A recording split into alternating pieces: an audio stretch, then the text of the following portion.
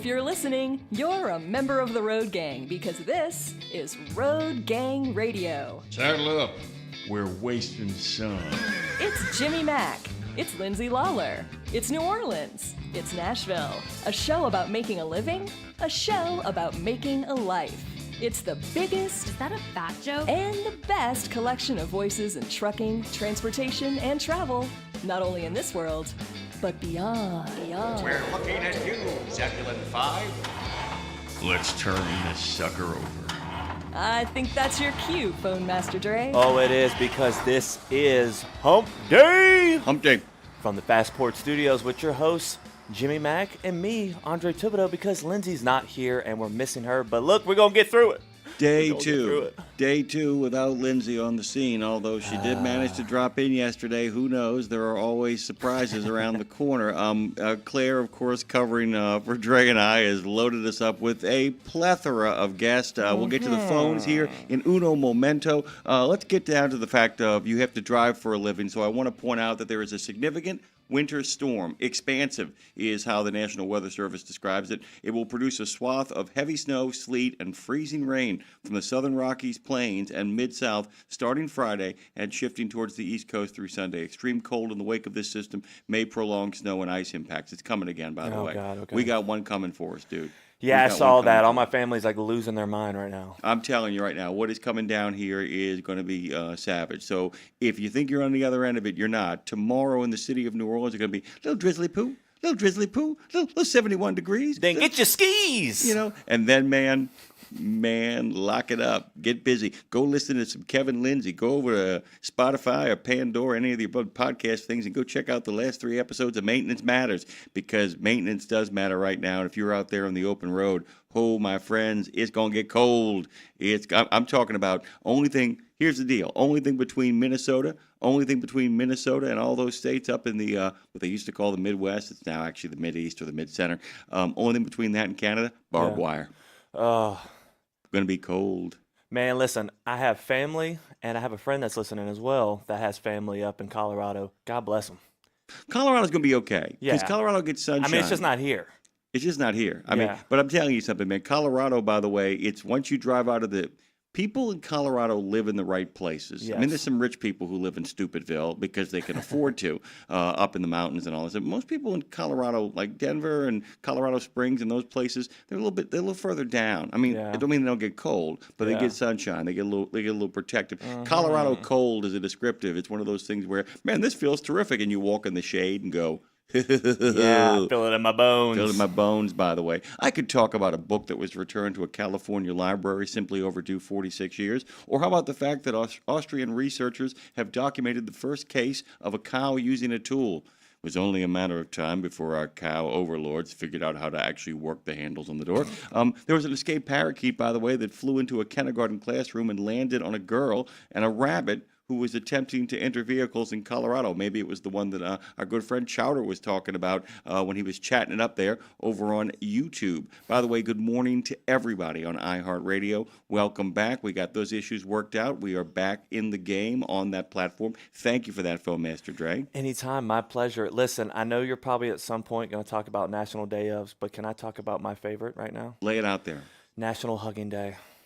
God, I love a hug, man. By the way, I'm going to send you a great piece of social media content. There's a guy who talks like this the entire time, NPR. but he's really kind of a weirdo. But he talks about why the Lord of the Rings are great for any men looking to establish intimate and friendly non-sexual relations with other men. And there's a lot of hugging. Kiss your bros on the forehead and give them a big hug. There's a lot of hugging. Look, if you don't want to hug people, you do you. But if you're a hugger, man, get on it. What do you call the type of greeting whenever like someone kisses you on both cheeks? Is there a name for French. that? Touche. But I've seen Spanish people do it. Yeah, it's a Latin greeting. There you go. It's a Latin hello. It's not here. It's a Latin hello. Yeah. Okay, but I do have a story here about the serial Guinness World Record breaker David Rush. He teamed up with 11 other tech industry workers at a trade show to take on the title for the most balloons kept in the air for 1 minute while standing. He thinks that's tough. Try driving a semi by yourself. He holds the most concurrent Guinness World Record titles, led the 12-person team in attempting to keep 25 balloons from touching the floor for 1 minute at a trade show in Salt Lake City. Wait a minute, a trade show in Salt Lake City. I think I know what the show is. The serial record breaker said attempts involving groups of people are some of the easiest records to break and some of the hardest. With a team of 12, you have 12 different variables, and the record attempt only counts if all 12 perform correctly. At the same time, for full duration, he wrote. The team managed to keep the 25, as opposed to 99 Luftballons, 25 balloons in the air for a full minute, long enough to clinch the title. Other members of Rush's team were Walter Shoemate, Amanda Hinchenberger, Mark Hale, Joseph M. Sanchez, Ali Shokadian, Dennis Johnson, Christine David, Peter Elanio, Tyler Wine, Brian Farago, and Rick Spangler. I had to get all those names in there, Dre. I figure, that would be awful. You leave out somebody. What about me? I broke the record too. Ain't just David Rush doing things. No, I can't leave out Spangler, dude.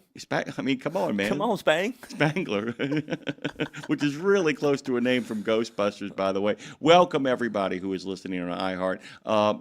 If you haven't yet, go over to RadioNemo.com and subscribe. Our good friend Brad Bentley is telling us all happy hump day. Don't forget we're at the Fastport Studios.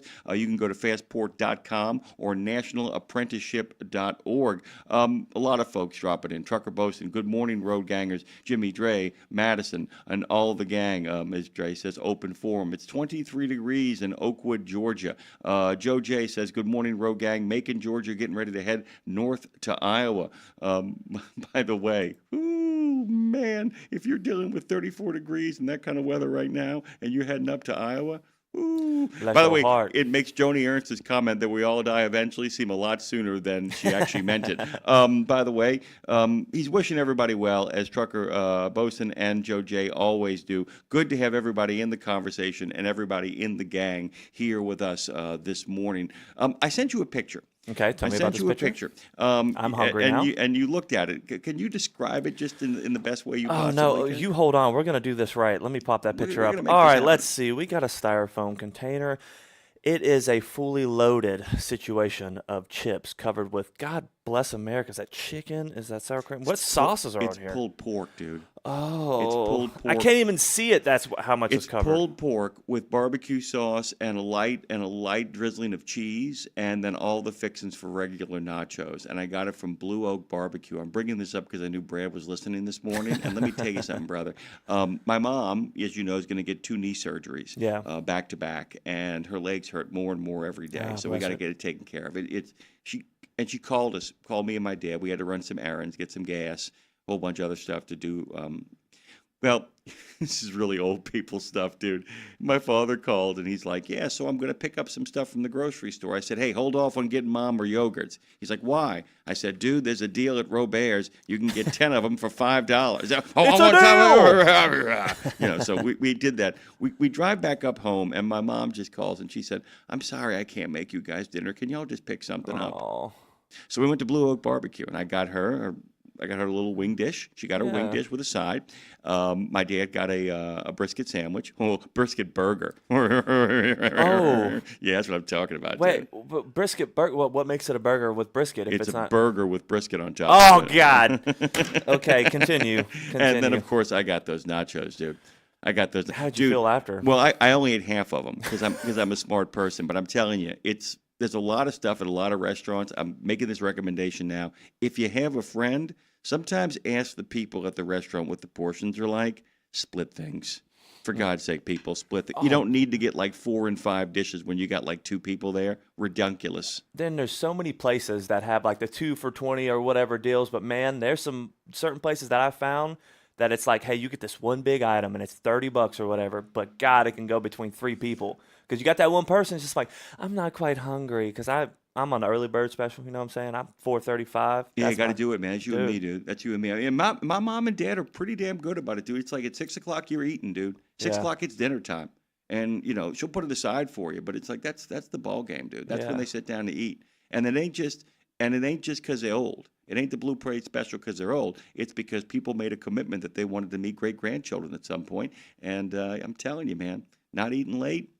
Good deal, dude. Man, and look, I got a quick question for all the road gang because the other night I hung out with a friend and we had some killer soup. We had some pho, fantastic. She never really had pho down here and she enjoyed it. And I was very pleased that she enjoyed it, especially being from where she's from. But listen, I want to know what's that soup that you just make that anytime it gets cold, you're like, yeah, dude, I'm throwing that down. I'm putting that on the pot and I'm making it for everybody. Or it just makes you feel like home. Yeah, you give us a call at 615-292-6366. I can tell you there are two things my mom makes. One is not soup, but one is a comfort food that she starts making as the weather kind of gets a little chilly, and that's barbecue beef brisket. She makes that. That's kind of a thing that she makes. The other big soup for us is we're tomato soup people. I love tomato basil soup. That's one of my top tier. Give me a grilled cheese on the side, dude. Night, night. That we actually had that at our wedding, by the way, because it can be made vegan. And was really great was one of our Italian in-laws walked over and said, "I got to tell you, if you hadn't have told me it was a vegan, I wouldn't have believed. This is a superb." That was a good accent. To quote. Thank you very much, by the way. Maryland advances plan to remove and replace Chesapeake Bay Bridge with wider new bridge spans for $15 billion. That is a story that you guys should check out if, in fact, you drive the highways and byways of that particular region. It's over on CDL Life, cdllife.com /news. Head on over there. I got some stories from Landline coming up as well, too, and one or two things from the trucker. They're making a request these days. They're actually making a reach out for, I think it's Best Fleets to drive for. One of those, do you drive for one of these companies that somebody praised? They want to get your information, your word, and your news. We do have a phone call, do we not? Oh, dude, you already know who it is. And now I'm curious about what his soup of the day is. It's got to be chowder. See what I did there? Oh, man. See what I I did wasn't there? ready for there. Yeah, hey, man. Yeah, because he's very corny. Oh, go on. Hey, Chowder. I am a little corny, but I'm more of a carne type guy. Asada? My favorite, maybe, or tomato. But, hey, I don't eat a lot of soups, but when I do eat soups, you know, I'm kind of that Palomalo type of guy. I'm like one of those, you know, nice Campbell beefy vegetable type guys. But, I'll eat a good seafood chowder too. You know, I'm not opposed. It's, you know, if you look at my girth, as you've seen, Dre. Yeah, well, that too. That's fine. Flesh is flesh. Hey, you know, you've seen my girth, Dre. I'm pretty much not opposed to too many foods unless it's like anchovies or avocados or guacamole. But other than that, I'm pretty willing to try some stuff. But I just gonna let you know. As you saw in my post, my navigational beacon is a little out of whack. Somehow I ended up here in, well, not towards Tennessee, but frigid north of Madison, Wisconsin. And let's just say it's a little squishy on the roads, a little slickery, and they got a new delivery of fresh, powdery white something that I'm not really fond of. El but Chapo, it is huh? 16 degrees, and I guess it is 16 degrees, and it could be worse. Amen. Really quickly, before we get back to Chowder, the Paranormal Pie Man does not say yo, since I mentioned cows. He says, moo. Real quick, Chowder, never mention the people that I know about your girth. Okay, continue. Yeah. Well, that's pretty good. I was in a vest and a shirt and that, but it isn't too cold out. I mean, it is 16 degrees, and last night forgot to turn the heater up on my reefer to the appropriate numerical setting of 55. So, Chowder, being the lazy guy he is, he figured he had his Fruit of the Looms on, threw a pair of boots on, and walked out there and adjusted it. You know, you get some weird looks when you're wearing Fruit of the Looms and a pair of boots in 10-degree weather. I don't know what's wrong, people. That's normal weather. Exactly. You know what Fruit of the Loom and boots are called in my family? American. Yeah. By the way, American. So we mentioned the cows, we mentioned the moo. Dre, if you give me one more moo, then I will tell you in the spirit of a certain restaurant what it is that the Paranormal Pie Man actually likes to have as his soup. You ready? So we're going to do a moo, and then I'll tell you. Okay. Moo. Chicken booyah, by the way. A little chicken soup. And Steve says egg drop soup or fresh clam chowder. And by the way, that's important. Steve points this out. I know Chowder will too. Dude, I do not want chowder. I do not want clam chowder out of a can.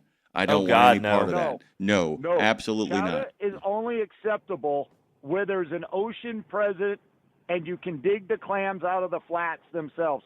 You do not get seafood in the Midwest because they're missing the main ingredient to seafood. And I don't mean M-A-I-N-E. I mean the main ingredient that you need for good seafood is an ocean. Yeah. And they ain't got no oceans in the Midwest. The And one Salt Lake exception don't count. The one exception in what I call the Mideast is anything in the Upper Peninsula and anything around the Chicago, around Michigan, around Lake Michigan. So that's it. But I mean, no. yeah. No. You don't know what's floating in that body of water. I ain't nothing out of there. Couple So, bodies. Anyway, you guys all have a good day. I'm going to move along. Oh, Wow. man, moving. Later, kids. Thank you, Chowder. Quality phone call, by the way. Yeah. That's the model for quality phone call. A couple of them, Showtime, a couple of our other friends, JB. You come in here, say your piece. We'll give you all the time you need. When it's time to go, get your butt out of here. Speaking of getting your butt out of here, we're going to do that in a second here. But Joe J points out that if you're in cowboy boots and Fruit of the Loom, you get those looks no matter what the temperature in that attire. And even if it's adoring looks, because you might be, what you got to get it, put it in you. Hey. Realize, gonna stop, continue. I mean, that is peak. Give it away now. That's peak Red Hot Chili Peppers sort of attire as well, too. Socks on there, rocks. You got it. Amen. I'm about to say they're flock of seagulls. And I ran so far away. I'm proud of get you. Away. Thank you. Or that's another day of just an attire that we see walking down the street here. Actually, that would be, by the way, I'm not kidding. And then I'm going to tell you this story, and then we're just going to take the breath and go to the break. You ready? Got it. So I was driving down St. Roch Street, New Orleans, and this guy just walked out into traffic. He walked out. He was wearing a tuxedo tails jacket. All right. Nice. No shirt. Spandex knee highs. God. And combat boots. He had a crazy afro. I wasn't sure if he was a genius or a meth addict, but he slammed his hand on the hood of my car and he went, "I'm the region of MF in St. Roch." The region of St. Roch. Oh, a sock on his Rock Street, man. I'll tell you what. I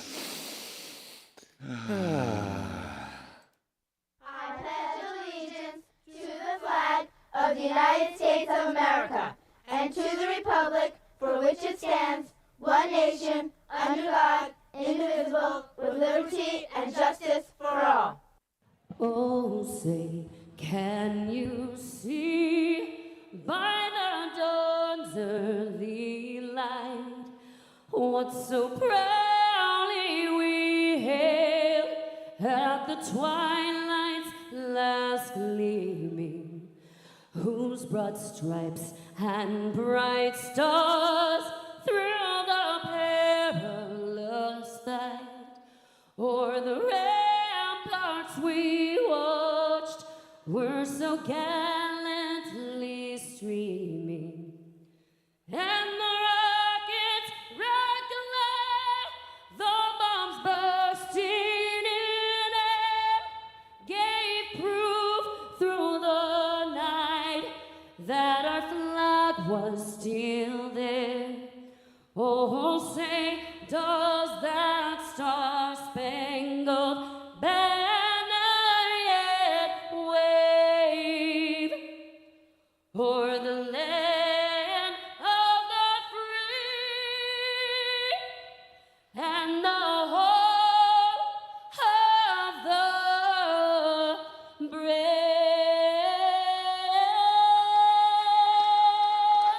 It's a good time for a cup of Java with Pastor John, brought to you by the Bennett family of companies. It's Wednesday. Well, good morning. 1 Peter chapter 3, verse 11 says, they must turn from evil and do good. They must seek peace and pursue it. You know what God is telling Peter to tell us? We've got to make some decisions. And the decisions we're going to make are decisions that are going to better us as well as the world in which we live in. You say, well, Pastor, I'm only one person. But guess what? It always start with one person. And it can be you. You could be the one person that makes a powerful impact in the end result of somebody's day. So my brothers and sisters, hang in there. Show God your love. And I promise you, you'll experience peace throughout this day. God bless you. Hang on in there, because it's Wednesday. Java with Pastor John is brought to you by the Bennett family of companies. Visit drive4bme.com. Drive4bme.com to learn more about the Bennett values and opportunities for drivers just like you. Oh, it is Wednesday, Pastor John. It is. Yeah, sometimes he just settles you in, doesn't he? Mm-hmm. I mean, you know how there are things that like will settle your stomach in the morning and get you like, not feeling that cold elbow down below telling you got to go. John has that effect on people. Yeah. You know, he's got that thing where it's just kind of like, okay, you know what, this day might be manageable. He's that warm water and Pepto-Bismol for the soul. Yeah, I mean, he's all of it for the soul. Do a little chicken soup. We're talking about soup this morning, and Joe J says I have to go with potato soup, preferably cheesy potato, but any soup is good. By the way, I would say that any soup is good. My sister made a chicken and andouille sausage gumbo the other night, and I got to tell you, dude, it was righteous, it was positive, and even she was like, she said, I don't get this right often, I got this one right. And man, we had 2 days of that. Really good, really good when the weather snapped a little cold. Does your skin dry out in the winter? Here and there, not lately because your boy is on a moisturizer routine, but usually yes. I got you on that, dude. I'm the one that got you on that. I was about to say, I was like, wait, did you? But at the same time, it helps to have friends that are girls. Yeah. And also buddies that just keep moisturized because they got skin that just don't. The one place I don't do it as much as I should, and boy, it really kind of gives away the game when the weather gets cold. The one place I don't do it as much as I should, because I got a little bit of hair on my body. It's not on my head, but it's on my body. It all fell off my head and went on my body. Is my legs, because a lot of hair on my legs, and it's kind of, I don't want to rub all that stuff all over my legs, but I have to. And I got to tell you, man, it was like a 3-alarm fire on my legs last night because they dried out. The skin all had dried out, and it woke me up. It was so bad that it actually ended up waking me up. And I want to kind of take you through this, guys, because, we talked about it with Maintenance Matters about, how irritated your engine is when you heat it up too quickly in the morning. It's unavoidable. That's just what has to happen. But I want to talk about this in regards to your own skin. Take care of your skin as we head into a colder season when things begin to really dry out. Itching, by the way, when you got an itch and you got to scratch it, scratching feels good because scratching triggers mild pain. It seems counterintuitive, doesn't it? Yeah. But your legs are on fire, your back is on fire, so somebody scratches it. The scratching is minor pain, which distracts the brain from the itch and causes it to release the pain-relieving chemical serotonin that creates a temporary pleasurable sensation.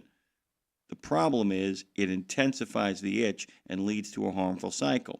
Now, there are some evolutionary reasons we do this. It removes irritants, and it actually is one of the ways that we get bad skin off of our bodies. And by the way, bad skin is all over your life. It's called dust. Most dust is derm.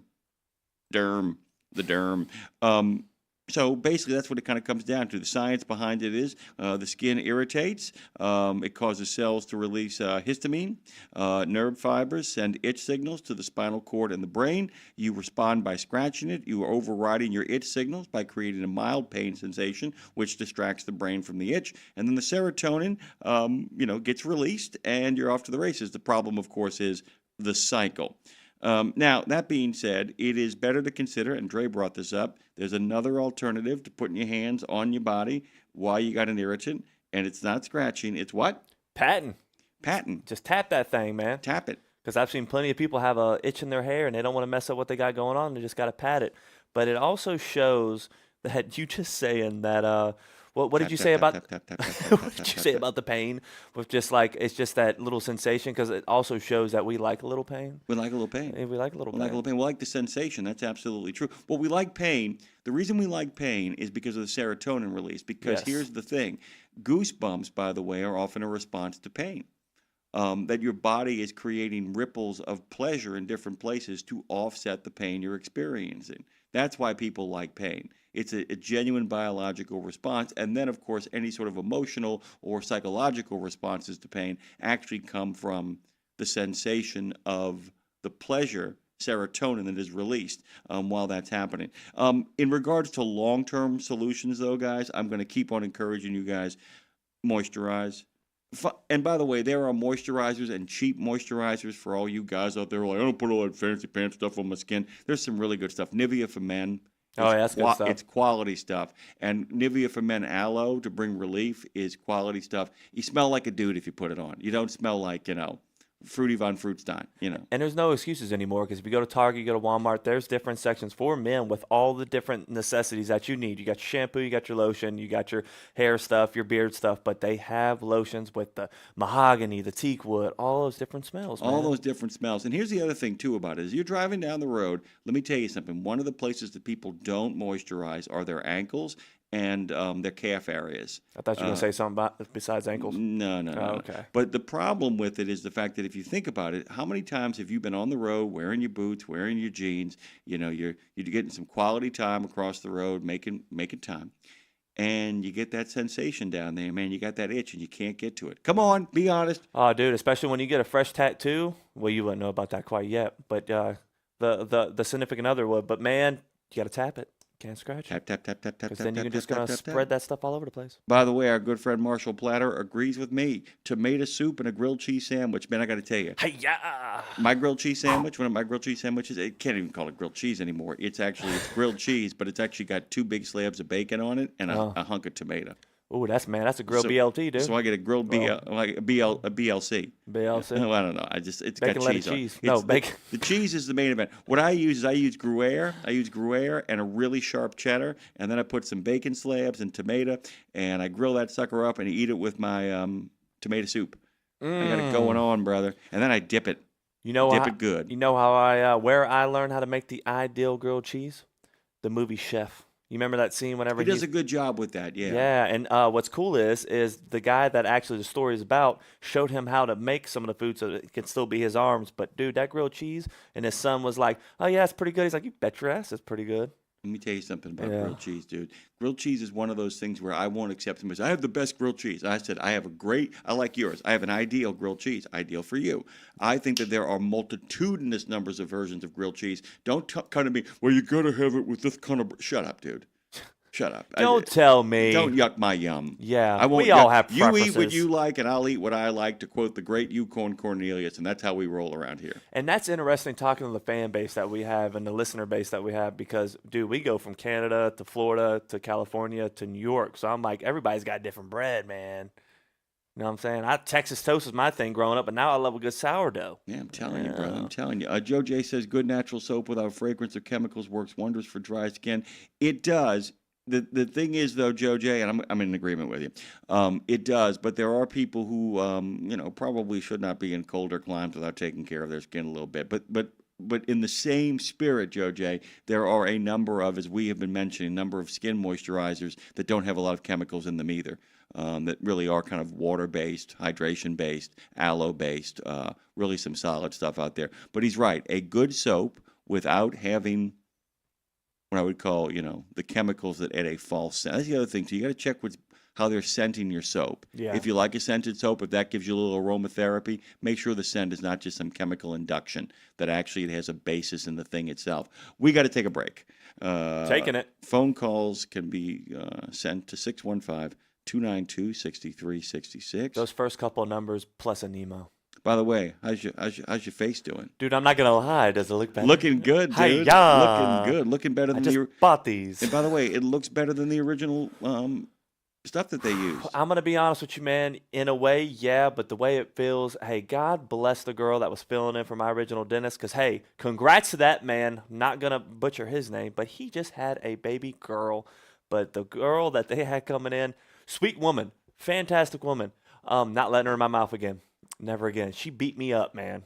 She tore me up. She kept ripping this thing out, put it back in, ripping it out. I went from having an hour and a half dentist appointment to 4 hours. No. Next time, lead with that. That's a story right there. Yeah, I got you, man. Give us a call, guys. Jump in. The Paranormal Pie Man says best grilled cheese, sourdough, and Munster cheese. Like I said, not the best grilled cheese, but the best for you. But that sounds. I'm going to try that, actually. That sounds awesome. Word. By the way, Paranormal Pie Man, we're not going to say moo. We're going to say yo. We'll be right back. Actually, 2.5 hours, not 4.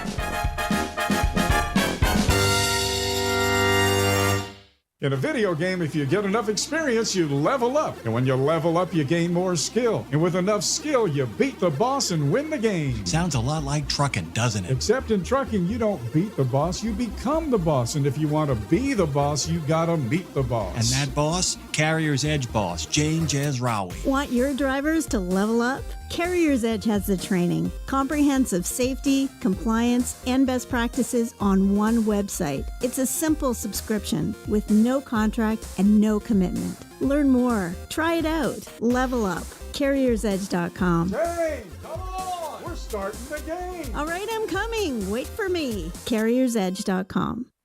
There are precious few nonprofits in the trucking industry, and even fewer that make a tangible difference in the lives of professional drivers. So thank goodness for the St. Christopher Fund. Since 2008, over 4,000 over-the-road semi-truck drivers have turned to the St. Christopher Truckers Fund when a medical issue took them out of work. The SCF steps in and pays necessary household expenses such as mortgage, rent, utilities, insurance, and vehicle payments. The SCF also provides free health and wellness programs for drivers. So find out how the SCF can help you, or help the SCF yourself. They'll turn your dollars and cents into that tangible difference for the professional drivers who need it most. Support our highway heroes with a donation at truckersfund.org.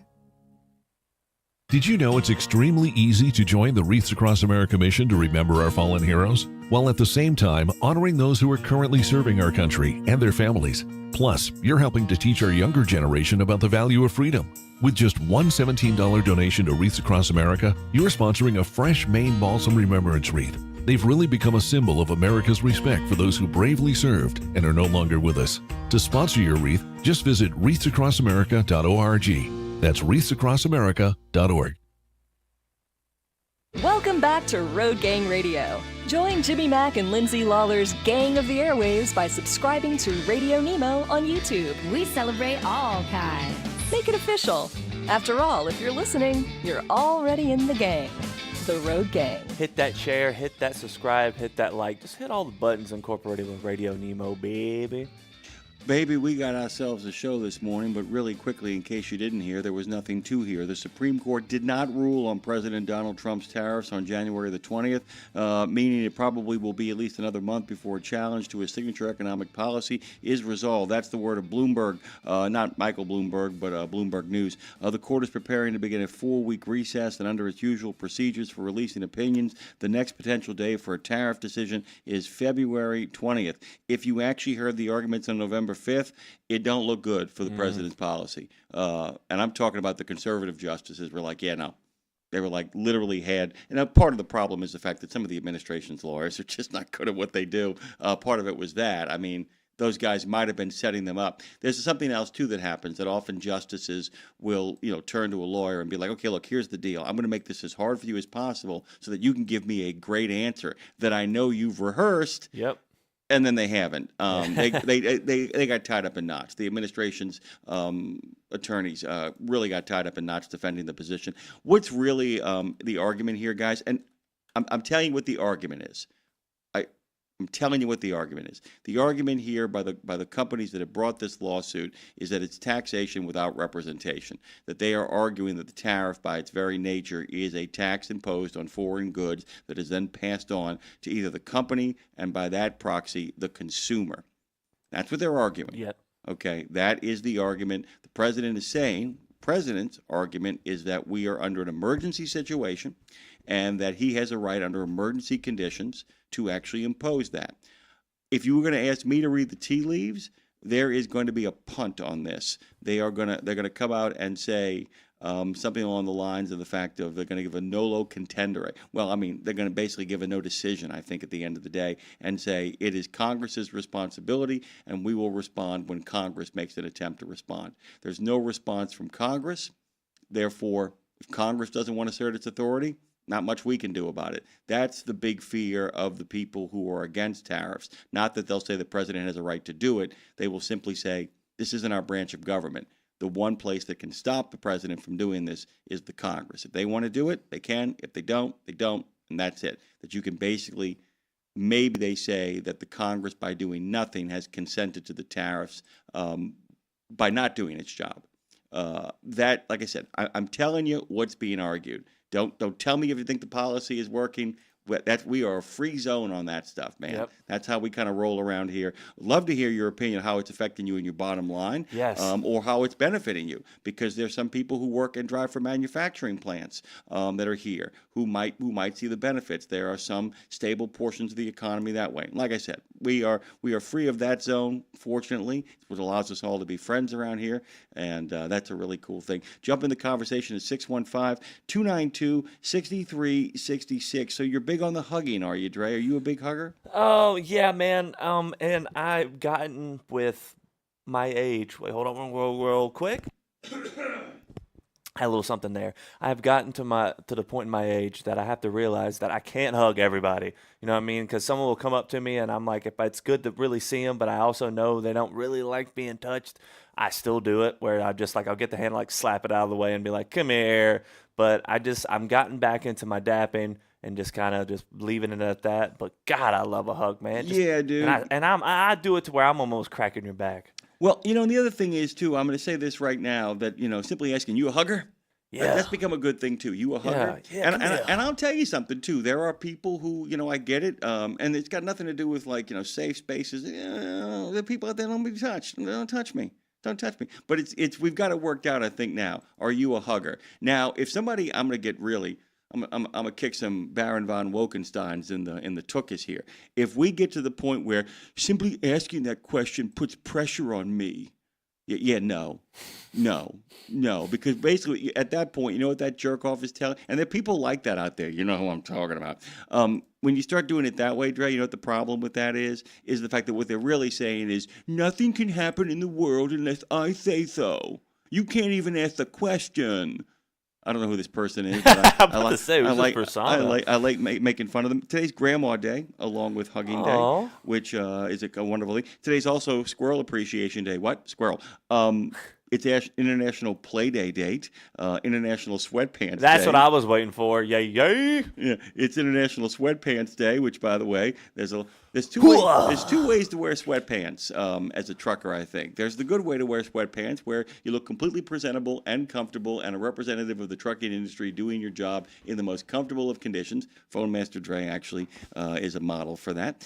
Or you can be, how many holes are in that thing, dude? That's a golf course you got on your body right now. I don't want to see the pattern of your underwear, dude. Yeah, what I really do is make the commitment, wear the Fruit of the Looms and the boots. Yeah, if you're going to do it. Make the commitment, do that, by the way. Come on. It's Museum Selfie Day, by the way. If you guys get a chance to check out yesterday's show, go back and listen to that on all of your favorite podcast platforms. The Military Vehicle Museum. Yes. The National Military Vehicle Museum over in Wyoming, if you get a chance. It's right next to a town with only 900 plus people, but it's a big old place. It is the National Museum of Rolling Tanks. Go over there. And also the musket from Bunker Hill. There you go. I wouldn't mind seeing that, man. I'm telling you right there. Don't fire till you see the whites of their eyes. You know why? Tell me. They were almost out of ammunition. Ah, there it is. It's a pretty cool museum that we have here, but y'all didn't talk about it because y'all talked about the World War II museum. But, dude, that Civil War museum across the street, it's cheaper and nice. It used to be the Confederate. It used to be the Confederate museum. And by the way, this is one of those things, guys, trust me. I get some of the pushback on some of the things. It was a Confederate museum. Oh, they Jefferson Davis all through that thing. Yeah, they changed it. They changed it to be more of a reflection, just kind of an honest accounting of the war. It was part of what Matthew Hulbert, who will be on the show later on today, talks about the myth of the lost cause. It isn't that way anymore. It's just a good museum. It's good research. It doesn't how do I put this? It isn't like some kind of scolding place, but it's a museum rather than a secret receptacle for unrepentant Confederates. Leave certain things at home, guys. Dude, what's cool about that, because there's so many, I guess you would call those artifacts, but I guess you would say just historical pieces. I don't know. You wouldn't call them artifacts, but besides the point, there were a couple of logs in there. Would you call them mortar shells that are in it, or is it? Dude, that blew my mind. Just being able to see that the fact that that's still there, that they preserve that, but just that's one of the things that weren't on display. It was just like, hey, there's that. It doesn't even have anything on it. Doesn't even tell you it's there. It's just there. Ordnance. Dude, it's so Ordnance, cool, man. Open up your heart and your arms. And by the way, I did pull this, Trey, because I was thinking of you. January the 21st, in fact, is National Hugging Day. And as you might guess, this day is an annual event dedicated to the underrated art form of hugging. We love all types of hugs. We like all kinds. Both kinds. Thank you very much. From the one-armed bro hug to full bear hugs. So, hey, guys, let us get to hugging. And by the way, the simplest and most effective way of expressing affection is hugging. Even though a hug is one of the most natural gestures, it's not practiced enough these days. At least we believe that over here at Road Gang Radio. By the way, everybody who is in Road Gang Radio, if you remember that crew, if I recognize you from that chat room or we talk on a regular basis on the phones, if you're a hugger, all you got to do is once you see me, and I know who you are. Don't just hug me before I know who you are. But if I know who you are and you remember the Road Gang, you give me that big old hug, okay? And by the way, it's therapeutic, as you probably guessed, Ray. We've been talking about scratching all morning. That was what I was talking about. That's why I brought up the scratching and itching, not just because of my legs, but when I saw that it was National Hugging Day. It was created by Kevin Zaborni in '86, and his friend was the granddaughter of the proprietors of Chase Calendar of Events. So Zaborni chose today because it was the time between the winter holiday season and the New Year's birthdays when he noticed it was the time people tend to feel low in spirits. That's why it's picked now. We are in except for New Orleans, which is headed towards Mardi Gras very quickly, we're headed in a time when there's a lot of holidays today, and a lot of them fall on this day. A lot of these silly little holidays we talked about, squirrel appreciation, all that stuff, because this is the depth of winter. Yeah. Even though we are past the shortest day of the year and beginning to move back towards sunlight, this is when it really starts to wear on people. This is when polar vortexes arrive. This is when things really start to get kind of ugly out there and really kind of weigh down on your soul. And part of the reason he did that, by the way, do you know where the word hug comes from? Ooh, tell me. It's believed to come from the word hugga, meaning to comfort in Old Norse. It's a Viking word. Man, can I add my favorite holiday today? Sure. It's my mom's birthday, dude. By the way, it's my goddaughter's birthday. Really? Well. So there you go. Great ladies born on this day. Amen to the legend herself, Pam Thibodeau. Well, another last names that I give her mess with, but man, we put a picture up online with her in a cowboy hat back in the day, drinking a Coors Banquet with an ascot on. That's a legend right there, brother. Ain't no malicious wounding here. There is only delicious tuning in to Road Gang Radio. Love you, Pam. I hope you have a beautiful day. Love you, Pam. Today's also Madeline Rose's birthday. Madeline. Happy birthday to you. I sent her her wishes already this morning. I had to wait for the crack of doom to kind of pass us by. And it's a big thing, like I said. The reason we get the word hugga is that hug comes from the Old Norse word hugga, which of course means to comfort, and it's Viking word. What is known is that it was only very recently, within the past 50 years, that we've seen a full acceptance of hugging in public, which, by the way, it's crazy. Hugging wasn't accepted in public in the way that kissing was. The widespread adoption of hugging over recent years has been debated due to two primary reasons: the reduced formality of dress codes and manners between relationships, along with changing behaviors of political figures in pursuit of more relatable, warm-hearted sort of perceptions to the public. It was considered PDA 50, 60 years ago. Wow. That makes sense of the society we live in. 50, 60 years ago, we're talking about the man in the gray flannel suit times, man. People were, remember, you went on an airplane dressed to the nines. Okay, never mind. I'm getting ahead of myself because I was like, wow, wasn't that back then when you couldn't show your ankles, really? No, it ain't that far back. You sound like that former saleswoman of ours, Donna, asking Dave, were you at D-Day? 50 years ago is not as far. 50 years ago, don't forget, 50 years ago last year, 50 years ago this year, the Bad News Bears came out, the original version. That's what 50 years ago is. That's insane. Let that sit in there, Joe. Oh, dude. Let that sink in, Trucker Bosun. Let it sink in. I read something the other day, and I'm going to mess it up, but I can probably find it. But it was like listening to when Michael Jackson's Thriller came out would be the same as listening to something from the 1930s. Or 1938 or something. And I was like, that's crazy to think about. Yeah. Like day and age now, like if it was Thriller came out today, it would be like listening to Rocky is 50 years old this year. okay. The Bad News Bears is 50 years old this year. That's crazier to me that is. What else? Off the top of your head. Movie Network is 50 years old this year. I thought you were going to say Movie Phone. No, I'm telling you. I miss Movie Phone. I'm telling you, brother. A lot of things are 50. God, now I'm curious about other movies. All you have to do is type in on Google, which, by the way, I didn't do. But you can type in on Google what movies are 50 years old this year. Go ahead, type it in. Read off some of them. And what's funny is I'm not doing it on Google. I'm doing it on the It's a Wonderful Life. Is not 50 years old this year. 50-year-old movies today. Actually, just write today. What movies turned 50 this year. Okay. All right, hold on. What movies? Trust me. Professional researcher. I really am, actually. That's one of the things I'm Well, actually and you're not doing it on Google, so it's like whenever you do it on Google, it's like, did you mean this? All right, let's see. Where are we at? Okay. Oh, well, no, that was last year. That was 2025. All right, hold on. All right, yeah. It's... All right, I'll take care of it. Yeah, well, yeah, because I'm like, I remember One Flew Over the Cuckoo's Nest, but that was last year. Yeah, hold on.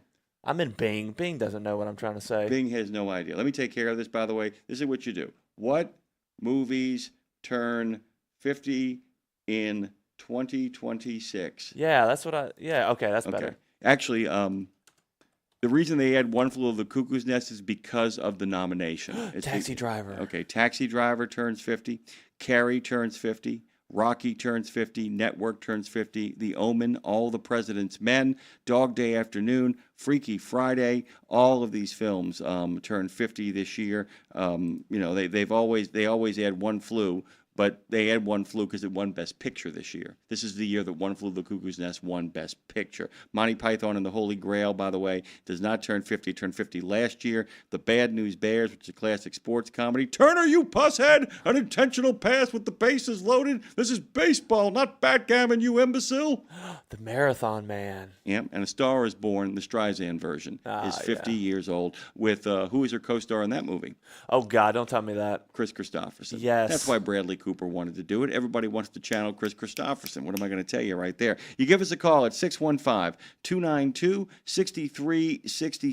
615-292. It is the Nemo. Give us a call. You got a couple more minutes. Well, 14 of them. Maryland advances plan to remove and replace Chesapeake Bay Bridge with wider new bridge spans for $15 billion. That's the price tag. And by the way, before you go, that's a lot of money. Have you seen that bridge? The Maryland Transportation Authority, the MDTA board, has approved a plan to remove and replace the existing Chesapeake Bay Bridge to provide drivers with a smoother travel experience, which means get over that thing now, by the way. It's a little nerve-wracking, but it is one of the most spectacular views at one point where you're like, I can't believe I'm surrounded by this much water this high up. On December 18, 2025, the MDTA voted to approve a plan for the Chesapeake Bay crossing, which includes the construction of two new 4-lane bridge spans and removal of the existing Bay Bridge span. The MDTA approved the plan dubbed Alternative C, and it's going to include the following measures.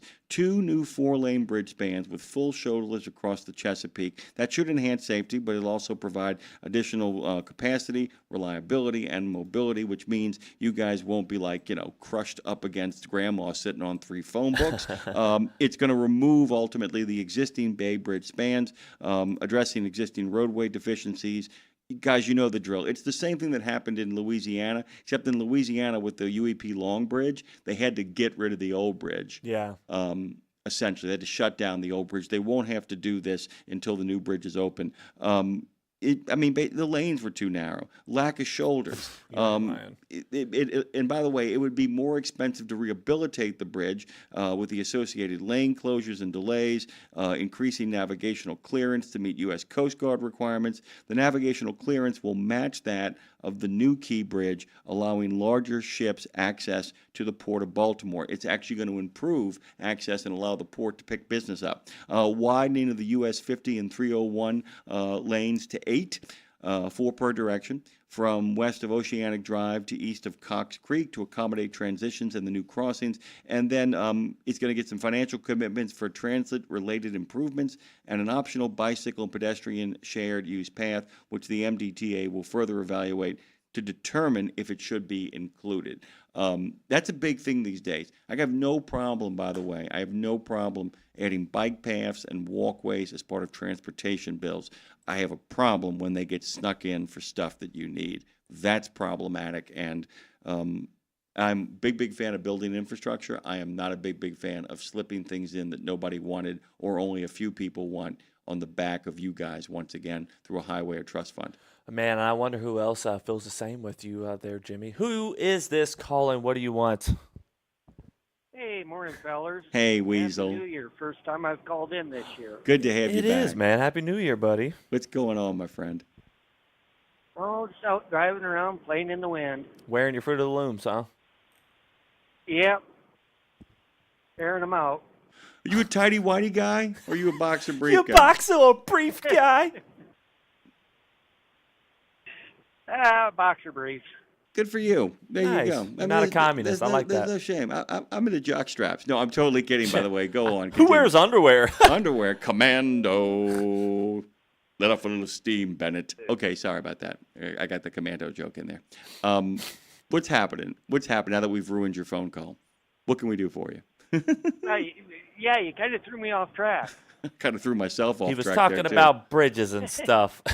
What's going on with bridges? You want to talk about bridges? I don't.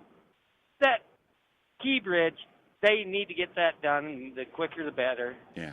I haven't been up there in a while, but I've been across that. Yeah, and Several times. I think it's really smart. Just build another bridge. Build a parallel bridge, and once you get one bridge finished, then take down the other one. Because because you have one of two choices. You can't tear down the bridge and then build a new one. You've got to either improve the bridge you have and then slow traffic down on it. That's a bad mistake. Or build a second bridge and then ship of Theseus it and get rid of the old bridge, which is what they're going to do. It's a smart plan. Yeah, that's what they need to do. You know. Build one parallel, and then if they want, because they need new pilings and everything too, they need to spread out the pilings, put the new pilings higher or whatever. And then if they want, decide if it's cheaper to tear the old one down or to repair that to have another bridge to lessen the flow of traffic. Yeah. Yeah. Now, the good news is, like I said, we're going from 2 lanes on both bridges to 4 lanes on both bridges, and that's a big improvement. And I really think if people do it right, they won't. But if people do it right in regards to commuters, it really helps you guys most of all. Because, like I said, it means you don't have to always be, eyeball to eyeball with grandma and 4 phone books. That you're not, there with, Bertha from Baltimore with a Miller Genuine Draft in one hand and a cigarette dangling out the other side of her mouth. So I think that's a good thing as well. So that's the biggest thing too. It's opening up lanes. You need more lanes across that thing. The traffic there is just too congested, and it opens up possibilities for the Port of Baltimore. By the way, it is going to bring $17 billion to about $23 billion into the local economy by the multiplier estimates, 61,000 to 75,000 jobs, and 76% direct employment of construction workers. That's the other big reason, too. I mean, Maryland is setting itself up with a project like that for a long-term boom in regards to, kind of getting some work going on, which, of course, will mean a lot of trucking jobs. And I'm going to get Dan Ronan's thoughts on that at some point, too. I was kind of curious. How have you spent the New Year so far since we haven't heard from you until the 21st? Go on. Oh, just been driving, been a little slow, so just trying to keep going. Down in your area, but they told me I had to turn north at Lake Charles here a while back. What? Oh, you're going to Texarkana, aren't you? You're either going to Shreveport or Texarkana. You're on the 40? I was down on 10, and I had to cut up at Lake Charles. I was going up by went up through Alexandria and that town. I can't say the town up on 20 there. Natchitoches? Up east of there, just a little ways. Not Natchitoches. Natchitoches isn't on 20, is it? No, it's not. It's off 9. You just said you couldn't pronounce it, so I yeah. was like trying to figure out what it was. With Chifuncta? Monroe. Oh, about to say, I was How going to could say. you not say Monroe? I thought you were going to say Coshada because that's near that area. Yeah. Oh, that But Monroe's more north. I remember the name of the town. That's why I couldn't say it. Oh, okay. It's a lack of memory, Monroe, not a Ruston. pronunciation problem. Yeah. 'Cause that's the other thing. Anytime somebody says, like, I don't know how to say this, in Louisiana, I always go, well, there's a list. I mean, it's like every single Native American, every single Native American word that can possibly be applied that Minnesota didn't take or Canada didn't take, Louisiana took, and then they pronounced it in a Cajun accent. And that's how you have to say it, so it's kind of insanity. It's like, oh, yeah, it's originally French. No, it's Native American. No, it's Native American, dude. It's like Chifuncta's Native American. Chifuncta. Tunic and Biloxi. Lafouche. It's Yeah. just like, well, Lafouche is French, actually. That's the absolute truth. Good to talk to you, Weasel. You get the final word. I'll just going up there on 80 in Wyoming, watch it. Like I say, a little breezy. They said crosswinds anywhere from 35 to 60 right now. So it's having a little fun. But We are too, brother. But I'll let you guys go, and we'll chat with you another time. Thank you, sir. Good to hear from Weasel. Starts off the new year right. It's the 21st, but as far as I'm concerned, we still got about 40 days left in January. Thank you, buddy. Happy birthday to Pam. Happy birthday to Maddie. Claire's birthday is the 25th. We're on a countdown to that as well. Good morning to you, Bandit, over on the Book of Face. Good morning to you, 3.5 on the Book of Face. Good morning to you, Pond Skipper. Good to see you there. Jody V, Florida Man. The Florida Man Tour, by the way, is the name of the tour of one of our guests coming up, who actually is a legendary guitarist. He's got his own solo album coming up. We'll be talking to him in short order. Can't wait to introduce him to you. And our good friend Joe says, thank you, by the way. Joe Driesick says, thank you. It's all good stuff happening here.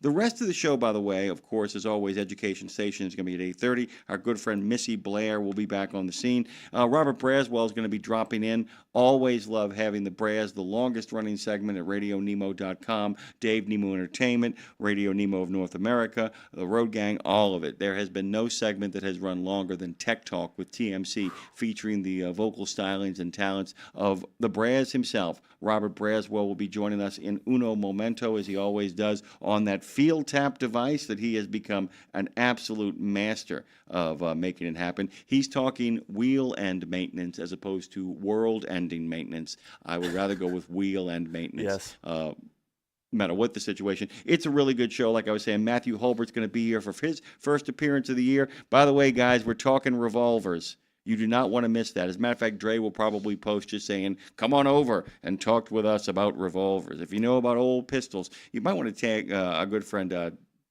Tenring at some point and say, hey, we're talking pistols, guys. We're talking pistols. You guys know Matthew. He is an expert in 19th century America, all the stuff you dig, Civil War, guerrilla warfare in the West, which basically means cowboys and killers, memory film in the Western frontier. We'll be talking with him. Andy Thomas is who I was referring to, by the way. His new album comes out this Friday, and he's got a great couple of solo numbers on Spotify and any place else you get your songs. Long Gone is the one that I was listening to. It is the title cut of the album, Long Gone. And the album, by the way, he was a member of Yarn. You probably know them really, really well. But his new album is produced by Widespread Panic's Dave Schools, and Andy Thomas's new output embodies the guitarist's renewed love for making music with a clear purpose. Very open about his sobriety. Can't wait to talk about that as well, as you all know.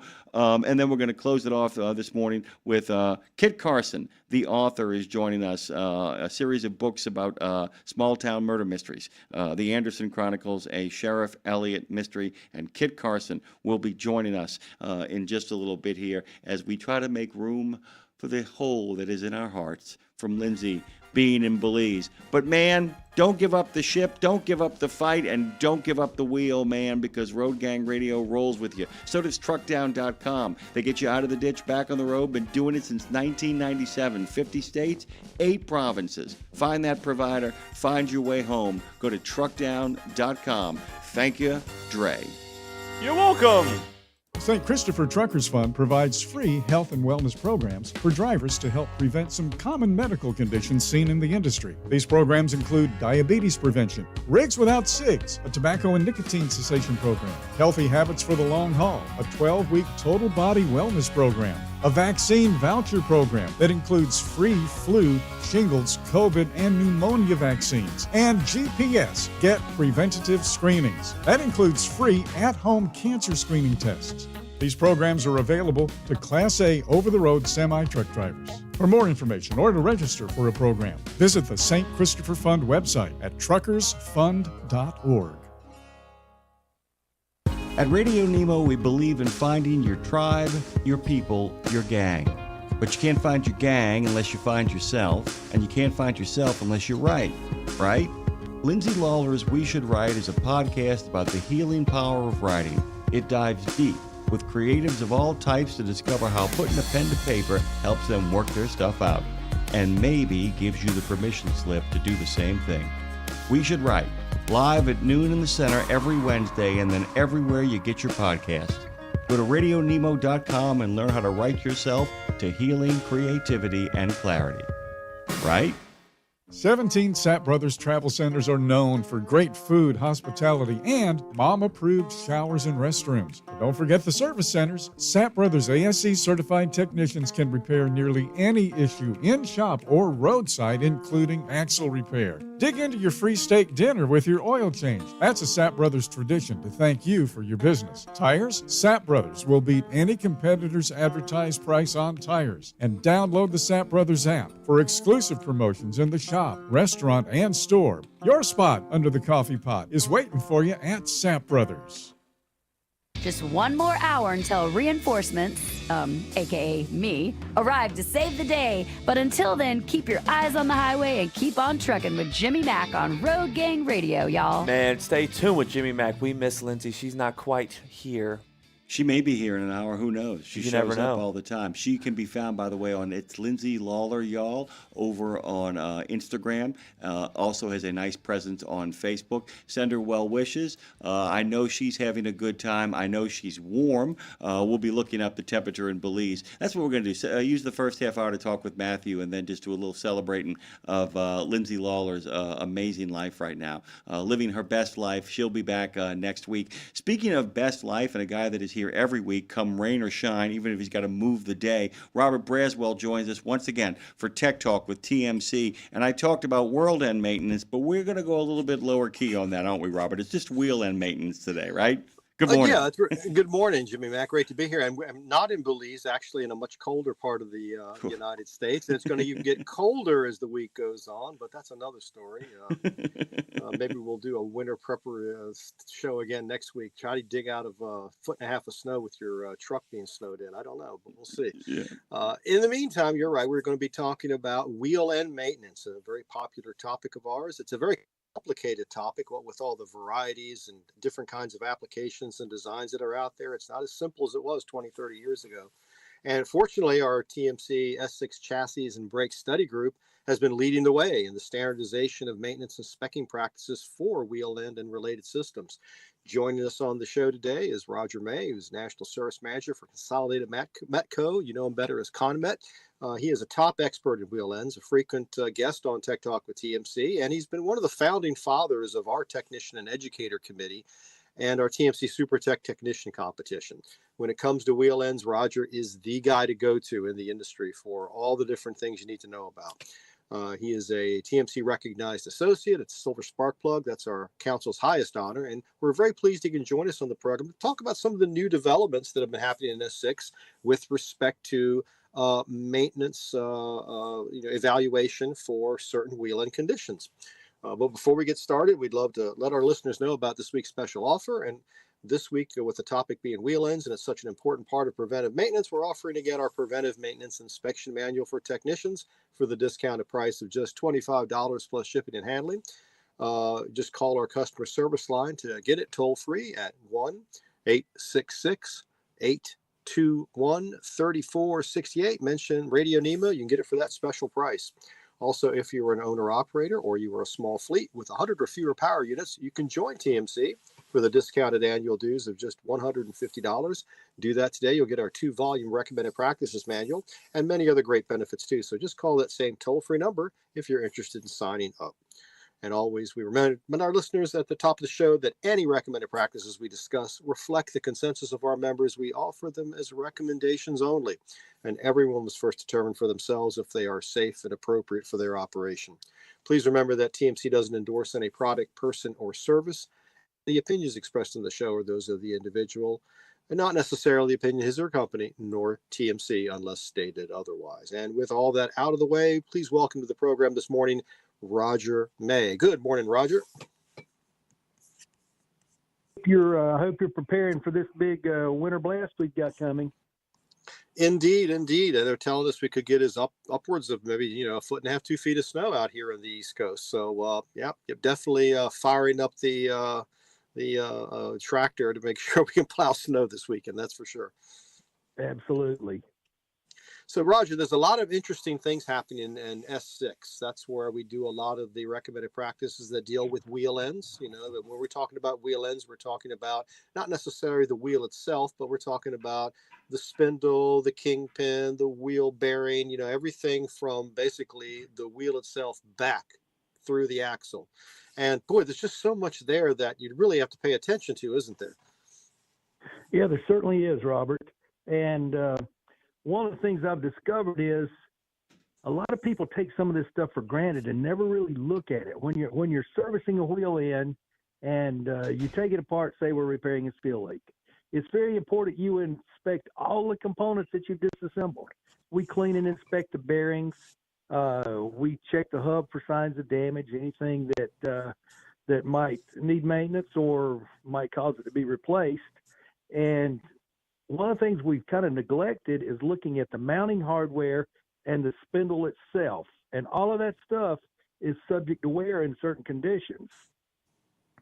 I was at a major fleet. We were writing a wheel end service recommendation for them, a recommended practice for their own techs to repair a seal leak. And I noticed there was some component wear on the spindle nut and on the spindle itself. And we replaced the hardware, we replaced the seal, put it all back together. And at the wrap up, the fleet said, we would have never looked at all that. We never thought about looking at all the components. And so I thought about that and I said, this is kind of a void in our industry. And so I came back to our TMC meeting last March and I pitched this idea. I said, we need a recommended practice on this, and quickly got a second. And I'm really proud. This has been a benchmark on how to do one. And, you talked a minute about what goes into an RP and the integrity behind it. And then I'll pick up the pieces on how we made our new RP work. So let's talk about this particular recommended practice. It's newly proposed. We've called it RP 665 Spindle Inspection Guidelines. It's actually out for ballot right now to the Technology Maintenance Council's membership, which means they're voting on it, sending us comments, and we'll be reviewing those comments and the voting results at our next meeting in Nashville, which is going to be happening March 16th through the 19th. That's our 2026 annual meeting. And they're talking about the process. So TMC doesn't do anything without building consensus. That's what we're all about. We don't purport to know the only way to do anything, and the best way to figure out how to do something is to get as many opinions as possible. So we start with a genesis of an idea. Roger, your genesis was working with a customer. You take that to the task force or the study group within TMC that's appropriate to the topic. They decide whether or not there's an issue here. Then they create a task force. And then they study it for a while. And, in this case, about 12 months worth of work, kicking it around. They come up with a whole new practice on how you should inspect spindles in this case. And that's really, really important for all the reasons we just talked about. We can get into the details of the RP, but I would say the first thing to note is that it is built by consensus. And so we get as broad an opinion as possible on the right way to do it. And even after that, even after we get it adopted, we still get another chance to make sure that anyone in the industry that wasn't part of the process gets a chance at it. And that's our appeal process. So that's the next step, assuming that it does get adopted by the membership in advance of the meeting in Nashville. So let's talk a little bit about, what's important to know in the RP about inspecting spindles and how it can affect the folks listening to us right now. Well, one of the things we fought is a thing called cone race rotation, bearing cone race rotation. And it's more prevalent in unclamped versus clamped bearing systems. In an unclamped bearing system, we do the adjustment and we count on the position of the spindle nut to control the bearing adjustment. Where in a pre-adjusted, it's clamped with a spacer or an extended cone race, and it's all locked between the shoulder of the spindle and the spindle nut. And while it's not impossible, we see less cone race rotation. But the first thing we talk about is looking at the shoulder of the spindle where the inner bearing cone rides. And sometimes we see rotation that causes wear there. The most important part is measuring the spindle itself. And we've got the load pushing down on the spindle. We've got the bearing and the hub pushing up, holding the load up. And if that cone race rotates, it tends to wear the bottom of the spindle. And a lot of people don't look at that. So we've got a procedure where you measure at 6 o'clock and 12 o'clock, 3 o'clock and 9 o'clock, subtract the smallest from the largest, and that's your amount of wear. And we say, if you see more than 6 thousandths wear, for example, call your axle manufacturer for a ruling on that. And that's the thing that we found that not a lot of people were not doing. And it's prevalent enough now. There are multiple people that have built special gauges for this, a go, no go gauge. And they measure at 3 and 9, and typically it will not go on. And if it goes on at 6 and 12, then you've got some wear. And the gauge has got 2 steps built in. So you've got a go and no go. It helps you easily qualify the spindle. Lots of options there, but what we're doing is highlighting the need to inspect this. And if you find appreciable wear, go to your axle manufacturer for a judgment on what you need to do there. The other thing we've seen is the mounting hardware itself. The rear face of the mounting hardware sometimes wears from the cone race rotation. And one of the things I think this RP does is a real good job with photos. We show you step by step what to look at a variety of hardware and a variety of spindle conditions. So it's a pretty straightforward document. We kept it concise. We kept it to a minimum of pages, so it's not something that's real cumbersome for a tech to use. So let's talk about the procedure itself.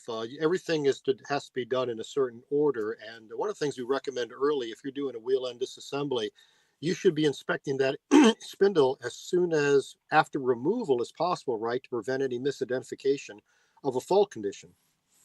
Exactly. And first thing we want to do is clean up all the components. That's the hub, the bearings, the spindle, and the hardware. And once we clean them up, then we want to look at the inspection process. Another thing we highlight in this RP, there's a lot of aftermarket hardware that's a little different configuration than double jam nut that some of the older vehicles might be built with, or even a castellated nut with a cotter pin. And the position of the locking washer, the tabbed washer, in some of these spindle nuts is forward facing. And we've seen a few instances in very, very old equipment that the radius at the back of the keyway interferes with the spindle nut. And so we've got a section in there on verifying that and making sure that there's not interference between the hardware and the keyway itself. If there were, you would bottom out on the key and the keyway and not do the bearing adjustment. So that's a second thing that was brought to light, and that's the beauty of these cross-functional teams that we have. In this case, we had bearing manufacturers, we had seal manufacturers, we had axle manufacturers, and hub manufacturers that came together and put this thing together really quickly. And then the key piece here, we shopped it to a number of fleets. We went to a lot of the key players at TMC from a fleet perspective, and we said, hey, take a look at this, see if this serves the needs of your technicians. And we got positive feedback, so we brought it to the September meeting. We pitched it to the September meeting, and it was met with approval there with no changes. So the beauty of this, we had all the key players were involved in creating the RP, and so that's how it's out for ballot here. And And this thing, with any luck, is going to be turnkey in 12 months and a usable document ready for technicians to use. No pun intended, there's a lot of moving pieces to the wheel end. And one of those pieces is a keyway that itself doesn't move necessarily, but it's so important. And even something as simple as a keyway, there's variations of keyway. So you got to pay attention to what you're dealing with. You could have short keyways, you could have a tapered keyway. What's the difference between these two, and why is that important? What kind of systems are they used in? Well, typically now we see either a D flat with a flat machined on the spindle and a washer configuration that the ID looks like a D, or we see one with a traditional key and a keyway. And the difference we've seen is the radius at the back end of that machined keyway. And like I said, some of the older equipment, that radius was a little short, and it created interference with the spindle nut. And one of the things we're trying to do with this RP is just an awareness of when you pull this wheel end down, there's more than just fixing what you're there to fix. All of the other components are subject to wear, abuse, a variety of things that could happen in the field, and it's really important that you know how to look at these and that you're able to make the right decisions. And that's one of the things I think this RP is going to be really useful to technicians is, one, the awareness, hey, there are things you need to look at, and two, the identification of the things and to help you make a judgment on what you're seeing. You're listening to Tech Talk with TMC. We have Roger May with comment. We're talking about a new recommended practice from the Technology Maintenance Council that's currently under development. It's being balloted right now. It's called RP 665, Spindle Inspection Guidelines. Roger, let's talk a little bit about the outer and inner bearing bore. You know, when you're inspecting that, what are you looking for when you're tearing this down and you're trying to find out what are the causes of, let's say, a wheel seal leak or such? Well, if we look at the bearing bore in the hub itself, we want to look for signs of bearing cone race rotation that might have worn that diameter. And you'll see it as a series of wear marks on the shoulder where the bearing cup presses and on the diameter that it presses into. So if you're doing a cup replacement, you want to look at that part of the hub. And with an aluminum hub, there's a procedure to weld that bearing cone race. Our bearing cup. We want to take a welder, weld a wide bead around the face of the cup. What happens there is the heat of the weld expands the hub, and as the weld cools, the race contracts, it gets smaller, and it will let you take it out of the hub without damaging the bore. In an iron hub, we don't have to worry about that because of the physical properties of the hub itself. In an aluminum hub, when they build those initially, the hub is heated up in a hot water wash system. Aluminum expands. We press the cup in at room temperature, and as the hub cools down, it locks the cup in place. So if we've got one out, we want to look for signs that bearing cup might have been rotating. Then as we move down, we look at the spindle. We look particularly at the bottom of the spindle. That's where the wear takes place. And you can feel a little step on the inside of the bottom of the spindle where the wear occurs. If you see any signs of that at all, and just as a rule of thumb, it's good to measure that. And as I mentioned, there's a lot of gauges available for that now, go, no go, and some even using a dial indicator, or you can use a set of micrometers to use it. But if we have wear on that spindle, it allows that cone race to move up and down. And when we do that, it creates issues with the seal. So it changes the load-bearing surfaces there, and it's very important that we identify this and take the proper corrective action while we've got the thing apart. And it can affect the end play too, right? You could go outside of the verifiable bearing end play of 1/1000th to 5/1000ths of an inch if this wear condition exists, right? Exactly. If we get wear on the shoulder of the spindle, and if we get wear on the rear face of the spindle nut, that's going to show up in the wheel end as additional end play. And the reason we don't want that much end play is because you're going to have all sorts of tire wear and other ride control issues, right? Excessive lateral motion will cause tire wear. It will cause premature bearing wear. It will cause premature seal wear. And it's interesting because a lot of times when people see tire wear, and of course tires will tell you what's wrong with them. That's the one thing about the truck. The tire literally will tell you what's wrong with it if you know how to read the signs. A lot of people just think tire wear is usually caused by, misalignment, some kind of a problem with the front end alignment, but it's not often the case is what that is. Often it has to do with the wheel bearings. It certainly can be excessive in play that comes into play there. One of the things that people tend to ignore is the ABS light. We can get an ABS light on and have nothing to do with the braking system and the ABS system. It can be excessive in play in that wheel end that causes that ABS to trigger. And on my own personal company vehicle, I had a problem with this over the holidays. I started getting some codes, and it flashed an ABS code a couple of times. I took it to the dealer, and they found out I had a bearing wearing on an axle, and the bearing was failing. It had opened up that end play and damaged the sensor on that wheel end. So even in the pickup truck I drive for work, it's susceptible for that. That's one of the reasons we don't ignore things like ABS codes. My code was not coming on for anything ABS related. It was coming on because of a bearing failure. So the bottom line is when you're talking about spindles, you have to look at the seat, you have to look at the spindle shoulders, you have to look at the journal, you have to look at the inner and outer bearing itself. What about the journal? Anything in particular you're looking at the seal journal for signs of wear, corrosion that you can do something about? Well, on a seal journal, we recommend that you clean it thoroughly to remove the rust and dirt. There's a difference in seals in the height of the seal. And if this thing was built originally with a very short seal and we service it and put a taller seal back in, if we don't do a good job of cleaning up the seal journal behind where the original seal was, we're gonna push that new seal out onto that corrosion, and we get this phenomenon we call heavily loaded. Most of the wheel seals now are two-piece, and you've got a part that's hard mounted in the hub and a part that hard mounts on the spindle, and the rotation is taking place internally. And if we don't do a good job of prepping that spindle before we put that thing back together, we're going to have an almost immediate seal failure from forcing the two halves together.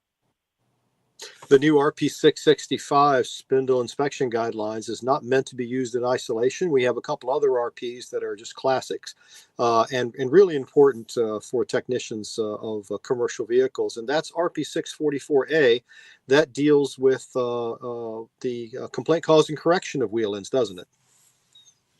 Absolutely. We're one of the things I think we're the most underutilized resource is these series of RPs we put together. And just like we've illustrated here, we've got, I say none of us are as smart as all of us. And when you come to TMC, we collectively collaborate with some of the best people from the various components to come up with this stuff. And we've covered a lot of stuff that relates to wheel ends other than this just RP. We've got the manual adjust RP618 we talk about. We've got one about pre-adjusted, and then the failure analysis portion of it. We do a really good job of covering that. So for the drivers out there, you're not necessarily going to be tearing down the wheel end and doing all of the inspections that we're talking about, but you may notice some telltale signs that there's a problem developing during your pre-trip inspection. What are some of the things that you recommend that all drivers take a look for when they do that walk around when they start their run, but just before they start their run? What's some things they should look for to maybe alert their maintenance department or service provider that, this should be inspected? Well, it's really, really important right now that we're able to look through that hubcap. And with road conditions, with road salt, dirt that washes up on the wheel end, a lot of times it's hard to see through the inspection window on that hubcap on oil lubricated hubs. And the last thing we want you to do is pressure wash it, because pressure washing can blow water through the vent and through the plug in the end of the hubcap, and it doesn't take but 1% to 2% moisture to contaminate it. But we do want you to clean that with garden hose pressure, soap and water, or just wipe it with a clean rag. But the first piece of that driver pre-trip, we need to look at the condition and the quantity of that lube. If it's oil lubricated, if it's moisture contaminated, we see it as a milkshake in there. It's got a milky appearance. And the other thing, we need to be above the minimum and below the maximum. If we're below that minimum, we go down the road, centrifugal force slings the lube out to the large diameter of the grease cavity, effectively lowering the lube level, and it will starve the outer bearing and burn it up. The opposite end of that, if we put too much lube in there, it gets up into that fill plug, into the vent, and it winds up coming out and contaminating the end of the wheel end, causing it to pick up even more dirt than just the normal road spray that we see this time of year. So from a wheel end perspective, lubrication is one of the biggest failure modes we see. They get low on lube for a variety of reasons. If we don't catch that during a pre-trip or a PM, then chances are we're going to have a bearing failure, but it's easily detectable. The other thing we want to look at is mounting hardware. We look at the wheel bolts. We want to make sure that they're all there, that they're all tight. We don't see dark or rusty streaks radiating out from a wheel bolt as an indication that they might be loose. And we want to look at the hubcap bolts. We want to make sure that they're all there and that they're all appear to be tight. One aspect of it. Go ahead, Rob. I'll just say one of the nice things about the recommended practice that we were just talking about for spindle inspection guidelines is if I'm a driver, I'm an owner operator, and I'm taking my vehicle into service, there's a great checklist in the back of the RP that the servicing technician should be able to return to you to give you an idea that if you suspected there was something wrong with the wheel end, this checklist is a great resource for you to know that they did the job right. Exactly. That serves as a great reference for what you want to look at on a PM. But the first line of defense is the guy holding the steering wheel. The pre-trip, I can't overemphasize the importance of doing that pre-trip. And the thing about it is visual. It doesn't take a lot of time. One of the things we ask the driver to do is look for chances of a seal leak. And I will tell you, on a trailer or a truck and trailer that are coupled, it's hard to do. So I've been down on the right side, take my flashlight, look at the left side. We want to look for signs of lube on the tire, the wheel, on the brakes, potentially even slung up on the underbody of the trailer or on the chassis. And then the second line of defense and the best line of defense is when we have a technician PM. They're under the vehicle. They've got the vehicle over a pit in many cases. That's when we want to do a really good job of inspecting that seal for signs of potential failure. The other thing. Okay, go ahead. Yeah, the other thing we recommend is when the wheels are off the ground, we want you to spin the wheels, listen, put your hand on the steering knuckle or brake chamber, feel for any signs of noise or vibration there. And then we also recommend that you check for chucking. And that's a matter of taking something to lever off of, take a pry bar, lift up on the bottom of the tire with your hand on the top of the tire. If you feel any loose motion there, that's one we want you to measure in play on. If it's a steer hub, you feel motion, grease the kingpins. The grease will dampen the play in the kingpins. If you still feel motion, that's one we want you to measure in play on. I've got in my hand an infrared thermometer. That's another thing that we often recommend is the drivers keep one of these in the cab and take us and shoot the wheel end to see if there's a temperature difference between the different wheel end positions, because that can tell you a lot right there too. Exactly. We don't want you to do it after extreme braking because we're going to see some residual brake temperature there. But if you've made a long run without a lot of braking, shoot that temperature. Or if you don't have an infrared thermometer, simply lay your hand on the hub. And we say ambient plus 150 degrees is too hot. So if I'm at 75 degrees and I add 150, I shouldn't see that hub over 225. And one thing we can't see is this show over 28 minutes, and we're just getting ready to be at the end of our time. So I got to cut you short here, Roger, but thanks for being on the program. Real appreciate it. Looking forward to seeing you in Nashville and looking forward to see you back on Tech Talk with TMC real soon. Jimmy, back to you in the studio. Thank you, Robert. By the way, you guys could have kept going. If I didn't have other show to actually do, I was really fascinated. I love winter conversations, and I hadn't thought about those thermometers in a long time. They really are a great thing to have in the cab. They can make a big, big difference and help you figure out some stuff before things get, I would say, out of hand. It's good to have you, man. What's coming up next week? Next week, we have Derry Stewart. We're going to be talking about just general maintenance issues. What is he seeing in the industry in advance of our 2026 annual meeting? on Tech Talk with TMC. Tech Talk with Robert Braswell as well. Thank you, my friend. You are the best. Have a safe week and get through these winter storms, okay? We certainly will try. See you next week. All right. Education Station, by the way, is coming up next. It always follows Tech Talk with TMC. The first half of the show, we always make a living. What do you say we go about the business of getting a life? We combine both with friend of the show, Missy Blair, is going to be joining us. Love having her. Well, there's a lot of things we love about Missy Blair. One of the best people in education in regards to trucking out there. We'll dig into the next edition of Education Station. Exceptional value and exceptional values. That's Bennett Trucking. A core commitment of faith, family, and freedom has driven Bennett to being the leading provider of innovative, integrated transportation solutions, both at home and abroad. Bennett's values are not just compatible with providing high-paying jobs and unmatched customer service. They're inseparable. If you're looking for an employer or a partner who believes the best business model is being a model citizen, then Bennett Trucking is the place for you. Go to BennettIG.com and find the folks who share your values. It's Wednesday. Did you know it's extremely easy to join the Wreaths Across America mission to remember our fallen heroes, while at the same time honoring those who are currently serving our country and their families? Plus, you're helping to teach our younger generation about the value of freedom. With just one $17 donation to Wreaths Across America, you're sponsoring a fresh Maine Balsam Remembrance Wreath. They've really become a symbol of America's respect for those who bravely served and are no longer with us. To sponsor your wreath, just visit wreathsacrossamerica.org. That's wreathsacrossamerica.org.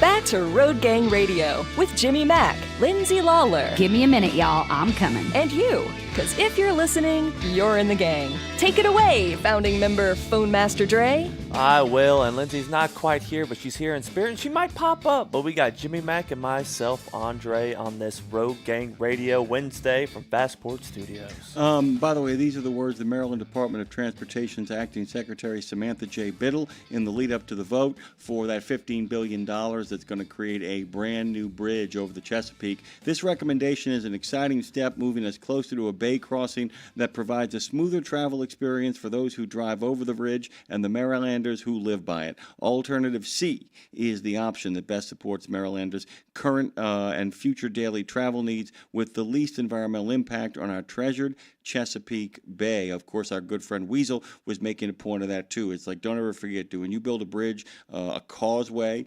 that you often end up doing unintentional dredging.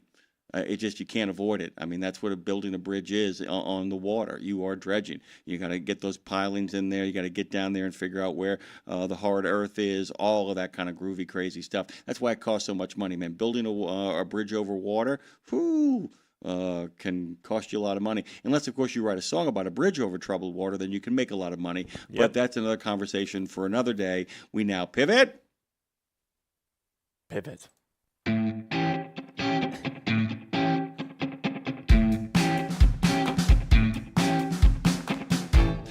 By the way, Education Station is, as always, brought to you by Carrier's Edge. Go to carriersedge.com and get all the information you need to take that next step in deepening your understanding and the information to make yourself a better driver, to make your fleet better prepared for the future challenges that await us all in the trucking industry. And, of course, we're talking with Missy Blair, who knows a thing or two about a thing or two, academic director at Pima Community College, Center for Transportation and Logistics, by the way. It's good to have you back, my friend. How have you been, and how's your new year been treating you? Oh, it's been going all right. Thanks again for having me back. It's always a good time talking with y'all. It is, and I'm really glad to have you because you want to give a couple of shout-outs. We always like with a good shout-out. We want to give some shout-outs, by the way, and then we're going to kind of pivot over into talking about one of my favorite groups of people getting together, the NAPFTDS. I've gotten really good at saying that fast. Conference is coming up, a couple of regional and annual conferences that we're going to be talking about coming up soon, as a matter of fact. But let's kind of give that shout-out to the FMCSA. You want to make sure people know that they've been doing something good as far as you can see. Yes, thanks for that opportunity. So I think the last time I was here a couple months ago, we talked about briefly their enforcement of the training providing trading provider registry. Mm-hmm. And I think then we were only at a couple hundred providers that were removed for various reasons. And so just to back up a little bit, what the effort is that the training provider registry is self-certifying. And so which can create a few issues of people just checking a box and that's it. And so there hasn't been enforcement of it. And so when I was here a couple months ago, we were at, I think, a couple hundred that were removed. And I just looked this morning, and it's over 6,000 of the previous providers that have been taken off of the list. So that's bound to create a safer environment for trading and out on the roads for everyone listening. It's really funny, by the way, because self-certification, the way, I mean, people often kind of just are aghast when people who aren't in trucking, who aren't in transportation at all, Missy, I tell them about self-certification, and they're aghast. And what I tell them is, I said, it's the equivalent of me sticking my head in an office, and I'm supposed to be running and going, everybody good? And everybody screams back, yeah, we're good. And then I close the door, and they go back to screwing around and not doing a damn thing. That is what self-certification leaves the door open for, which means there's always one person in that office who is busting their ass trying to make everything work while everybody else goofs off because they all self-certified. Well, I checked in with everybody and they said they were good. What's your problem? And that's where the NAPF, TDS, and the CVTA end up being like, hey, wait a minute, we're good, but these other people aren't good, and nobody's holding them to any standards. I'm interested, what I'm really interested to see, how many of the people on the list how many of people on that list are off the list because they got outed, and how many of them are off the list because they said, you know what, we've had a really good run taking advantage of people. We got to go right now. I'm just wondering how many people said, hey, you know what, you might not want to hang out here. Why? Well, the boss is coming, and this time he's checking our work. I'm going to turn in my resignation right now and get the hell out of here. And I think it's a combination of those two things where, like, you got 30 days, and people said, that's enough time to leave. I mean, that's what it kind of came down to. What does that mean? They do have it. Go ahead. Go ahead, No, you got it. Oh, they do have it categorized now. I was just looking at it, like I said, this morning, and they do have now labeled voluntary, involuntary. So I didn't go through and all 690 pages of it, but well, get on it. Get on top of that right now. I need this information. I don't feel like doing it. And I'm looking at Dre, and he's like saying, nope, not going to do that at all. Somebody will go through. We'll give it to ATRI. We'll give it to ATRI is what we'll do. Let them take care of this stuff. Let me ask you a question. And we're still early on in this process. Do you think, like I said, there are a number of people. I got a good friend out there, drives 4-aught, and he takes roadside photos of people offering 24-hour CDLs and just sends them to me. And he's like, I'm going to check these guys out. And he'll write me back and be like, yeah, they voluntarily left. He's following all that stuff. I'm curious. Have you seen any kind of movement towards more traditional forms of education now? Or do you think it's going to take us a couple of months? And do you expect to see the people who actually have crossed their T's and dotted their I's and belong on that registry in regards to the good people on the registry, do you think that they'll see an increase in enrollment, I guess is what I'm asking you? Is that the kind of hope that's going to go on here? Because there are people who want a quick and easy fix, but there are a lot of people, Missy, we know this. How many people have ever showed up to your program and be like, hey, I didn't get the thing that I needed. Can you guys help me out? I mean, that happens. It happens. Exactly. It does, yeah. And thankfully, we don't have like the 24-hour ones in our area, which is good. But we do have programs that are shorter and still on the list. So they're, doing things above board as far as we know. But it's interesting, that question, because, I prefaced it earlier by safety, but that is another aspect of it, is the enrollment, because we get it all the time. Our program is anywhere from 6.5 to 11.5 weeks, depending on the schedule. And, people want it in 4 weeks. And so, and we don't want to sacrifice that. It can be done, but we want to spend that time as much as we can with students. So, without going too long, of course, we'd love to be able to do, 400 hours, but unfortunately we just don't have that capacity. So, and they want to get out into the workforce, right? So, there's that aspect too. Well, there's also Serving our students. that's where your partnerships come into play too. This is what's so crucial here, because one of the things, and it's like, and by the way, I'm not picking on you. I'm not picking on the NAPF-TDS. I'm not picking on CVTA. They're not the I don't want to call them bad players, but there's a lot of trucking companies out there, unless of course they partner with a truck driving school. There's a lot of trucking companies who, like, keep on playing the game of how do I actually get a qualified workforce while minimizing the amount of time I have to spend training it all. And at some point, the real reform, the next step in reform, the registry is a big step, of course, in enforcing what needs to be there. But the next big step is to get enough carriers and enough trucking companies to buy into the idea that they have to figure out what is missing from what is being trained and fill in those gaps. And this is the question I actually have for you about the programs that take a shorter time than others, but that are doing things above board. It's the transparency. Because if you sit down with somebody and say, hey, look, be really honest here. We teach you how to take the test and we show you rudimentary skills. This is not the end. You need to find other ways to deepen your education and understand right now all you have the right to do is get behind the wheel of one of these things. We are not minting, first-class drivers. We are creating people who have the, what I'm saying, that you could have a short program, but you've got to be transparent with those students where you tell them you've got to find some way to learn about the lifestyle. You have to let people know what gaps you're leaving so that they can continue their education in their own way. And I think a lot of the stuff is the promise of get rich quick that got so many people in trouble. How did I do? Yeah, I think that's spot on, Jimmy, as always. So, and that was my. Go ahead. Well, I was just going to say, and thanks for mentioning the CVTA also, because they're not, it's FMCSA, CVTA, NAP, FTDS doing all of, this work out there, so, and others. But I think, in talking with Martin, he's been on committees that have shaped this, and it's a great starting point in what we have, right? But I think at one point in the rule, there was a number of hours that was in the rule, but it was removed. So the number of hours that were required to teach, and we don't have that requirement.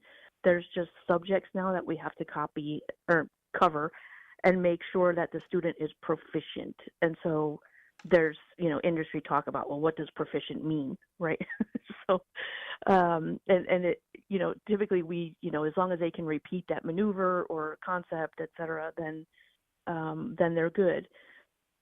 But I think that number of hours in there may be a next step at some point if that can get through in rulemaking. But I'm not exactly sure what the issue was with that in terms of passing it. But it's all, like you said, we're at good starting points. At least we have some type of registry now, and now it's just that enforcement and fine tuning, I think, that'll help down the road too, that we hope to see. By the way, the official definition from Oxford Languages of the word proficient is competent or skilled in doing something or using something.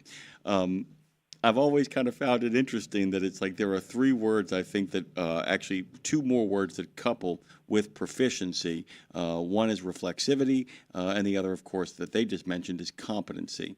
I don't think that they're all three the same thing, but I think like the Trinity, they actually overlap. That if you are proficient in it, it means that you are at a high level of competence. Competence means that you can do the basic stuff acceptably, and reflexively is something completely different, where reflexivity, which is what I think a lot of people hope for, which is when it's, you don't think about it. That there, like I said, there are people, I'll use cars as an example. There are people who can parallel park reflexively. And you know the kind of people I'm talking about. I actually include myself, and it's only because I went to a law enforcement academy where you can actually literally size up the space, look at it, not even blink, and then just kind of drift back in, and you don't even realize you've done it. And I think that is the ultimate goal. We want to go from a place of competence to proficiency, and finally to reflexivity. And that's kind of the game. So they like the word proficient because it's open. Right. There's all kinds of ways you can interpret it, and there's all kinds of ways you can define it. Which is also a problem, a challenge. But, Let me ask you something else too, though. And this is, like I said, you end up, you end up in a theoretical, existential conversation about training. Is also the hope. We talk about the idea that, the hope about what this will mean in regards to y'all's enrollment and to the opportunities that you can offer if, in fact, everybody starts playing by the rules. Because there are people who just want to get rich quick. We've mentioned that. But there are a lot of people who just want the training and go, oh, there's the place. I can go right there right now. And then they're like, man, there's a lot of stuff I don't know. There's a lot of stuff I don't understand, and I got to get that info. The other thing is, though, because you guys are always talking about increasing the quality of this, do you feel like if this stabilizes, that even with organizations like NAPF TDS and our, and Andy Polikoff and all of our friends over in that other organization, do you feel like there's room to grow? If you know what I'm saying, the idea that where do more reforms come from? How do we improve the quality of training, even when it comes from organizations like yourself, which have quality training? If I gave you suddenly, if I doubled your budget at Pima and said, here you go, I'm doubling your budget, there's a big demand for this, there is a big demand for high quality drivers, what's the first thing you do? That's a really good question. I think that's what I get paid for. I mean, right? Yeah, you do a fine job. Thank you. So not that I'm here to judge you, but you better. So Don't worry, I get better. Yeah. I think for us it would be making sure we had the quality instructors and being able to get that word out there. Right now, it's like if we have job recruitments, et cetera, sometimes it's hard to. We're getting better at it as a college, but this is also such a niche area of hiring. It's hard to find people, especially to come off the road. So if there was a way to even increase that pay that we do pay, it would be great, just to get that quality, because that's where it starts, right? I mean, we have a curriculum, and then we have people who are teaching and working with the students and putting out those drivers. So we want to make sure we have the best people out there. And I think too, curriculum refinement, there's always room and ways to improve upon that. Do we make it longer? Do we work more on certain areas like backing? Things like that. Does that make sense? No, it makes perfect sense, actually. And we were talking about this earlier. Dean Croak and I talked about this. Jane Jezraoui and I have talked about this. Have you ever heard the term at a university? I'm sure it's floated around, especially because you're at a community college, professor of practice. Yes. Okay. So so we don't have professors necessarily, but I think like our staff, so the college has like adjunct faculty and a faculty, and then we have staff instructors that we pay like on a salary basis instead of by load. And I think they're more like in the CTE realm. And so because of that practice, hands-on with students, et cetera. So I think that's what you're referring to. Yeah. Well, the thing is, the reason I bring it up is because I was wondering, because in a community college and the kind of institution you work at, if there in fact could be some sort of equivalency, because you have these professors at four-year universities who are like professor of the John C. Calhoun Endowment Foundation. And I was kind of curious in regards to, like I said, you and I just being speculative here, if in fact, given the fact that, there's a real career in training, if only people would understand that it's not just the job of the institution to find the money, it behooves the entire industry to help you guys find the money. And wouldn't that be interesting? And I will just bring up Crete because they don't affect you, but they're stand-up guys over there. It's the kind of outside the box thinking they would engage in to have the Crete professor of practice at Pima, or the Werner professor of practice at Pima, or we can go on, CR England, we can go on, and that person that salary gets subsidized, and that you're able to kind of then be able to recruit the kind of folks that listen to this show. I mean, we got some great drivers out there who I know would be like, dude, you bump that by 10, 15 grand a year. I'm there. I'm with you. I live in that area, and I'm happy to be there. Give me an office. Let me come in and make the next great generation of drivers. I mean, that's what you think about all the time. It's like your responsibility is you're not here to put meat in the seat. I know how you look at this, Missy. You want to put the next great generation of drivers. Is there anything better than somebody being named Employee of the Year, or even let's go where the stakes are higher, Citizen Driver? where they get their own TA petrol, and it turns out that you guys are the ones that train them. I mean, that's a big deal, right? Yes. Yeah. Yes, indeed. Yeah, and I I immediately go to, okay, what are some of the issues with that? But I think it's a really interesting out of the box approach to that. There's taxpayer and community and best serving and not having some kind of bias toward a different or toward a specific company, but that's just things I think that could be worked around. But I'm automatically going to go to the me too. Okay. No, me too. No, believe me. And then it's like you've got to get them to understand what academic freedom is. You've also got to get them. No, there's a whole other stuff too where it's like, no, it isn't your in-house monkey. No. You're not, and you can't serve as a recruiter. They have to be all kinds of. That would be a big thing too. You have to put in the contract. At no point can you serve as a recruiter. It's a violation of the terms of the agreement. All kinds of stuff as well too. But and my response, if I was selling the idea to the carrier, I'm like, you don't need to recruit. Why? The fact that if he or she is a good trainer, that does its own work, doesn't it? And then you could kind of tell them. And what I really like about it, which would really be helpful, although once again you got to maneuver through all kinds of committees and organizations, is that at some point somebody says, well, if they've got their in-house trainer, why can't I have mine? Well, come on up, man. Exactly. Give us that supplemental income, and we'd love to have you. I mean, there's all that kind of stuff that really plays into it. And it's why forging these. Go ahead.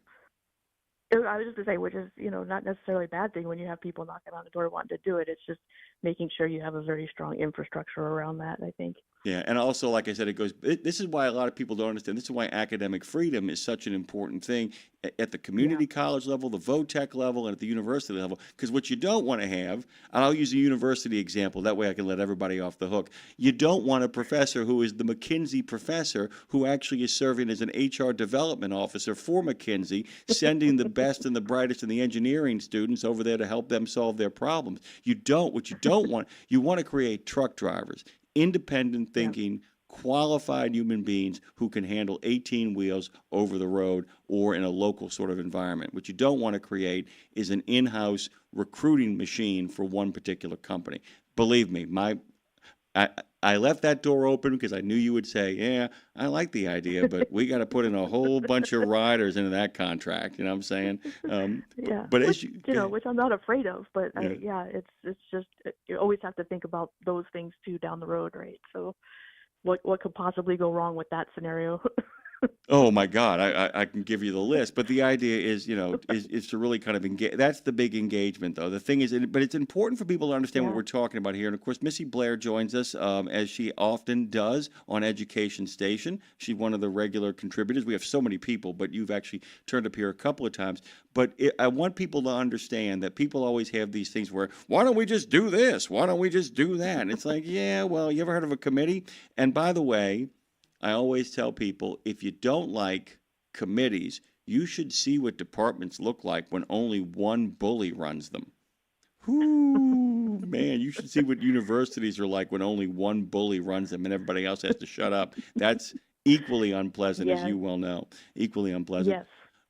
We're in the new year, and I want to talk a little bit about Pima again. You give them an overview of the place one more time, but I also want you to talk about what your expectations are for the new year, what your crystal ball is telling you, or if you feel like we're headed into what I would call a wintry mix of uncertainties. What are you looking at for this year?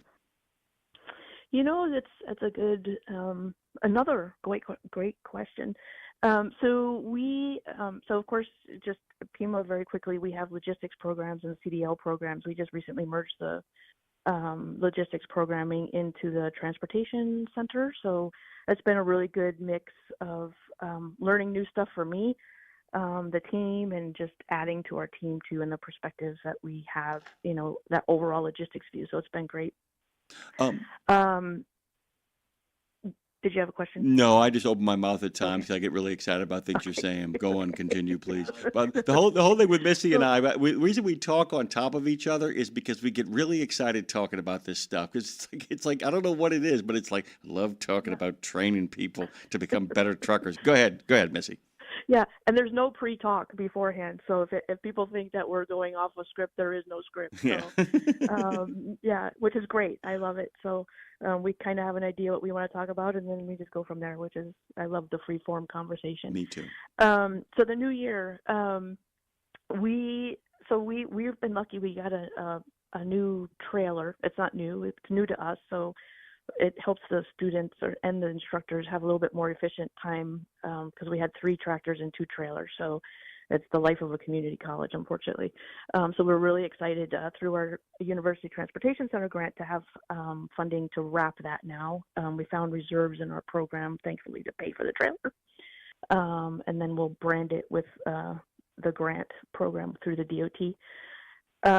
We are moving that. I think we talked a little bit last time about the autonomous vehicle certificate. We are moving that to a different credential type.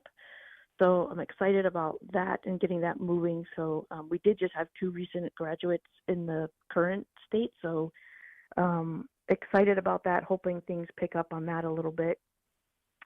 And we're excited too to be tracking more outcomes this coming year. We're lucky to have a federal work study student through May. And so we've started utilizing her role to track. We've had a different DOT scholarship grant for driving for CDL training. And so as part of that grant, we had to track outcomes, which makes perfect sense. But for those that don't know, it's really hard to get that data. So it's actually, we're doing a little bit better now through our research department in the community college. They have a really great agreement now with our Office of Economic Opportunity, where we get more of that information, but specifically we don't. And so it's the good old-fashioned manual, pick up the phone and call people, which takes time. So we have a student worker that is now doing that for us, and we're going to expand it to having her track all of our students that go through the CDL program, so we can report on that for the University Transportation Center grant. So it sounds like good outcomes to us, so that's what we're going to do. I'm excited about enrollment. I think, it's a little bit harder now that we don't have that scholarship program because we expended those funds within a year when it's a 2-year grant, so which is good. People wanted that. It was definitely well needed. So, but unfortunately those are gone. So it may be a little bit harder for us to recruit people in, but we're lucky to be, I think we're still the only provider with a simulator. So that's usually a pretty good marketing tool. So we'll really helps with actually, and by the way, it really helps with reflexivity. Missy, as always, we're going to run out of time with so much on the table. Yeah, I do want to no talk worries. about the NAPF TDS really quickly. You guys have got a couple of great events coming up in pretty rapid fire succession. Tell us a little bit about that before we actually shuffle off this radio coil together. Yeah, I'll make it quick. So we have the NAPF TDS. We have a regional meeting here in Tucson. The 29th and the 30th, the Thursday and Friday at the end of the month of January. It's a day and a half. We get to have, the school personnel and vendors come in. We're very thankful for the sponsorship, so there's no registration fees. It's a great way to be in a small group and learn from each other and network. And then in April in Utah is the annual conference there. It's in... I can't remember the city, darn it. But it's in Utah in the Black Desert, I think it's called, somewhere in that area. Sounds cool. Something like that. Sounds Yeah. cool. Cool So enough. It'll be interesting. That's just a bigger group for us to be able to network and learn some more. And we have usually some key speakers from industry come in. It's just a great way to connect with industry. So we're excited. I'm excited too, by the way, and I'm always excited when Missy Blair gets a chance to join us, one of our favorite people. She, of course, is the academic director at Pima Community College Center for Transportation and Logistics. Give them the social where they can go. Tell them where they can go to find out more about you guys. Yeah, so pima.edu/truck driver. That's the easiest way to do it. That's the best way to do it. Pima.edu/truck driver. Come on, get on top of that, by the way. And we're going to talk more about trainers and training in the new year. I can't wait to get you back on the air. Thank you so much, Missy. Love having you. Claire says hello, too. Awesome. Thanks. I appreciate it. You got it. Speaking of, there's a lot of people we like today, along with the Braz and Missy. We got Matthew Hulbert up for the first time of the year. He's going to be joining us. And guys, by the way, the topic, is revolvers. We've been talking about the Old West. We talked about Wild Bill and Billy the Kid and, John Wesley Hardin and all the other Groovy von Groovenstein gunfighters, but we never talked about their artillery. No. And we get that chance now. And it's, by the way, we love Missy Blair, by the way. Stylish lady. Got all kinds of groovy stuff going on. Veteran, too. We dig veterans around here. Give us a call when Matthew's on and talk about pistols. Naval Colts is what I'm thinking about. I used to own one of those. Where did I put it? You know Castrol for passenger car oil and racing, but did you know that they're in the heavy-duty over-the-road market? Well, Castrol CRB Multi 15W40 and Vecton Long Drain 10W30 are now available at TA Truck Service Centers nationwide. This is the partnership in preventive maintenance. TA Truck Service and Castrol, offering you premium products and performance at great price points every day. Castrol, performance for the long haul, guaranteed. At RadioNemo, we believe in finding your tribe, your people, your gang. But you can't find your gang unless you find yourself, and you can't find yourself unless you write, right? Lindsay Lawler's We Should Write is a podcast about the healing power of writing. It dives deep with creatives of all types to discover how putting a pen to paper helps them work their stuff out, and maybe gives you the permission slip to do the same thing. We Should Write, live at noon in the center every Wednesday, and then everywhere you get your podcast. Go to RadioNemo.com and learn how to write yourself to healing, creativity, and clarity. Right?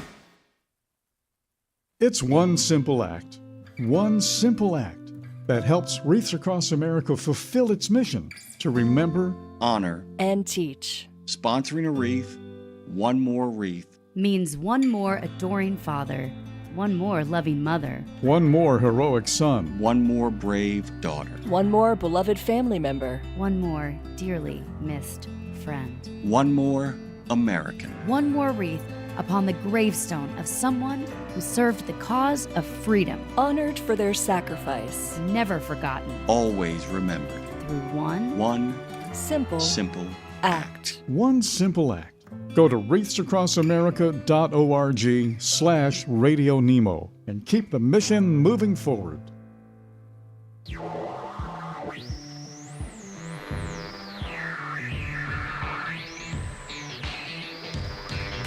Road Gang Radio.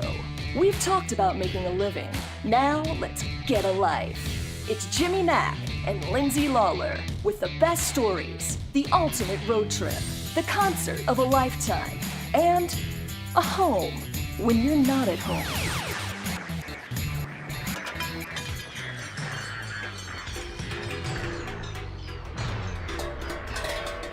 The wheels have come off, but we're still rolling.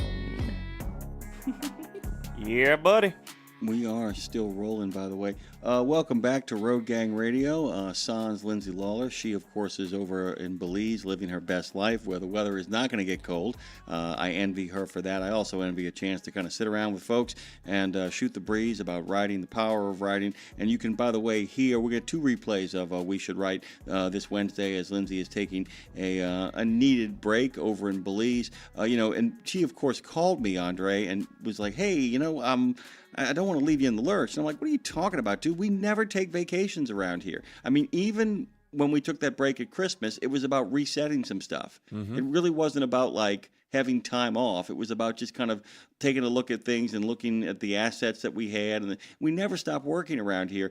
And I'm like, dude, take a vacation. Everybody's entitled to one. Everybody's entitled to some time off, and so go ahead and do that. I'm trust me, at some point in a couple of months when, the smoke kind of clears and I get to the other side of everything going on, you bet your bottom dollar this fine young Irishman's going to be taking a break. So, Lindsay, if you're listening, and I hope you're not, enjoy the heck out of yourself. A lot of our friends, by the way, if you don't join us on your days off, It don't hurt my feelings at all. We are here to get you from one end to the other. If you, every once in a while on that break, want to come in and just say hi and let us know you're living your best life, we love when that happens. But, yeah, dude, take those breaks. Live your best life.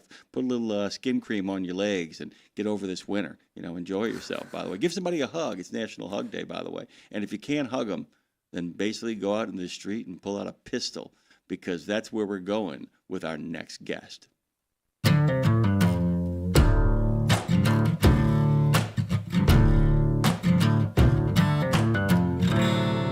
You know Matthew Hulbert, of course. It's the new year, and here he is, the Elliott Associate Professor of History at Hampton-Sydney College and Series Editor of American Wars and Popular Culture at LSU Press. Matthew, I might have a book, by the way, that I want to propose to you, and if you could use a little bit of muscle, I am more than happy to bring a Navy Colt from the 19th century to threaten some people to get my book across the finish line. If you know Matthew from beyond the Bushwhackers, you also know that his research revolves around 19th century America with special interest in the American Civil War, guerrilla warfare in the western borderlands, memory, film, and the western frontier. We bring him back. I gave you his full bona fides this time because, you know, it's a new year and it's a new day. Happy New Year to you, Matthew. You too, man. It's good to be back in action. How you doing? I don't have any complaints. You know, I still feel like that, you know, being down here in New Orleans in this particular neighborhood puts me in the Wild West to some degree. And you and I have kind of danced around today's topic. You know, we've actually made mention of it, but never really got into the particulars. And given some of the people in our chat room, I can't wait to hear what they have to say, because today, folks, we're talking about, well, the hardware. The artillery, the smoke wagon, as Kurt Russell calls it. Geez, you know, please don't. Yeah. But by the way, I know you are not the biggest fan of that movie. I understand that. But how about? Oh no, that movie's great. That line is just. It didn't need to be there. Go to work. Go to work. I know. We're talking about pistols today. Is this in many ways the beginning of the proliferation of arms across the United States in regards to like what I call fancy pants stuff for the common man? I don't know. I'm asking a question I don't know the answer to. That's not even a speculation. I mean, this is so.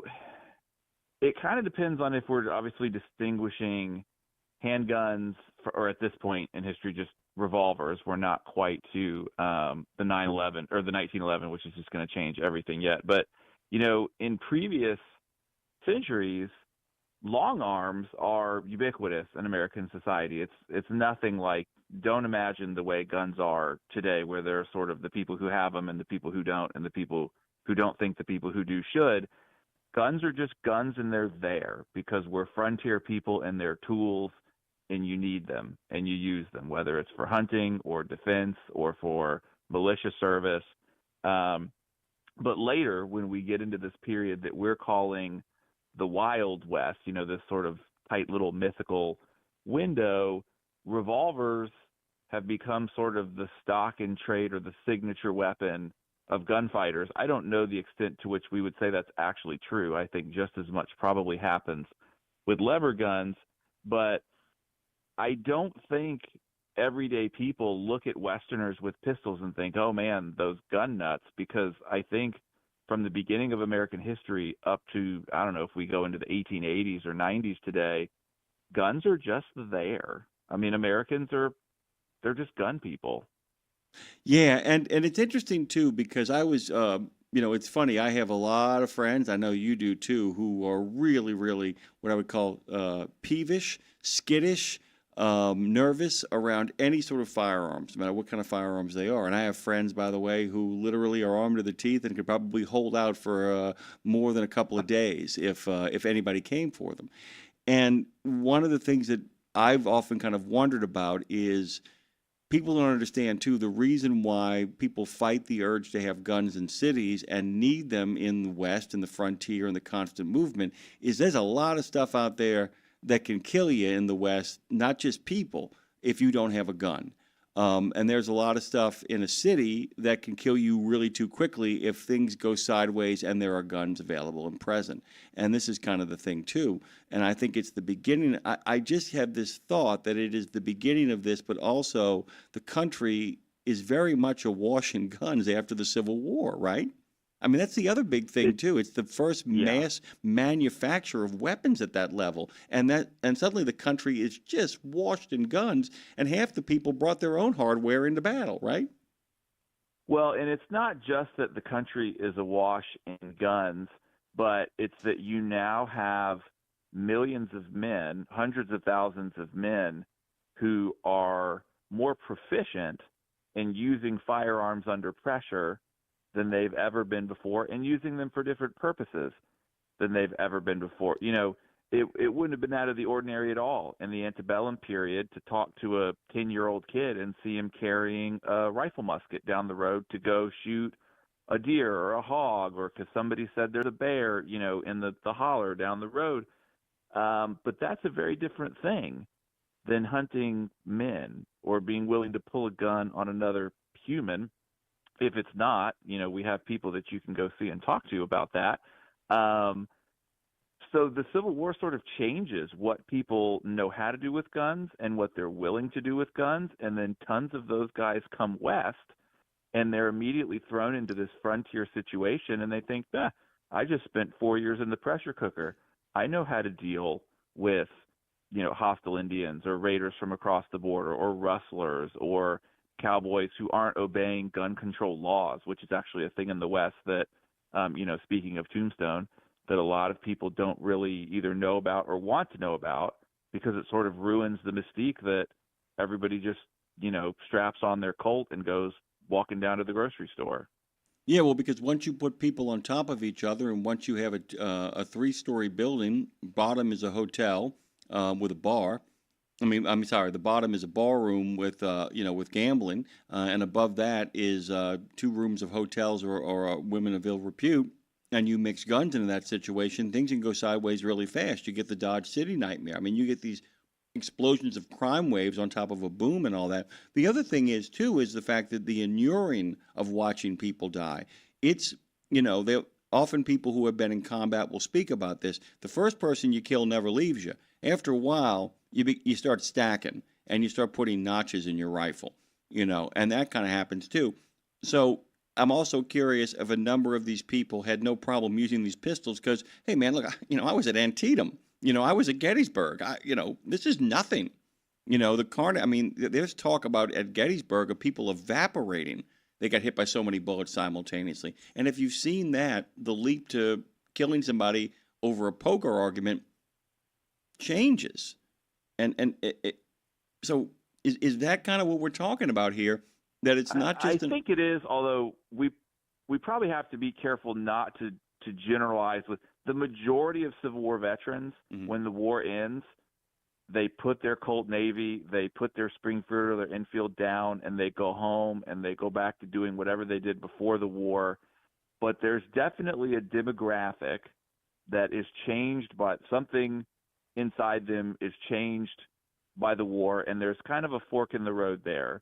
It either sort of destroys you internally, and there are men who never recover. We don't talk a lot about this, but after the war, alcoholism, addiction rates, and suicide rates among veterans are through the roof, because PTSD is not even part of our lexicon. It's not even on the radar yet. You're supposed to just kind of suck it up and deal with it in silence. So there are men that the war destroys, and then the other side of that fork is there are men that the war desensitizes. A lot of those men end up in the West, and then they are willing, you know, when Kevin Costner says those of us who had the knack for it, we kept doing it. There are guys like that who are made by the war, who are desensitized to death and violence, and some of them actually do quite well for themselves because they have that particular skill set when they come to the West, and they have experience. They basically, the Bushwhackers that I study, you couldn't have had better training to do the things that they did after the war. They basically spent 4 years in paramilitary school. Murdering sometimes people who had no dog in the fight. Murdering sometimes, people who, really where there was no justifiable reason to kill some of these people. And if you can do that, any perceived threat becomes a very kind of easy thing to kind of turn on. Part of what we're talking about here today, though, because we are talking about the romanticization and the myth making of the West too, is that we have talked about a lot of famous people, some of whom did a lot of the stuff that they claim to have done. Some did not. Some got written about in ways where they got turned into larger than life characters, others into sinister characters. But many of them were kind of identified romantically by the beautiful pistols that they actually had on themselves. But before we get to some of those, I did want to kind of ask you to dig into kind of what the most popular sort of guns in the West were, because you made an allusion to it already, but to kind of go into detail about what the popular guns were and why, for either reasons of cost or effectiveness, these weapons were chosen. Sure. So when we get to the Civil War, we are still in the cap and ball era. So even though you turn on a Civil War era Western like A Man with No Name Western, and we see Clint Eastwood loading metallic cartridges into a revolver, that's not what we would have had during the Civil War. The 1851 Colt Navy and 1858 Remington Army, and there are two models of that. There's a Colt 1860.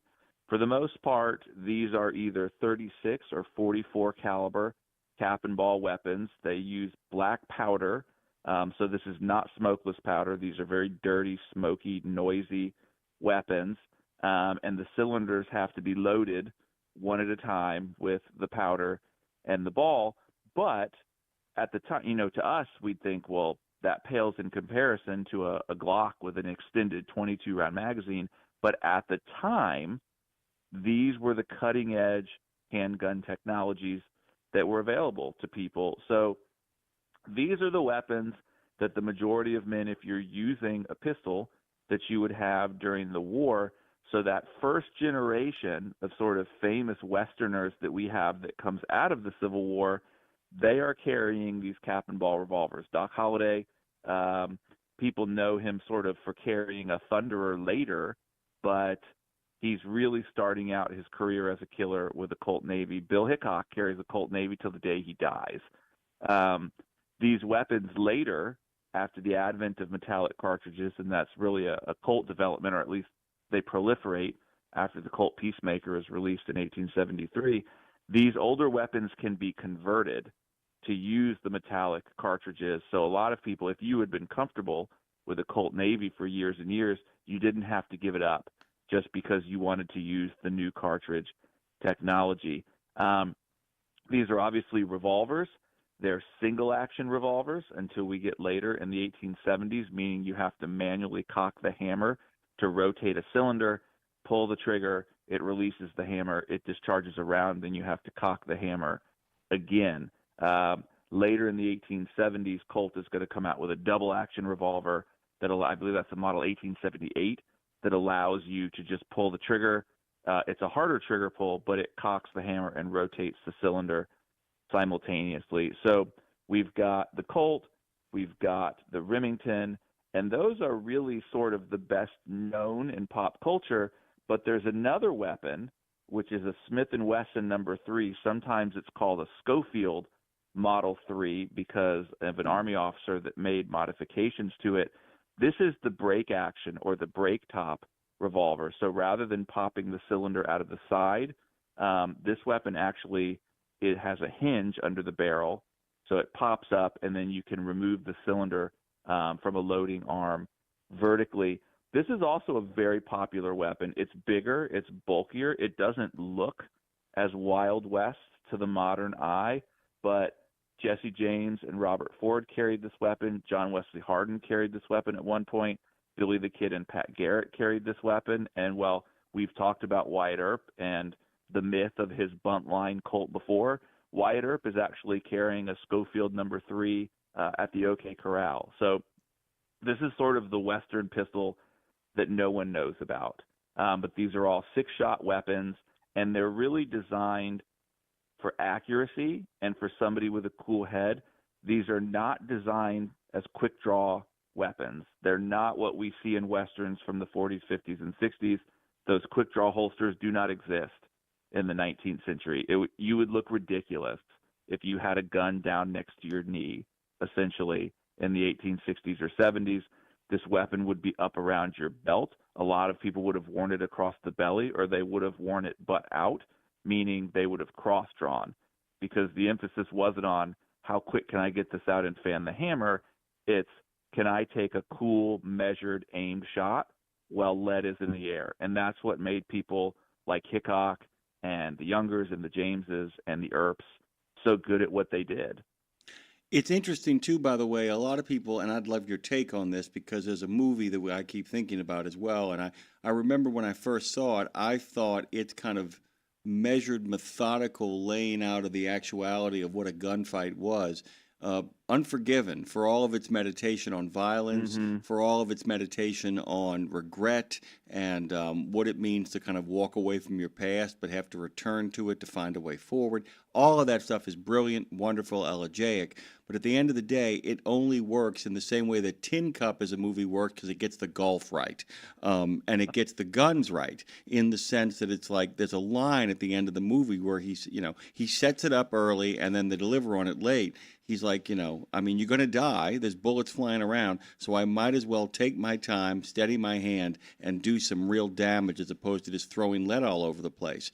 And there is in that movie, if you watch the way they wear their belts, there really is a lot of what you're talking about very present in that film, because a lot of movies, man, especially the 40s and 50s, love that whole thing of, watch me be slick, And I realized that, Sundance likes to move because it's actually moving the gun closer to him, for all the sexiness in which the way Redford wears the pistol, he puts himself in a position where he can get to the gun quicker, actually, and be steady with it, is really interesting to me. And is that kind of the Unforgiven approach? Is that more why these guys were successful?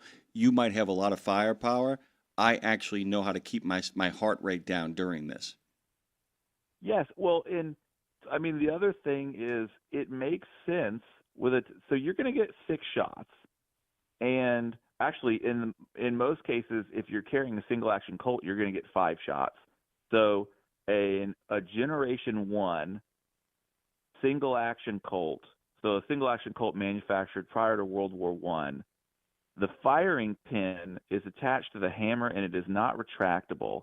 So for the most part, you would have worn that weapon sitting on an empty cylinder for fear that if you dropped the gun or if you jarred the hammer hard enough, it could push the firing pin forward just enough to ignite a primer, and then you're gonna shoot yourself in the foot or in the thigh, and you're not going to have a good time. So you've got 6 or potentially 5 shots in this weapon, and when they're gone, you're not just going to do a mag dump and slam in another one. You're going to either have to pull another gun or you're just done. So it made sense to take your time and to make your 5 or your 6 shots count. We really don't have any historical instances of quick draw duels in the street. Bill Hickok shoots a man in the heart, but it's not a quick draw. It's more of an 18th century duel where he basically stands there and actually uses the open sights on his weapon to take his time and to take a measured shot. Cole Younger does the same thing during the war. He reports in his memoir that he kills a man at 75 measured yards, which with open sights and a revolver, that's a hell of a long way. But he didn't do it because, he was flipping a poncho over his shoulder and seeing how quick he could dump his cylinder. So the best gunfighters in a lot of cases are the guys who are willing to keep their heart rate down, to take a breath, and to aim, realizing I might get shot in the process of doing this, but my shot is going to be a kill shot, and I'm going to end this fight, hopefully, before I have a chance to accidentally get hit by someone who's just sort of spraying and praying. I wanted to ask you a question. You might not even know the answer to this one, although you might, because I know that you're obsessed with popular culture as well, not just now, but then. And the idea that it's like at some point somebody had to say to themselves, hey, we ought to make a gun that is for a lawman in the West that allows them to keep their heart rate down and to steady their nerves and to take their time and make the most of those 5 to 6 shots, mentioning the Schofield, what Earp was carrying. How do they find out about these guns? I mean, who's the person saying, hey, man, you got to use this thing here? I mean, because we're not talking about marketing like Nike, where you go into inner city neighborhoods, find the most popular kid, and give him the shoes. I mean, but in a way we are. Oh, actually. Here we go. Okay. Colt and Winchester and these other prominent Smith & Wesson, these other Remington, these other prominent firearms manufacturers, they have traveling salesmen or they have traveling advertisers who basically go from town to town and set up like a little shooting gallery. This is going to seem ridiculous. Back to the Future Part 3 actually has kind of a decent representation of what this would look like. The guy has a Colt Peacemaker. He sets up the little shooting gallery, and people can step right up and see the merchandise. Winchester is particularly famous for doing this with their rifles, and then you make sure that the right people carry your weapon. Nobody knows what weapon I'm carrying when I'm on a random cattle drive. Everybody knows what weapon Wyatt Earp carries. Everybody knows what weapon Bat Masterson carries or Bill Hickok carries. And sometimes these men are actually paid to be in advertisements. So we don't have social media or digital mediums, but it is similar to how we would use influencer culture and advertising today. If the guy who you assume is the best man with a pistol carries this pistol, there must be a reason I want one too. Well, it's interesting, too, because there is, like I said, another version of Unforgiven that we can actually tease the whole thing out. I mean, in Malcolm Gladwell's book, The Tipping Point, he's got the chapter on cool hunters. So you could see, I mean, here's a game for you. Eastern Reporter comes out, writes a story about the fastest guy in the known universe when it comes to a Navy Colt. He goes back to New York, writes his pulp stories, writes his magazine articles. Somebody from the gun company sees the story and says, hey, why don't we send one of our representatives out there and talk to this guy and see if we can put a gun in their hand? And then all of a sudden you got a newspaper. This is the gun that Wyatt Earp uses. I'm playing with a lot of time zones here, and I mean I don't mean time zones in terms of changing time zones. I'm talking about time periods. But I mean, you can begin to see, and like I said, I've always thought that the history of the United States is the history of marketing. Because I don't think it exists in any other form until we really get to us. In many ways, you make that case, and this feels like the beginning of selling guns as I don't want to call it a fetish, but selling guns as an accessory and not just a necessity. Well, and it's probably a little bit of both, because guns in the West are everywhere. If you can afford it, you might as well have a little bit of style or kind of a little panache in the process. But they are very shrewd in how they market these weapons. So, for instance, everybody knows that the 1873 Colt, or the Colt Single Action Army, or the Colt Peacemaker, whatever we want to call it, everybody knows the Colt 45 or the 45 long Colt, even though there really isn't a short Colt. It's a 45 Colt.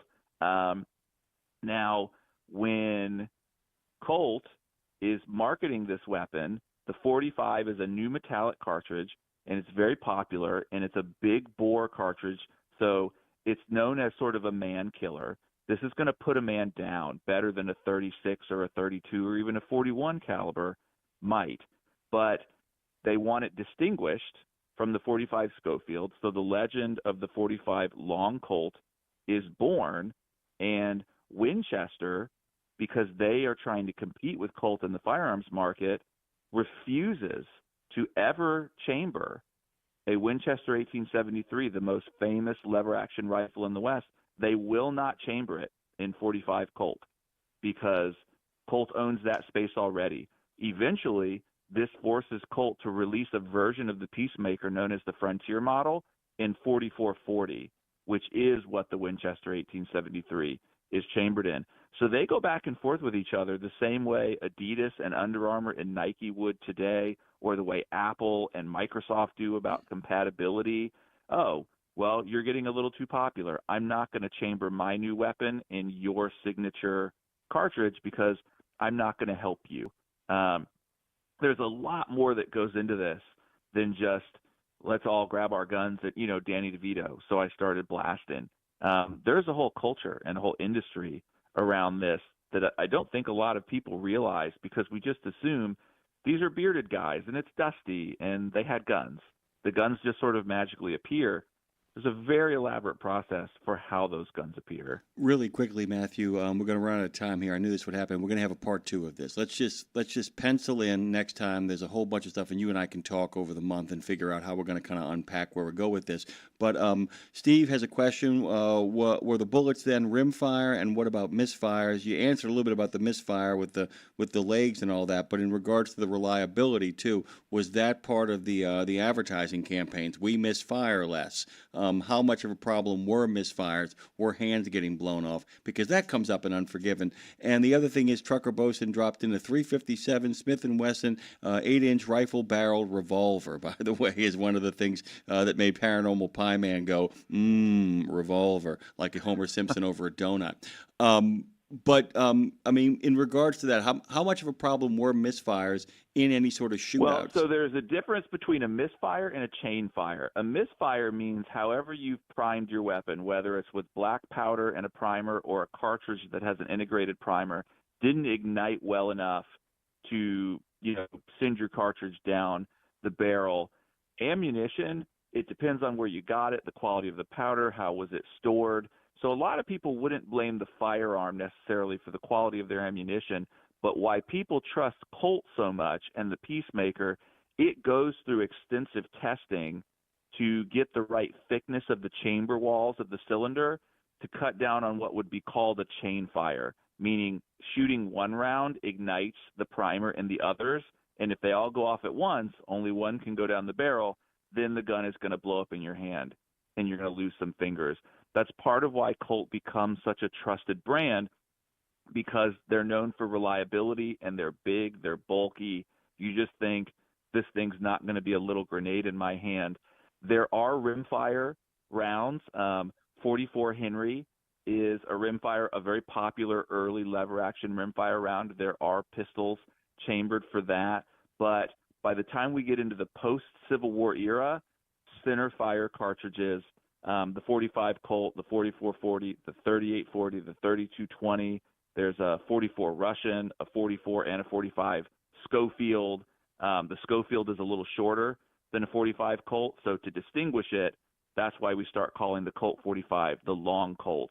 You can shoot 45 Schofield in a 45 Colt. You can't shoot a 45 Colt in a 45 Schofield. That's more than the question asker wanted to know, but the answer to the question is we've got both. But center fire is becoming more and more popular because it is more reliable than rimfire. By the way, I'm telling you, I know Steve, and I'm sure Steve is delighted to get that in-depth of an answer. That's what you can expect from MatthewChristopherHulbert.com. Head on over there and find out about the Elliott Associate Professor of History at Hampden, Sydney College, and Series Editor of American Wars and Popular Culture at LSU Press. Hang out just for a second when we go to the commercial break. I want to tell you something before you get out of here. His research, by the way, in case you can't tell, is about the American Civil War, guerrilla warfare in the Western borderlands, memory film in the Western frontier. And by the way, we are moving beyond the Bushwhackers, and we'll continue our conversation about the hardware, the artillery, and the ordnance that was the Wild West. Thank you, Matthew, so much, brother. Thanks for having me. You got it. We'll be right back on the other side of this. Another great guest, Andy Thomas, by the way, has a new album out. Actually, it's Friday, but he's got 2 new singles from that album, Long Gone. We'll be right back. 17 Sapp Brothers Travel Centers are known for great food, hospitality, and mom-approved showers and restrooms. But don't forget the service centers. Sapp Brothers ASC certified technicians can repair nearly any issue in shop or roadside, including axle repair. Dig into your free steak dinner with your oil change. That's a Sapp Brothers tradition to thank you for your business. Tires? Sapp Brothers will beat any competitor's advertised price on tires. And download the Sapp Brothers app for exclusive promotions in the shop, restaurant, and store. Your spot under the coffee pot is waiting for you at Sapp Brothers. From the wee small hours of the morning to the crack of dawn, RadioNemo has been there with you. Whether you've got the overnight or you're the first wheels on the road, RadioNemo's been where you need us to be. Providing the laughs, giving the facts, playing the tunes, and keeping it rolling. We've been your light in the darkness, your first cup of coffee, and a voice of sanity. Semi-sanity, actually. We're all a little crazy here. Crazy for the men and women who keep this country going and moving and doing. Crazy for trucking, crazy for truckers of all shapes and sizes. Is that a fat joke? Not if we can help it. Because it isn't just about the rules and regs. It isn't just about the day-to-day. It's about your health, your homes, and your hearts. So we wanted to say thank you. Thank you. Thank you. Thank you from everyone at RadioNemo for sticking with us, standing by us, and keeping the traditions rolling into the future. It's Wednesday. St. Christopher Truckers Fund provides free health and wellness programs for drivers to help prevent some common medical conditions seen in the industry. These programs include diabetes prevention, rigs without cigs, a tobacco and nicotine cessation program, healthy habits for the long haul, a 12-week total body wellness program, a vaccine voucher program that includes free flu, shingles, COVID, and pneumonia vaccines, and GPS, Get Preventative Screenings. That includes free at-home cancer screening tests. These programs are available to Class A over-the-road semi-truck drivers. For more information or to register for a program, visit the St. Christopher Fund website at truckersfund.org. We're going where you want to go, so you can be where you need to be. It's Road Gang Radio with Lindsay, Lawler, and Jimmy Mack on RadioNemo.com. It is Lindsay Lawler, by the way, because she's still here in spirit, but she's also here on text messages. And, of course, when I said, Lindsay, if you're listening, and I hope you're not listening, well, she was listening. She's also letting me know that she is, if we want her, going to stop in on Friday to do country and western music news. Perfect. Of course, she is welcome to do that. I'm just disappointed. We've had some really great guests this week that I'm going to make sure find their way over to We Should Write. Don't forget back-to-back replays of the previous week and then the week after that. We're going to make sure you guys catch up on all that while Lindsay recharges her batteries over in the great world of Belize as she gets a chance to move and shake and think and dream and scheme like she always does. I'm really excited about our next guest. I knew his earlier work, and to get a chance to listen to a couple of singles from the album coming up on Friday is a really exciting thing. So what do you say we pivot? Pivot with some honky tonk and roll.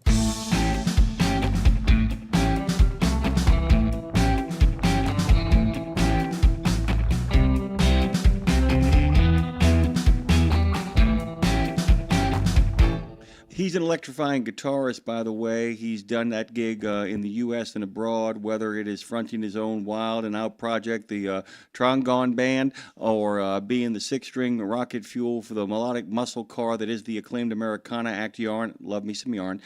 Produced by fellow Virginia native and longtime friend Dave Schools, the legendary bassist for Widespread Panic, and captured at the renowned Space Bomb Studios. Thomas's solo work connects the dots of Thomas's troubled past. We'll talk about that since I share that role with him, and hard-fought strength of self in the present. This junction of fiery southern rock and roll and high-octane country blues. That's what they say, and there's a lot in there that I would agree with. I'd go one step further. Long Gone, which I can't wait for to come out on Friday. The title track is Kick You in the Ass, Take Names, and then we like kind of walk around and be like, and your name is, and your name is, Yeah. and your name is. I mean, it really, it's a wrecking crew, and I use that term deliberatively.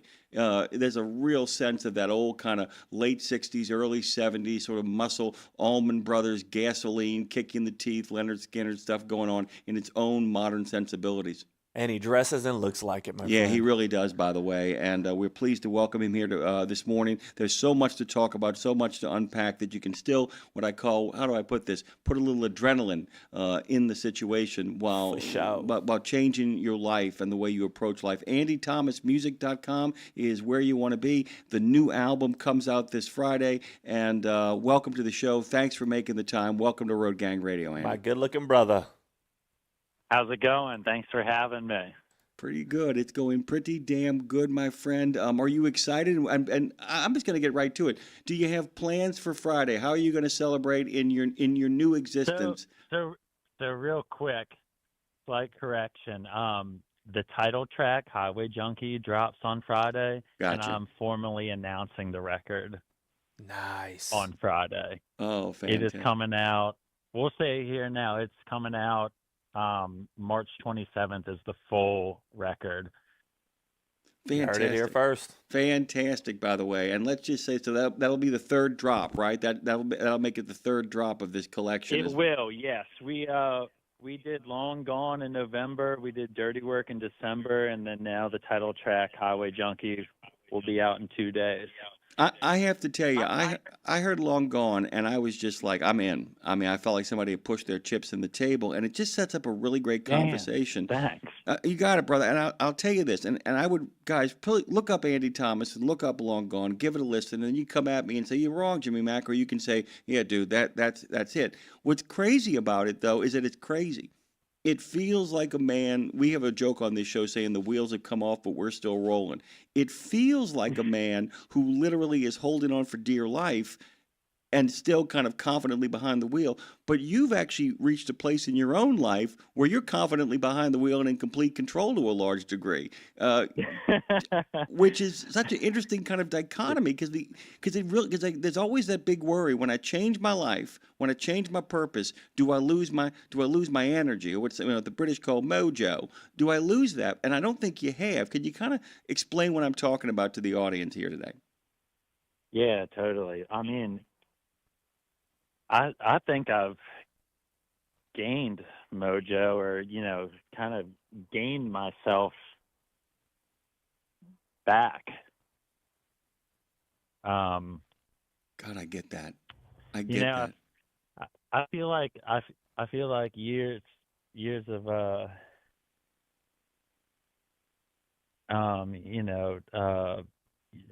drinking and like drugs and all that stuff, that just kind of like takes away from the mojo, takes away from the personality and really who you are. So yeah, I feel like this one is, it's really leaving everything behind and really more like you said, taking control. I actually have the werewolf analogy. It's kind of like when you get control of your life. Rather, it's counterintuitive, but it's kind of like being out there and like having this wolf inside of you, having this warrior inside of you, having this guy out there who really is the best version of yourself, and you're almost keeping him down. And then you figure out a way to get to the clear road, to the open highway, and then suddenly you're like, wait a minute, this is who I am, and this is who I need to be, and this is where Andy needs to go. And so what you get is these songs where it's just like, rather than feeling the engine turning over, we feel the engine kick on here, and in many ways the music feels free. And I'm gonna use this as a compliment. So let me be really careful here. There is a I call it preservation by neglect, this kind of raw sense of incomplete, but it's like leaving stuff open, that it's okay, that things sound like you're almost grinding gears, but not. Am I making sense here at all? I just really like these two songs a lot. No, I appreciate that a lot. So talk to me about the writing of these two songs, the ones that have just come out. And we'll go back and talk about other parts of your career and kind of give a shot. But I really want to focus on this. Tell people about we'll start with Long Gone. Talk to folks a little bit about that. Quick question. I'm hearing an echo in my phone. Is that me or is that? That's you, brother. That's you. You're not coming off echoed on the air. You're listening. If you're listening to us simultaneously, that might be causing it to some degree. But no, nobody hears an echo, and I can actually check with it. There's a lot of people chatting over there on YouTube, and everybody is basically saying no, you're good. Unless it's distracting for you, we can call you back though if you'd like. I mean, we can do that. Would you like us to give us a shot back? We can try. Yeah, you want to try that real quick? I will. Let's do it. Yeah, and by the way, that would explain a lot. By the way, great comment. Trucker Boaston, I heard Wyatt Earp was successful not because he was faster, but he was more accurate due to his pistol having a longer rifle barrel. That's true. No hugging porcupines. I'm good with that, by the way, Chowder. We're good with that. We're going to get Andy Thomas back on here in just a moment. He's got a great story, so we want to make sure we get through to him and get this going on over there. And guys, don't forget, at any point, if you get a chance, go over to Pandora, go over to Spotify, go over to iTunes, download this music. Don't just listen to it, download it. You're going to be really, really impressed by what you hear. I was, and you go to andythomasmusic.com and find out all about it. And don't forget, we're not done here on the show today either. We got a final guest, Kid Karson. Hey, Andy, welcome back. Any better? Thank you. Yeah, it does seem better. There we go. There we go. Yeah, and I've just spent the time just promoting the songs again. Let's talk about Long Gone. Let's talk about your songwriting process. Let's talk about how you go about putting a song together, whether we begin with music, whether we begin with words, who do you work with, if you're curating songs, if you're writing them sui generis. What is your process for knowing that you've got a song that you think that it's time to do? So funny thing about that one is that was one of the only songs I brought to this whole record and project that was just a riff and like the opening line. And the rest of that song came to life on the floor in the studio, which I really like. That was one of two that on the record that we did that way. The rest were all sent out as demos and pretty much all arranged. So yeah, that one was pretty special that way.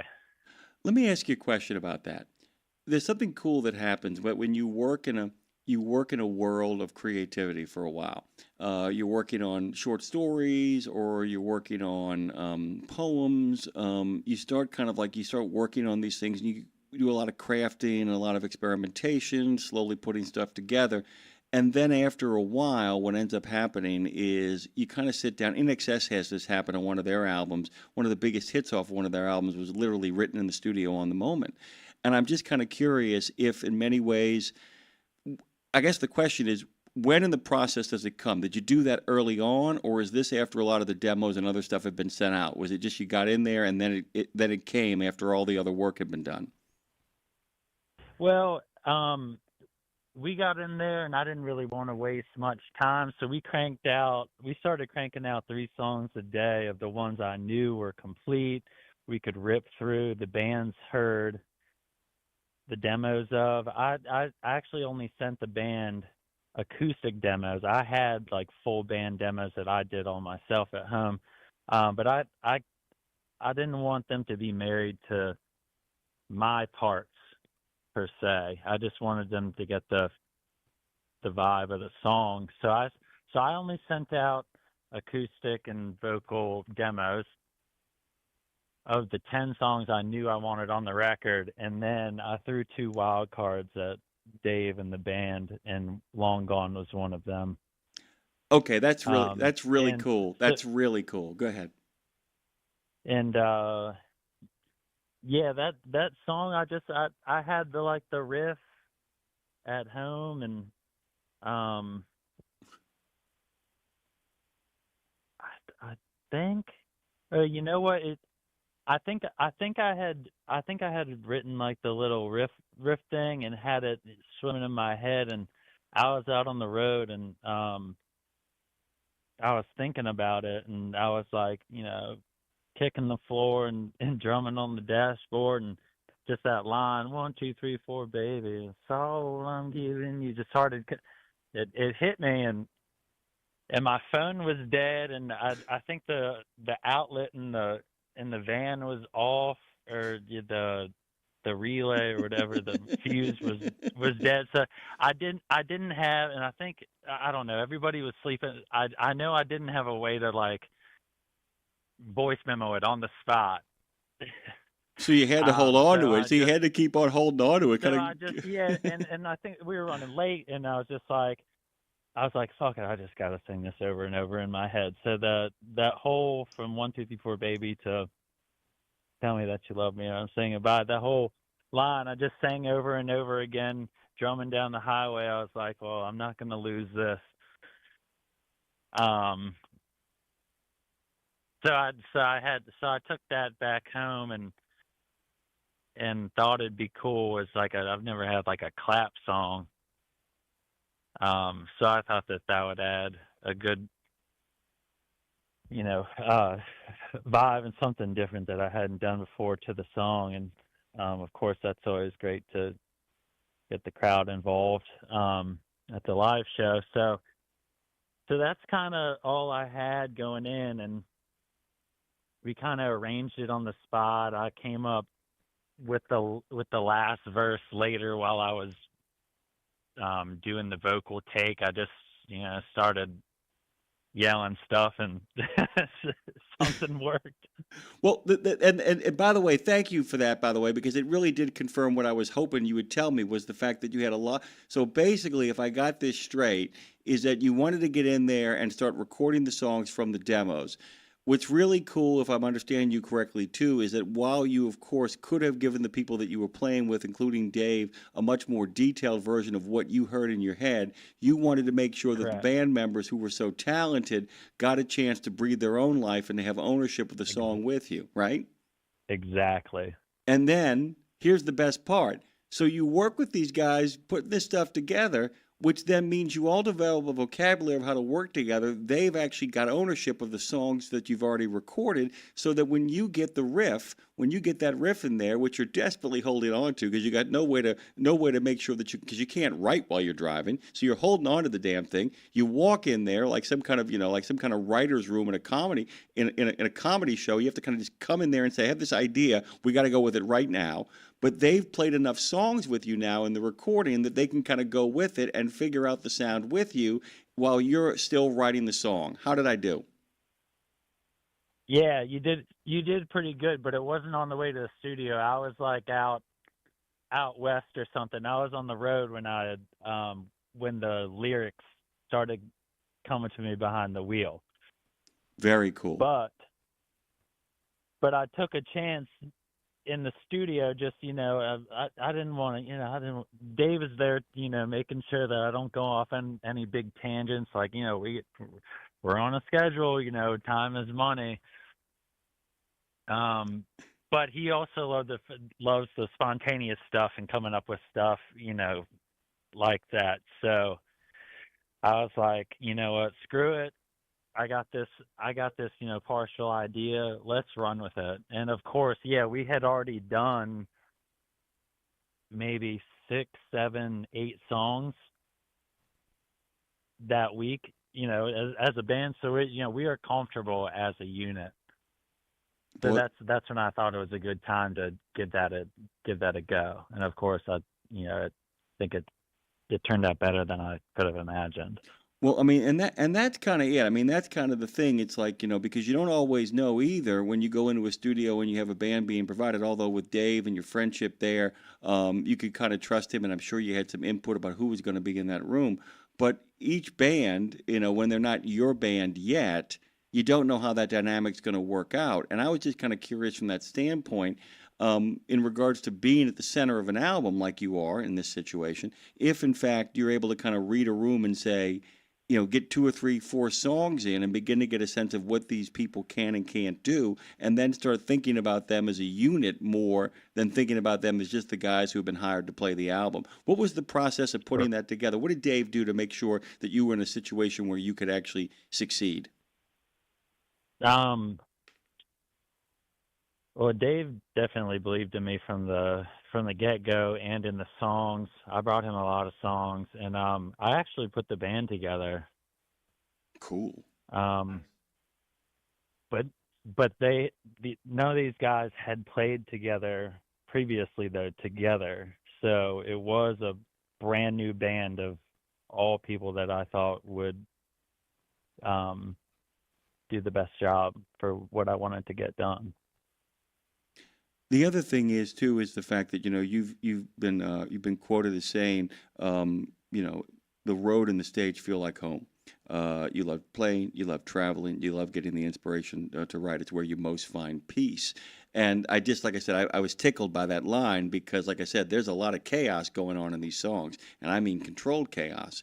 And I was kind of curious as when you play these songs that there's the external, the way you use your voice, the way you approach the music, the way you kind of light into the stuff too as well. But can you kind of talk from a spiritual, existential, or just kind of like, a groovy place about where it takes you, what that feels like, and and how it is you've been able to translate what's happening in that space to the rest of your life, because that's what it feels like. The music saves you.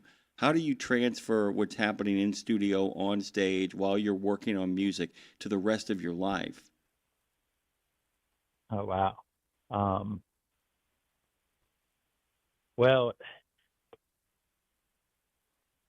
I used to view music, I would say in like my 20s, I was playing a lot. And I kind of viewed it as this like escape. But that just seemed to be a negative thing. It was like I was, using the music to escape everything, to where now I see it as this like connection to everything, to life, to the audience, to the band members, to the music. It's like this, universal connection. And I just I think of it that way these days. And Andy, I got to tell you, I love that, by the way. And that's such an important thing that a lot of people don't realize, that they often think that the music or the writing or the painting or whatever it is they do that brings them peace, they think, oh, this is my respite in a terrible life, without kind of realizing, no, wait, is the fact that this is my life. This is the thing that actually I should be doing on a regular basis, and that the idea isn't that, I'm locked away from that and I can only find peace when I get back to that. It should be, this is my life, and this is where the peace is. That's it. Dude, that's really groove. That's great. That's it. So let me ask you, what does this open up to in regards to, where you're headed now, in regards to, because I know one of the things you mentioned with Long Gone is that you wanted to get a clap along song. And of course, anybody that reads your bio, anybody that has seen you perform the Florida Man Tour, anybody that's talking about this stuff also knows that you love audiences. Do you have new expectations? Do you have new ideas for how you're going to do a show? Or is the audience simply what happens? There's that theory, the idea that there is no show outside of the audience that is there. So what, in regards to your new life, has it changed your relationship with audiences? Do you feel more connected? I mean, what does that mean in regards to taking that on? Talk about that a little bit. I do, yeah. I feel like, I mean, just in the content of these songs and this album, I feel like there's so many levels to connect on, and I just hope that at least a couple people are connecting with them at the shows. That's what I hope for, but I would say just in the handful of shows that I've gotten to play these songs out at so far, it's just completely different than I would say the way the shows used to feel, or the way the shows used to go. I feel like I was always, maybe hiding behind my guitar playing, or singing these songs that had no meaning to me. And it's like, how are these folks supposed to connect with this music if I don't even? I have to tell you, man, that's go on, please. Oh, go ahead. No, you got it. Go ahead. So that's where that's where I feel the music's going. I think people can expect to come out and see a high energy rock and roll show, but with some meaning there, with with some substance, like something to take away from the show. Well, I was going to say, but we're going to run out of time here, Andy. But guys, based on what I've already heard, I made mention of, and like I said, not the same thing, but the same thing. That sort of, the ability to rock out and still leave you with a feeling of something more profound, the way that Skinner does. the way the Allman Brothers did, way a lot of bands have in the history of what we call Southern rock, country rock, Americana rock. I don't care what you call it. It is uniquely, everything great exists outside of genre to a large degree. In Highway Junkie, which I am really looking forward to hearing the whole thing, is going to be coming out in March. Its next single drops. The title track is going to be dropping this Friday. Andy Thomas can be found at andythomasmusic.com. Where are you headed next, really quickly before we run out of time? Where are you going? Where's the world going to put you? We got some Florida shows coming up, starting next Tuesday, Bonita Springs, and then Stewart, Florida on Wednesday, Boca Raton on Thursday, and then we're doing 3 nights in Key West, the 30th through the 2nd. If you're down in the southern part of Florida, come see us. And then got some more stuff coming this spring. Announcements coming soon, so please stay tuned and tell your friends. We're going to keep people locked into this andythomasmusic.com/tour/ by the way. It's called the Florida Man Tour, which I love, by the way, and the Green Parrot is a terrific place. Enjoy your 3-night stay there. It's great, dude. Have the best of New Year's. And by the way, welcome to the land of the living with all these great songs. Good to have you, Andy. Thank you all so much for having me. You got it, man. We got to take a quick break here, come back on the other side. There is a whole world waiting for you guys as well, too. And I want to talk about this when we come back on the other side. Andre and I will dig into this. We got about a half an hour. We'd love to hear from you guys at 615-292-6366. Those last 4 are Nemo. Give us a call. Drop in. Have a good time. Who knows what's coming up next. But I do want to talk about this to a large degree. The idea of Andy really hit on something here. The idea that maybe that the things you enjoy in life aren't your escape. Maybe they are your life, and that everything else is getting in the way. We'll be right back on the other side with Road Gang Radio. The journey continues. So do you. Give us a call. Open phones. The Soup Nazi says no soup for you, but we've got plenty of alphabet soup for you on Nemo Nation every Monday. You'll know what's going on at FHWA, TCA, ATRI, CARB, MHTSA, NACFE, OVAC, NTSB, ATA, RLA, NMFTA, DOT, CVSA, TXTA, NASTC, NAPTA, and of course OOIDA and FMCSA, and more. Dave, we're going to need a bigger bowl. The mission of Wreaths Across America is unwavering, remembering our fallen heroes, honoring those who are currently serving, along with their families, and most importantly, teaching the next generation about the value of freedom. And you can join our mission with a $17 donation that sponsors a fresh Maine Balsam Remembrance Wreath. Each wreath will be laid in honor of a veteran who gave the ultimate sacrifice for our nation. To sponsor your wreath, please visit wreathsacrossamerica.org. That's wreathsacrossamerica.org. 17 Sapp Brothers Travel Centers are known for great food, hospitality, and mom-approved showers and restrooms. But don't forget the service centers. Sapp Brothers ASC certified technicians can repair nearly any issue in shop or roadside, including axle repair. Dig into your free steak dinner with your oil change. That's a Sapp Brothers tradition to thank you for your business. Tires? Sapp Brothers will beat any competitor's advertised price on tires. And download the Sapp Brothers app for exclusive promotions in the shop, restaurant, and store. Your spot under the coffee pot is waiting for you at Sapp Brothers. It's a trucking, transportation, and lifestyle show like none other. Man, you call this a life? Road Gang Radio is back for another half hour of the best transpo show in the known universe. We come in peace. Well, actually, we're falling to pieces. Let's see if we can achieve liftoff, Phone Master Dre. We did, we are, and we are here because this is Road Gang Radio live from the Fast Sports Studios, and this is our last live hour before we get to some lovely recorded We Should Writes. Back-to-back jacks of We Should Write. By the way, guys, it is a well-deserved couple of days off. Remember, Lindsay does the 4 shows that she does with me every week, plus planning for those We Should Writes. Each one of those things, don't ever forget this, whether it is an author or whether it's a singer. And by the way, it's her job, it's my job, we do our jobs, but I want to remind you, it ain't just an hour.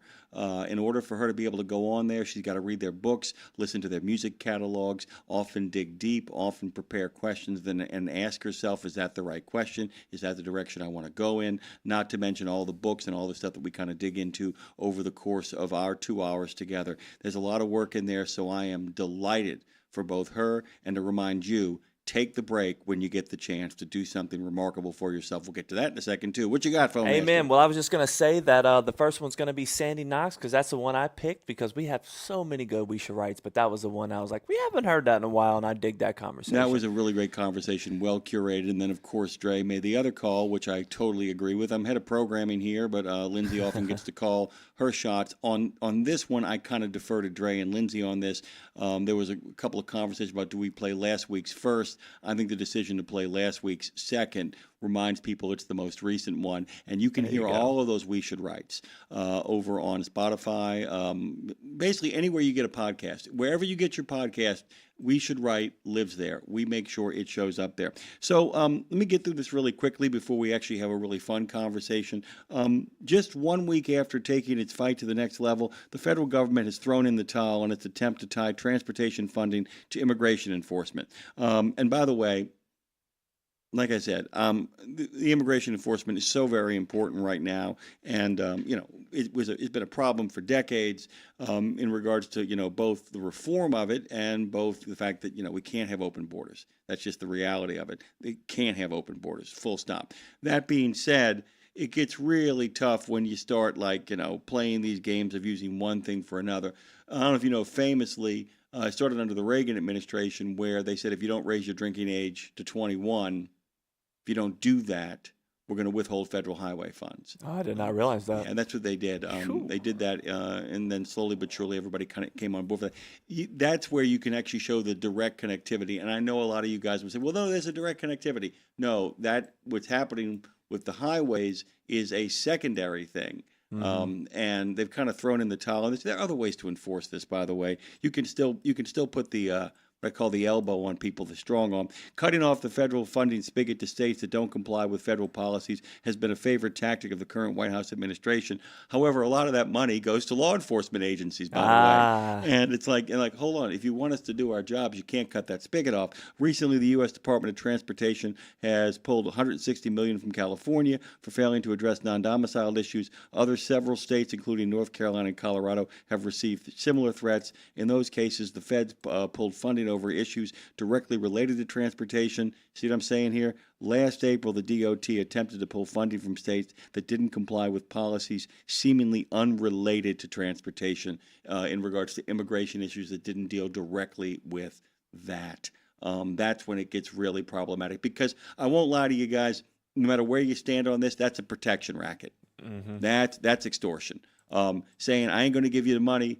I'm not going to give you the money to not do the thing you're supposed to do with it is absolutely, totally right. Meaning, this money is earmarked for immigration enforcement. You don't get this money, even if it helps beef up your police departments or your ability to kind of do this stuff. This is what basically, and I think in a lot of ways, he got a lot of pushback. I think a lot of their friends at the state level kind of said this is a really bad idea because they actually could create underfunded law enforcement agencies and other programs that need to happen.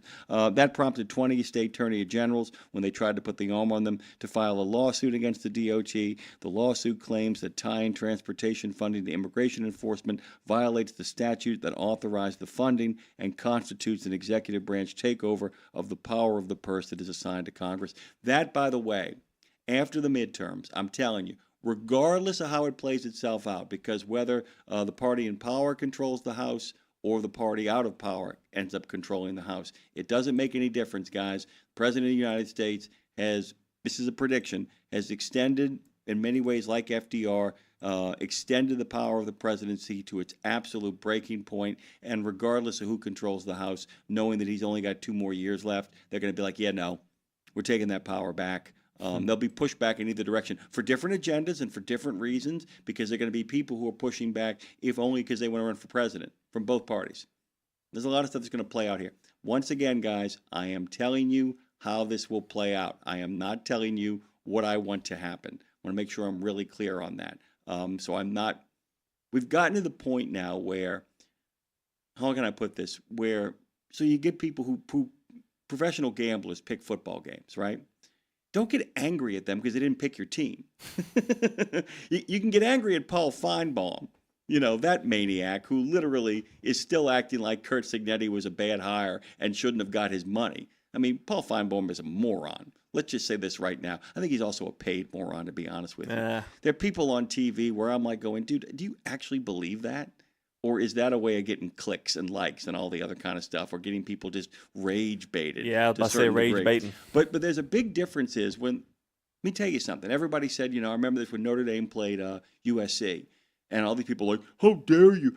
Literally, you're making Notre Dame a 9.5-point favorite over USC. It's ridiculous. It's a terrible number. Notre Dame won by 10. Mm-hmm. The boys in Las Vegas know what they're doing. Yeah. They know what they're doing. And so when people like the Cook Report tell you that a House seat is going to swing one way or another, it's their reputations on the line, man. They're not telling you what they want. They're telling you what their kind of hard-earned analysis tells you. And it's like, people, here's the thing. Everybody hates Nate Silver when he doesn't pick them. I mean, that's what it comes down to, Silver picked Trump to win this last election. He picked Obama to beat Romney. He was right. He's right. And I think people don't understand odds and all that kind of stuff. Our smart listeners, they get all this kind of stuff. But for 100%. Those of you who think I'm taking sides, I'm not. I'm just telling you how I think things will play out. And by the way, I'll come on here and I'll tell you when I'm wrong. I've been wrong about a whole bunch of stuff. So I'm happy to do that as well, too. I do, though, want to remind you guys that you can call. You can talk about this as well. And what I'm talking about here is not so much how things are going to go or how things are going to play out. Don't want you to think that. But I do want to talk about something that Andy brought up, too. And it's finding your place and finding your way. That's a big thing that Andy, I think, is no longer struggling with. And I just kind of want to remind you guys. Okay.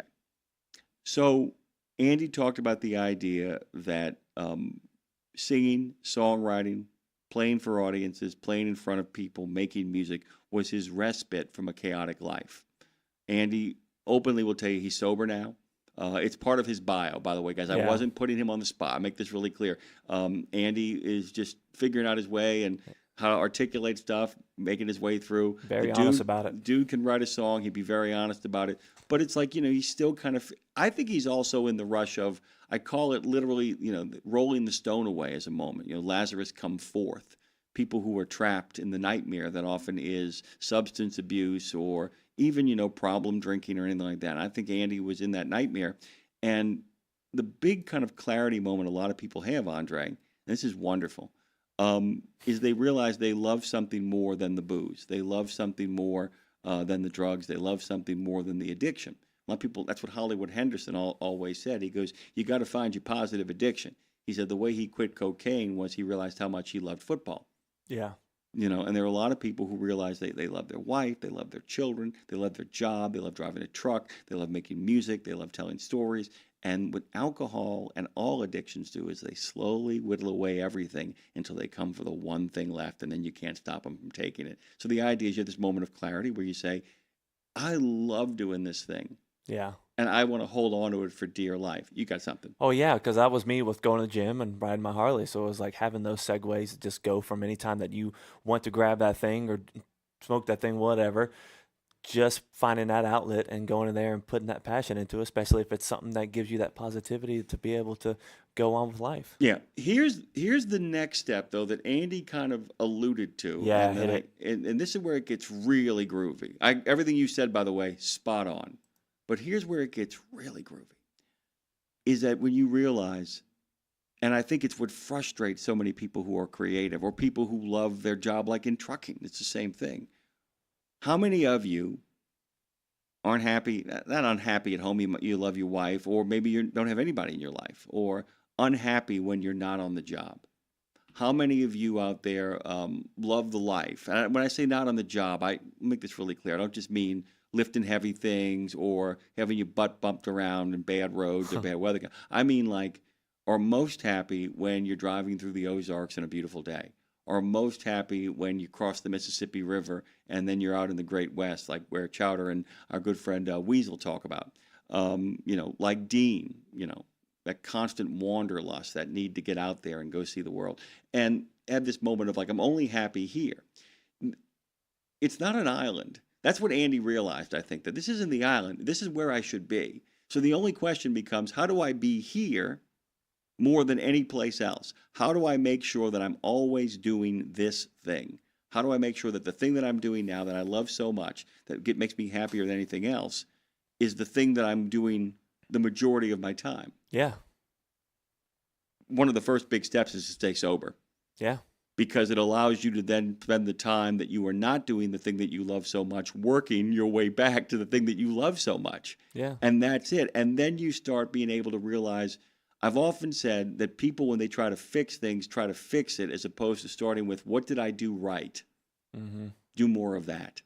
Yeah. That the idea of exporting what you're doing right. I've always said, if you're going to criticize somebody's song, going to criticize somebody's performance, going to criticize the way somebody drives, going to criticize the way somebody gets the job done, don't start with what they're doing wrong. Say, okay, before we get started, let's get a baseline here. Yeah. You do this, and this right. Let's start right there. We can actually move those off the table for a second. What's left? Whatever remains is what you need to work on. But even better than that, you can go over to the thing that was working and say, okay, why does that work? Is there anything that I'm doing there in regards to process, work ethic, concentration, that can be exported to the other area?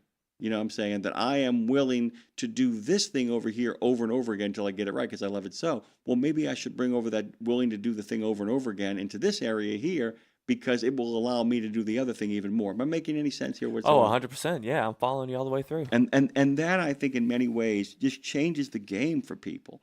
I think it really does when you realize this is where I want to be. This is the only place I want to be. And how do I get here on a regular basis? And by the way, once again, it sets up the great conversation of living to work or working to live, and why doing both of them right does the same thing. But one of them is I want to get out of here, which means I'm going to make as much money as I can, as quick as I can, so I can get my ass back out there on my bike and my Harley and the rest of my life. And that's the beautiful thing about so many truck drivers I've talked to over the years is like there are some out there that have that balance, man, that they love what they're doing, but at the same time, they also enjoy being able to jump on that bicycle. But it's just like they clock in, they're happy to do it, and they're okay to clock out too because they have other outlets and they have other things that are keeping them sane so they can still enjoy what they do is drive a truck. Boy, is that a big one too, man. When you can figure out a way to make your downtime, when it's like, what is it, the great thing about, these quarterbacks who play into their 40s now, and it happened with Rodgers, matter of fact, Breeze said that if his arm hadn't gone out, he'd have played quarterback. Dude, 100%. Yeah. I mean, he was there, dude. It was his arm that went out. I mean, if his arm had stayed if he had Tom Brady's arm, he'd still be playing. Yeah. I mean, Brady won it out, but Breeze was like, I'm ready to go all the time. But all three of those guys, Rodgers, Brady, Breeze, they all lasted so long because they all, towards the middle of the end, started understanding that sleep and how important it was, and making the connection that it's like if you can start viewing sleep as a way to fuel both your imagination and restore and recharge your battery to do the thing that you love, it's easier to go to bed. That if you know that tomorrow you get to do the thing that you love, you get to bed so you can do it the best way you possibly can. Mm-hmm. And that's really what it kind of comes down to, that people who say they work to live, they don't. They go to work and you watch them waste time. You watch them screw around and they don't get the promotion and they don't get the money. And they see with Dre can come to me as of like yesterday, you had to go get your teeth fixed. You had to go get that replaced. You can come to me and be like, dude, I got to take off early. We're on the phone instantly. Like, of course you can. Because when you come here, you work your ass off and you got to go get that stuff taken care of. So it becomes real easy for me to say, what you have to do to get out of here early. Do it. Yeah. And that's what it kind of comes down to. It just is great. By the way, Paranormal Pie Man says, I love driving truck, but I'd go insane if I had to stay in this truck full time. Well, that's exactly it, dude. And one of the ways that you get to love driving a truck is that you know where your limits are. Yeah. You know how far you can take it. You know how far you can go. You know what you can make of it. Absolutely. It's like, look, I love this job, in case you guys can't tell.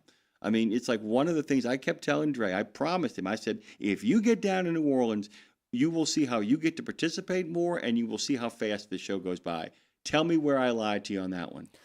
No comment. Yeah, I mean, exactly. I mean, here we are, right? But if you told me I had to do this for 8 hours, yeah, I'd go insane because I'm already doing it for 8 hours. Because I mean, it's like funny this morning, like, how are we going to open up? And I said, I'm not sure. And you have this moment of like, I'm like, no, I've got an opening. I'm just not sure which one of these 3 openings I want to go with. Yeah, right. Because You know? I can only imagine being like, because with us, like we need to go for a walk, we need to get out and about. But man, being in a truck and then also living in your truck, because like you got to go in a sleeper and everything, and then that's where you're there that much time. Oh man, you have to have a good mental capacity for that, my friend. Well, and the other thing is the fact that it's like, I find that people deny themselves more than they actually reward themselves. And I was thinking about it this morning.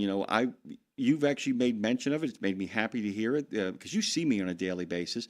I've made a real effort. I made an effort not to gain weight over the holidays, started at Halloween. But then I said, once I get past Christmas, I really, really want to lock in on getting myself to a better place so that when we go to Matt's, and man, we got a big plan for Matt's, and we can pull it off, dude. We can pull something off at Matt's that we are working on.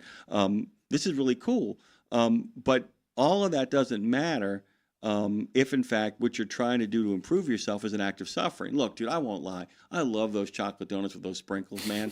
We have a brioche king cake over at my mom and dad's house right now. And by the way, I start the sugar drain in February. All I'm doing is the intermittent fasting, and I'm not like chowing down on sugar every 5 minutes. So, I mean, but in between that 12 and 8, I'm pretty good at eating stuff that I like to eat. But in the morning, what I'll do to myself is, I want to get that sweet. I just drink some water. And what I tell myself is not, you can't have it. I'm like, tell you what, big man, get through this week, and then next Friday you can have it first thing in the morning. A little treat and to then yourself. and then I'm looking forward to something as opposed to denying myself of something. Yeah. And that becomes part of the game. But Paranormal Pie Man's really onto something, by the way, when he says, I love driving this truck, but I'd go insane if I have to stay in this truck full time. That's a different thing, because the idea is that we were talking about travel the other day, and that travel should accomplish, people have one of 3 reactions when they go travel. 1, oh my God, this is where I need to be. How do I get here on a regular basis? That's a rare one, okay? The other 2 that happen more often are, I love this, and this is what I needed. That it actually gives me a perspective that when I finally do return home, I will return home with a fresh set of eyes, better perspective, and a little distance of my POV. The last one is, this wasn't for me. Yeah. And that can be disappointing. I hope that happens to you on a business trip rather than on an actual vacation. You got to consider where you're going. Although there are people who go places they don't want to go for vacation, but everybody else wants to go, and they take pleasure in seeing everybody else happy with that. Yeah. But the idea is that the reason you don't want to be in the truck the entire time is the same reason even people who live in RVs don't want to be in the RV the entire time, or be in one place at the same time, or always on the move. What you want is, you want to be able to step away and give yourself perspective. When you figure out what it is you want to do with the rest of your life, the only time you should not spend doing that is the times you give yourself space to take inventory if it is going in the direction that you want it to go.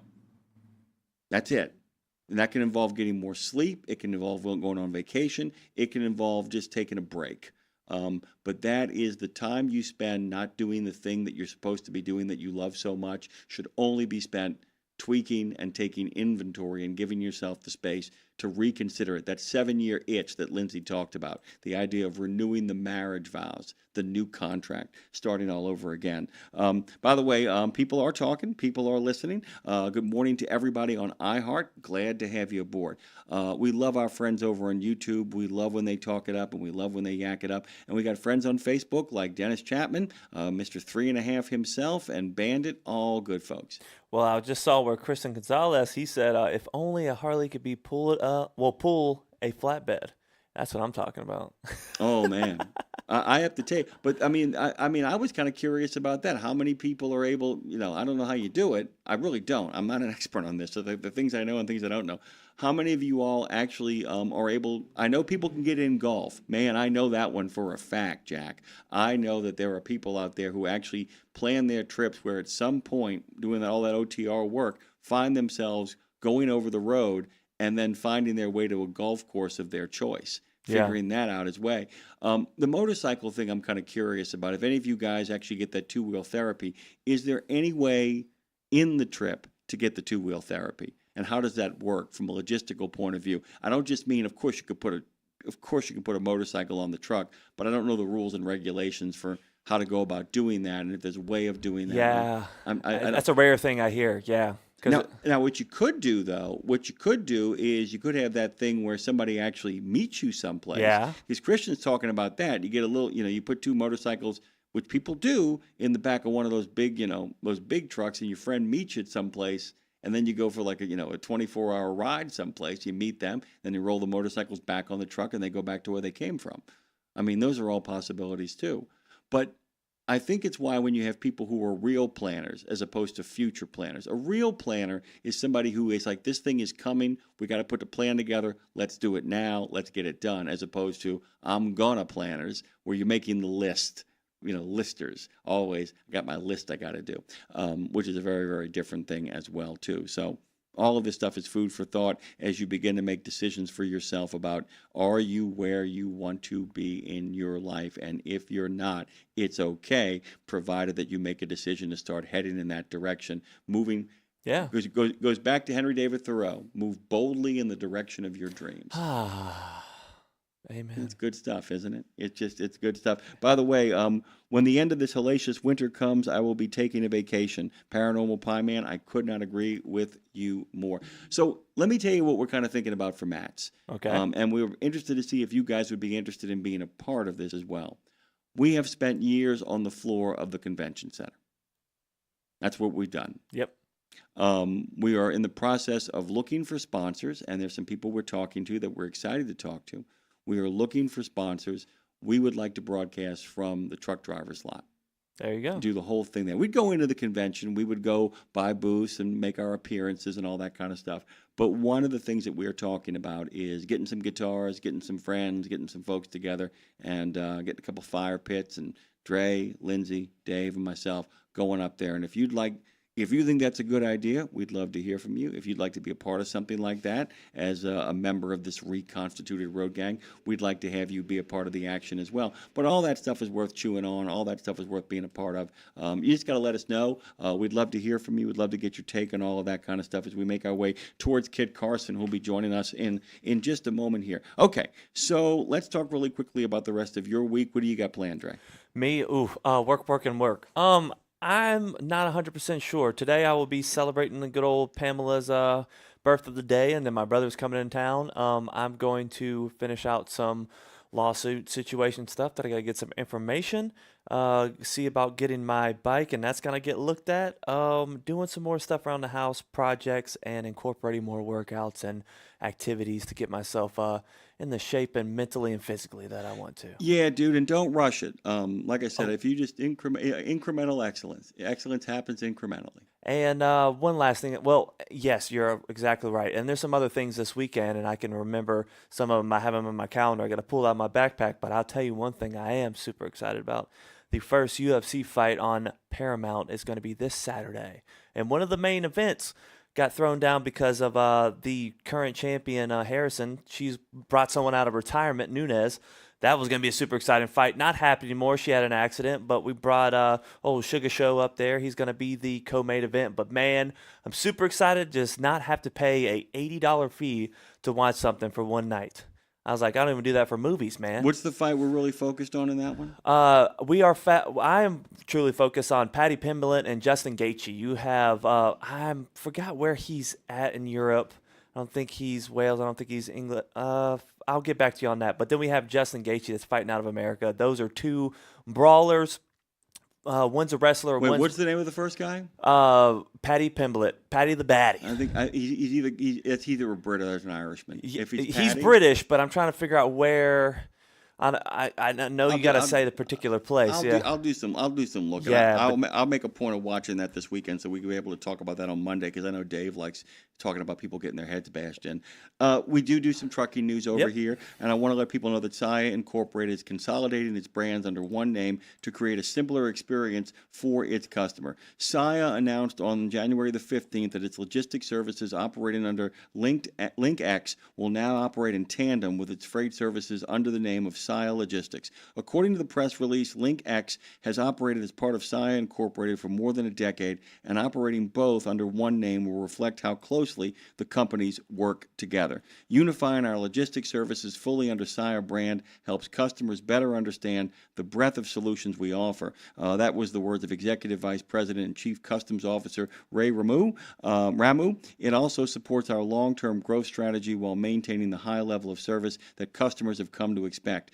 Company executives say that the change is a branding one only and doesn't affect day-to-day operations or pricing. I totally get why they're doing it. In case you guys don't understand this, is that it's about clarity and connections, and those were actually the words of Saia Logistics Vice President and General Manager Dave Miller. This is the quote, and it's really important for branding because sometimes you have to break things up into little pieces and then figure out how they all pull back together again. This is his quote. "We've been working side by side with Saia for years. Operating as Saia Logistics better reflects how we serve customers without changing the service or relationships they've come to know and trust." That is particularly important, guys, when you have brand association.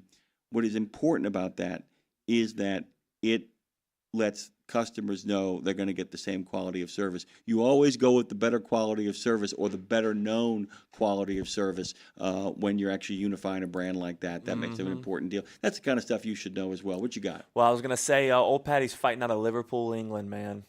Yeah. That makes sense. Yep. Pimblett? Pimblitt's his last name? Yes, sir. Pimblett. Patty the Batty, man. That's going to be a good fight. That's for the interim champion.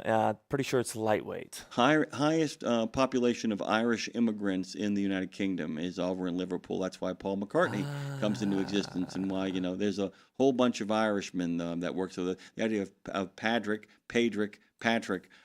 is very much an Irish name, in case you guys haven't figured that out.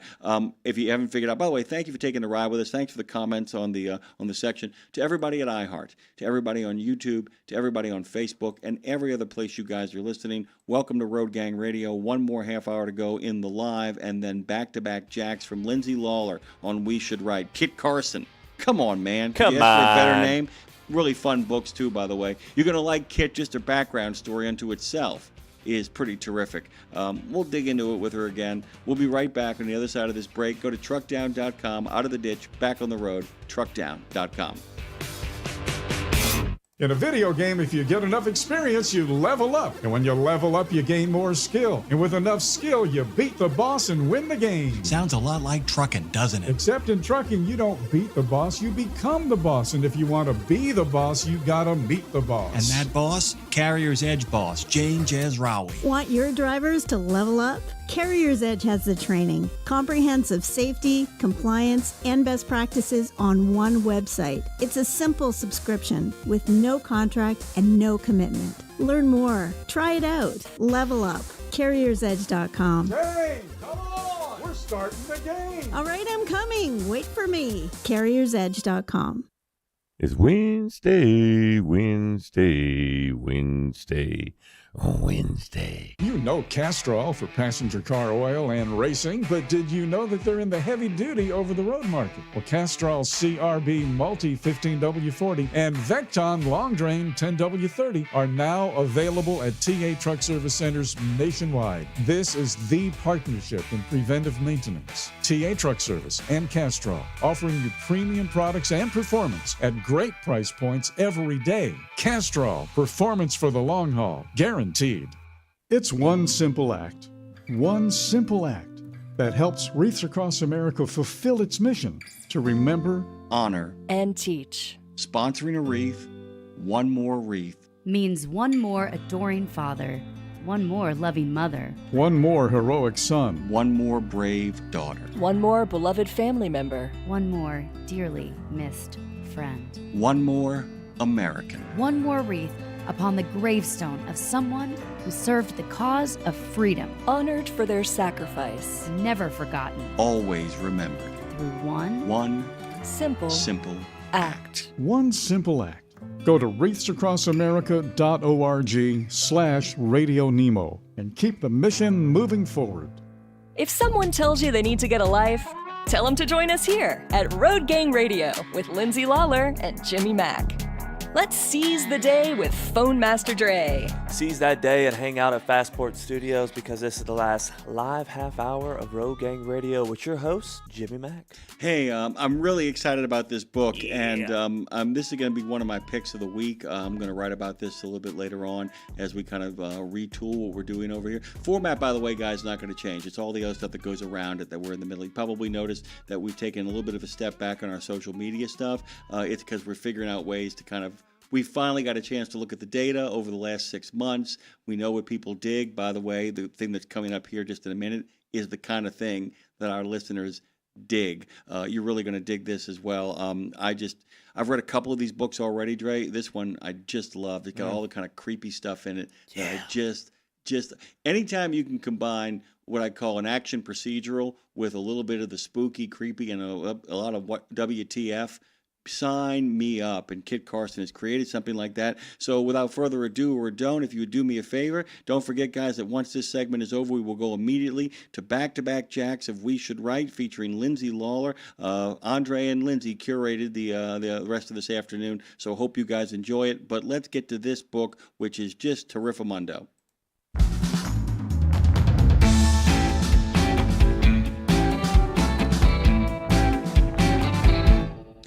By the way, Kit Karson is the author of a series of small-town murder mystery books, The Anderson Chronicles. She was born and raised in the mountains of western Montana. Her ancestors lived there. They are buried there. She has spent her childhood traipsing around forests, streams, and meadows, either on foot or on horseback, exploring, fishing, and shooting. And by the way, when you read these books, there's times you read this stuff and you're like, oh, isn't that sweet? You did your research. That ain't the case here. This person knows what they write.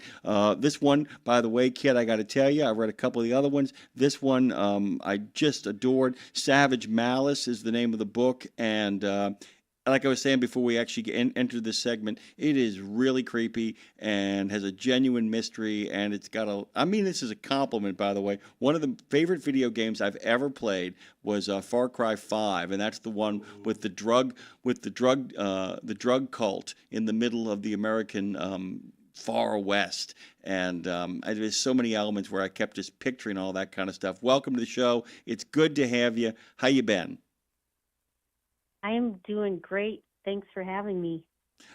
So we're talking about exsanguination here. We're talking about one person dead, bled out, one person missing, a lot of creepy stuff going on, cattle mutilations, the place where that drugs actually turn people into something that is almost borderline not human, and at the same time almost cosmically horrifying in another way. I'm not going to ask you where you get your ideas. It's absolutely infuriating. But the space, but I'm going to say, I'm going to say where you get your ideas from actually is the space and the loneliness and the wilderness of the world that the sheriff stories exist in really lend themselves to this kind of madness, don't they?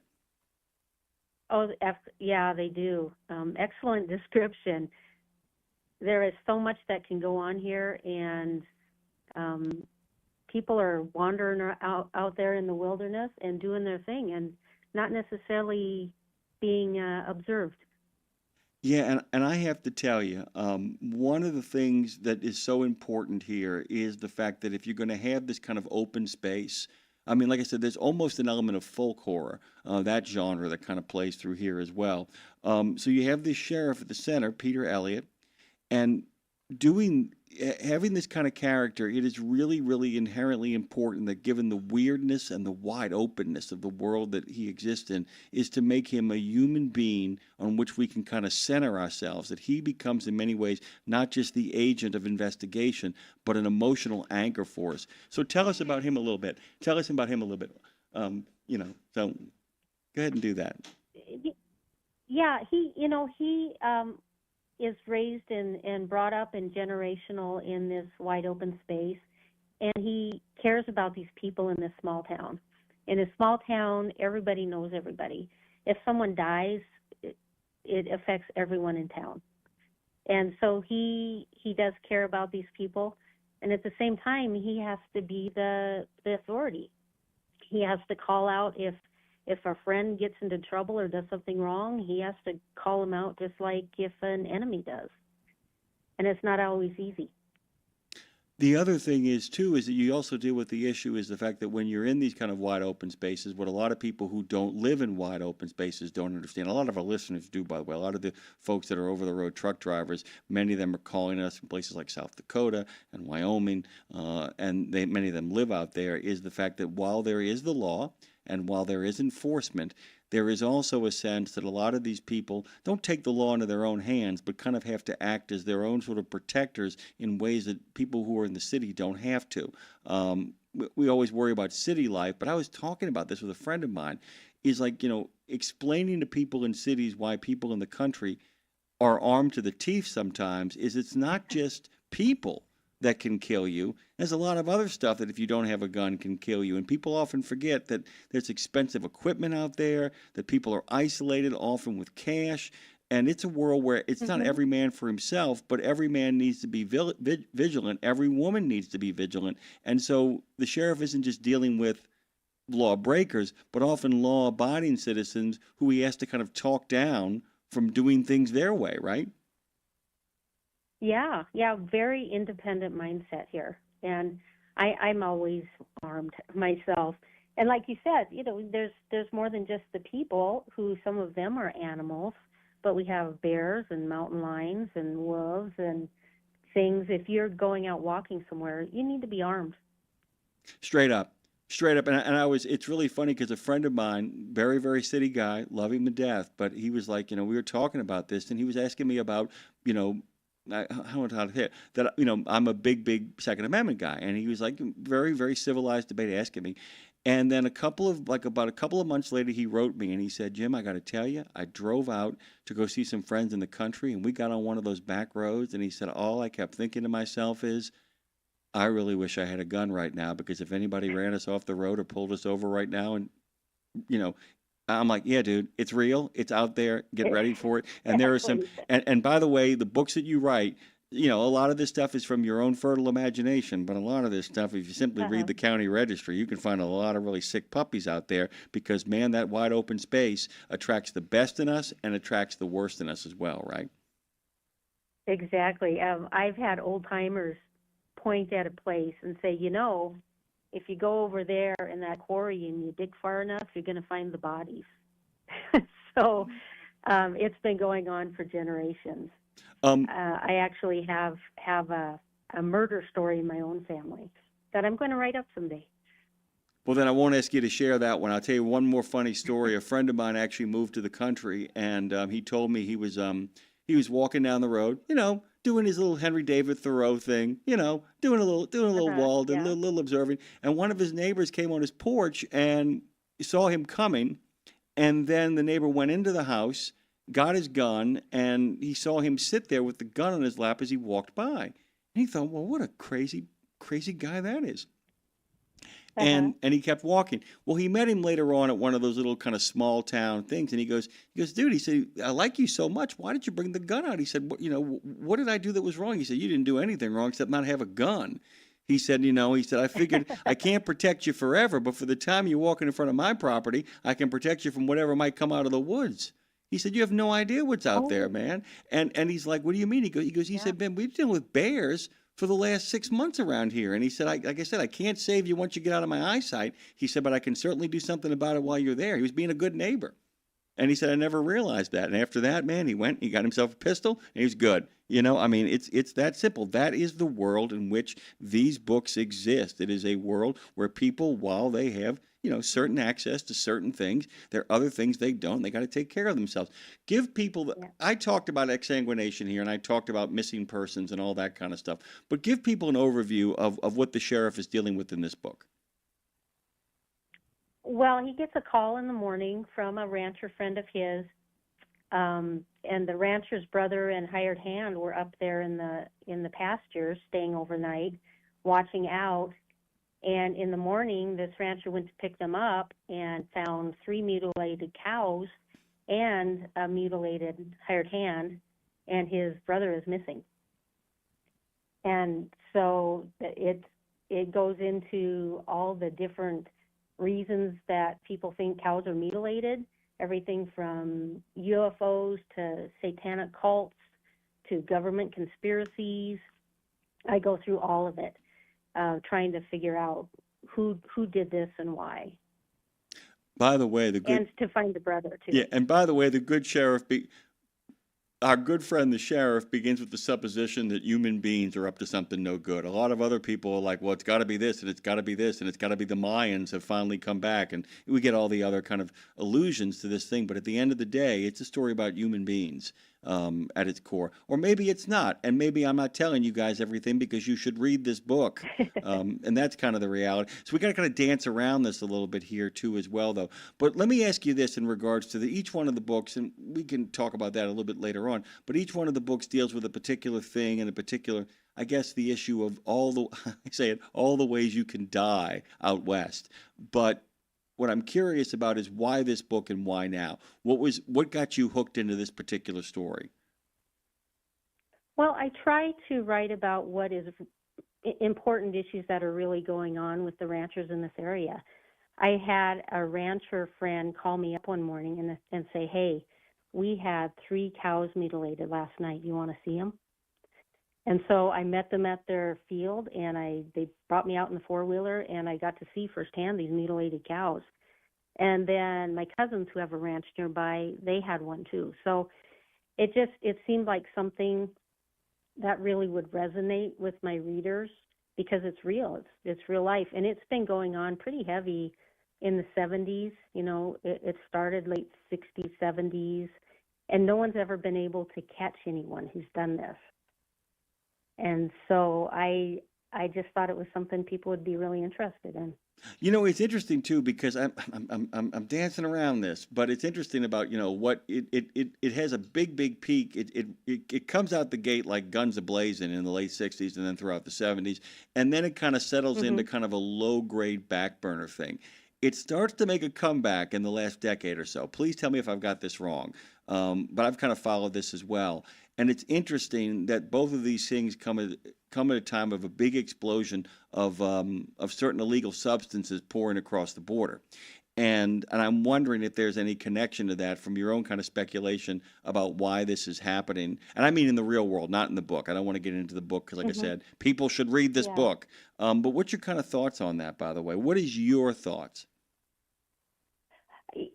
I think everything's possible. I can see where you're going with this and not getting into the book where it could be used as a diversion, right? Maybe, for illegal activity. Right. I think that would be my best guess on that one is just a diversion.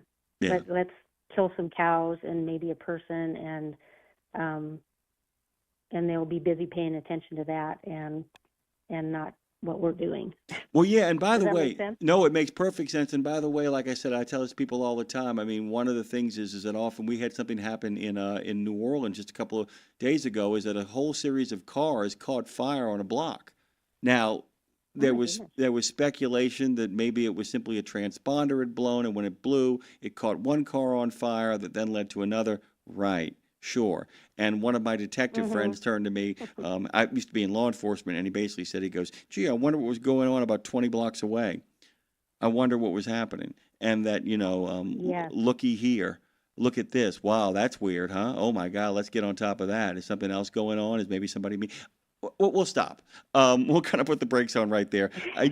I do want to ask you the question that I actually alluded to earlier on, to talk about the geography of space and where you live and how that has an impact on your writing from an inspirational point of view, but also from the logistics of how you have to lay things out to get people from point A to point B throughout the course of your stories. I know you've done this long enough that it's become sort of reflexive, but we have friends out there who want to write, and I always tell them, start with geography, whether it is the smallest of rooms or the biggest of places. You've got to kind of lay things out, right? Talk about the space. Well, this, I think, comes to the old adage, write what you know. If you don't know the space you're writing in, you're going to have trouble. So write in your own little world. So this is my own little world. And I did bring up some old ghost towns, and I made them into thriving communities, et cetera, But yeah, I think it's a big old world, but you have to narrow it down to where you are and what you know. It does make a difference. It does make a difference. It also makes it easier. I mean, the thing is, you can write about what you don't know. What is the great joke? You can write about what you don't know as long as it's a costume for what you do, is the way I kind of think about that as well, too. That often if you do enough research, but you've got to make sure that at some level you're writing about a truth that speaks to you and one that you actually know intimately. I call that, you can costume stuff up as well, too.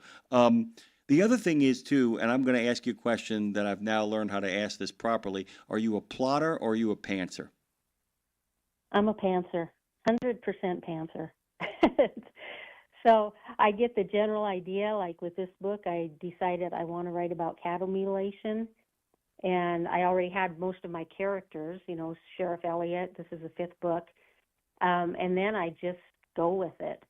I don't really understand the plotters very much, because you'll get to a certain place in your book and something you had in your mind and you realize, you know what, that's not going to work. And so you have to be willing to completely change directions. And then maybe go back and it's like, oh, you know, I wrote this chapter and it's pretty good writing, but it really doesn't fit with where I'm going now. You have to be willing to throw it away. I have a speculation. I have a speculation on the plotters, by the way, that actually cuts them a little more slack and also reminds people that the pantsers aren't just literally making everything up as they go along.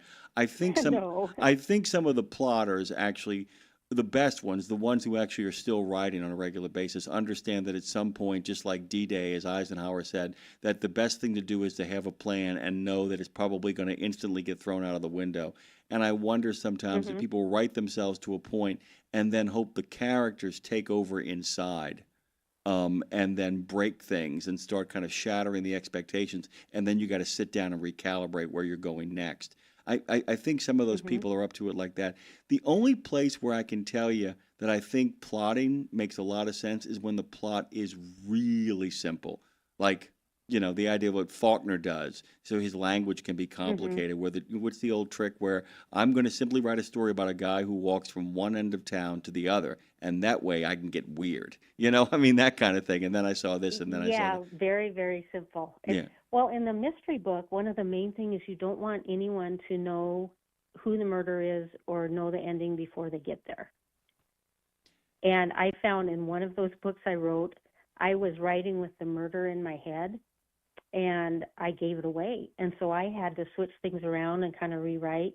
And so now when I'm writing these books, I don't know who's going to be the murderer at the end. Yeah. I have a few ideas, but I don't know for sure. So it keeps it a mystery to me too. Yeah. By the way, what's the old Dennis Lehane trick? And John Connolly does this too. Figure out who would break your heart the most, and then make them the murderer. That little trick. Oh, I love it. Yeah, I mean that's the thing. Where it's like I remember I've written a lot of plays in my life, and I've only written one that was a whodunit of sorts. And I thought I knew who the who that did it was, and then I realized, oh no, it's got to be so and so, and it'll kill the audience inside. And I'm like, and that's exactly what you want to do.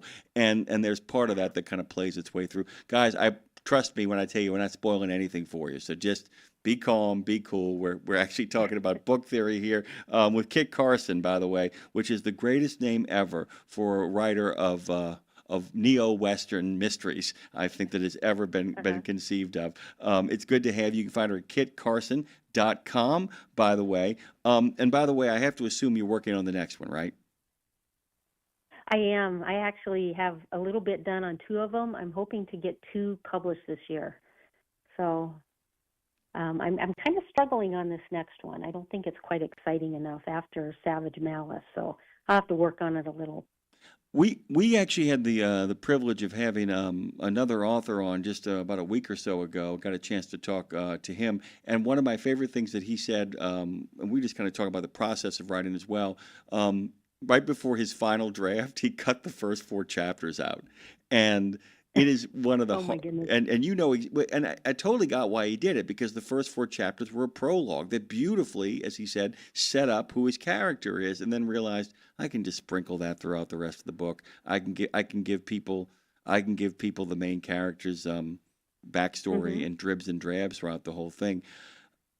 That's my question. When you get to more interesting. Yeah, when you get to books 4 and 5, it gets a little. Does it get any easier to basically wake up and murder your children in the morning, or is it still really difficult? I don't think I had problems. I might have had a little problem at the beginning, and then I would take the advice of people, be willing to murder your babies. And I took them for their word and started doing it. So I don't have too much trouble. I've killed complete chapters too, like that. Gone back to the beginning and knew the beginning wasn't great and gone back at the end and fixed it. And yeah, I don't have too much trouble.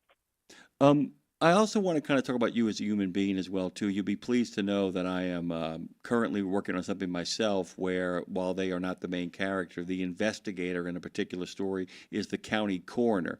You used to be a medical lab technician, and can you kind of talk about the process of, can you talk about that process, the idea of does it inform you? Dre and I have been talking about this all morning. The idea that when you find out the thing you want to do with your life, you suddenly realize at first you think it is an island of respite from the rest of your life, and then you realize, nope, this is the country I should live in. How do you create that balance, and how do you create that blend between what it is you do with your day life and what it is you do when you get down to being Kit Karson, the author? I'm usually, I feel like I have 3 jobs. It's not very easy, because I'm gone an entire week working at a hospital in a different town. And I try to get things done there, but it's not always possible because I'm so busy. Then I come home and try to catch up on home things and marketing and just all that stuff. It's not easy. I wouldn't want to put that in anybody's minds. Expect to be working 3 jobs. So I try to do as much as I can, get my days free so I can just sit down and start writing. I run around in the mornings, get all that energy out because I'm a morning person. Try to sit down by noon and then write until 5 or 6. So another thing I do, and I just did, is I schedule in my editor and my designer, and then I have obligation to other people. And so that puts the fire underneath me. It's like, okay, I've got to get this done because they've got me on their calendar. So that helps.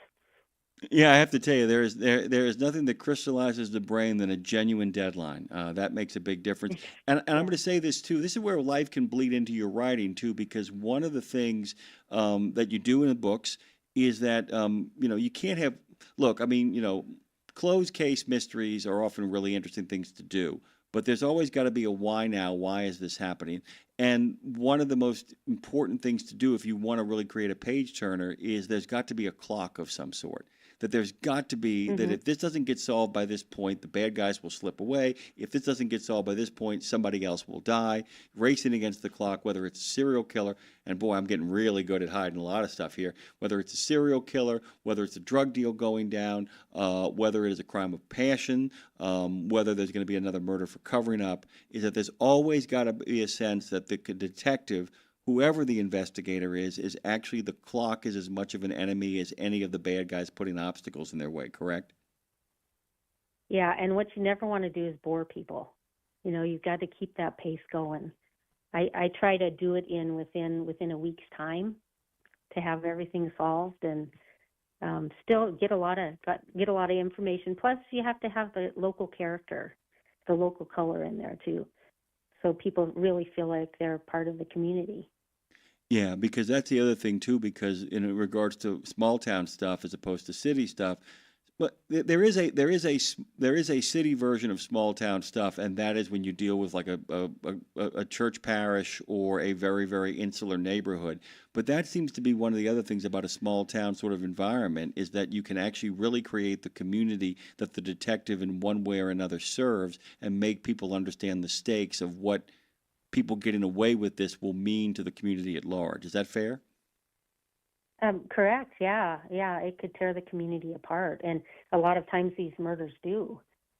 Yeah. There's suspicion among the community, the beloved community members could be suspect. They're worried about the missing person or the family of the people who have died. it just sucks the whole community in.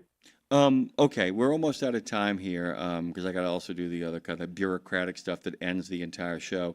I was going to ask you to give me two contemporary writers, and we can go back in the past in a second, two contemporary writers of this kind of fiction, not of your particular area of the world, not your specific grounded area, but in regards to murder mysteries, whodunits, and detective thrillers.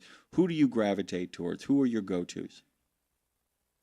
Oh gosh, I've read all the Michael Connellys and all of that kind of stuff. In my area, we have the Longmire series, Craig Johnson. Oh, which is great, by the way, and did a good job. They did a good job with the television, but the books are terrific. They are, and he's down in Wyoming, close to us. He actually writes in some Montana stuff, and then C.J. Box also. He's a Wyoming guy. And he does a lot of Montana stuff and some in my area too. So those are the ones I kind of compare myself to. Those are your the small town sheriff and what they would call in Hollywood your comps. So that if somebody's actually giving your elevator pitch, it'd be like a little Longmire, a little CJ, working everybody kind of in there, but it's very distinctively its own too because How is he different from Longmire? How is he different? And he is, by the way. I could actually probably explain it too. But tell us why this is a little bit different. This world is distinctively yours as well. Explain why. Oh gosh, because it is completely different people. Longmire, he does a lot of the reservation stuff, and we don't really have that right around us. I've had people suggest, well, maybe you could put that in, and I'm like, no, because that's not part of our little world here. Gosh, I don't know. What do you think is the difference? I think it is a small town world in a very big place, which is very, very different. Okay. Where Longmire gets into much more of state politics, all of that stuff bleeds in. There's a larger canvas at play there. By the way, that's praise. In terms of distinctiveness, I don't mean that larger means better. Oh, yeah. It's a small town world in the sense that it's two different genres mixed in. It's wide open spaces, but it's also there is a sense of knowing people individually and knowing their business. And I hate to, by the way, take this for what it's worth. It's Mayberry, except that he's solving murders and things have taken a really dark turn on occasion, if that makes any sense. That's kind of my feel for it. It's exactly Mayberry. Yeah. Yes, it is. It's exactly Mayberry. And I take that as a compliment, too. Good. Because there's the good and the bad about the small town. Everybody knows everything about you and what you're doing. But at the same time, if you need help, everybody is there to help you. By the way, that is what a friend of mine calls it genre swapping, which is really, really clever. A lot of people, some good friends of mine have a very successful horror podcast, and what they've done with it is if you listen carefully, it actually has the structure of a workplace comedy, but there ain't anything funny about it. And so it's really, really clever, and in the sense that you can make a case as well here, too, that it's like, imagine David Lynch's movies would do this all the time, too, where it's like it is 1950s G. Willikers Jimmy Stewart movies, where actually what you're really looking at is something really horrifying has been dropped in the middle of it. Yeah, I think the murder mystery Mayberry with a lot darker tone and what the implications is pretty damn good. I got to let you go. We're out of time. Unbelievable. Oh, dang it. This has been so much fun. It really has been. Kid, you're welcome back anytime. Just reach out to Claire. Tell her that I said you should come back on, and we will get you on sooner rather than later, okay? Excellent. Thank you.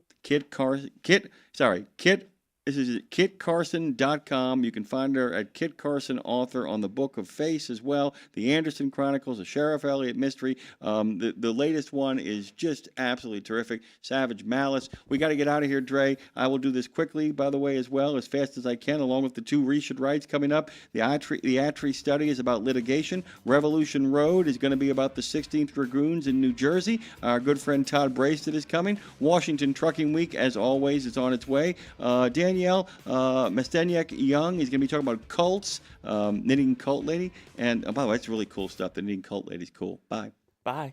Exceptional value and exceptional values. That's Bennett Trucking. A core commitment of faith, family, and freedom has driven Bennett to being the leading provider of innovative, integrated transportation solutions, both at home and abroad. Bennett's values are not just compatible with providing high-paying jobs and unmatched customer service. They're inseparable. If you're looking for an employer or a partner who believes the best business model is being a model citizen, then Bennett Trucking is the place for you. Go to BennettIG.com and find the folks who share your values.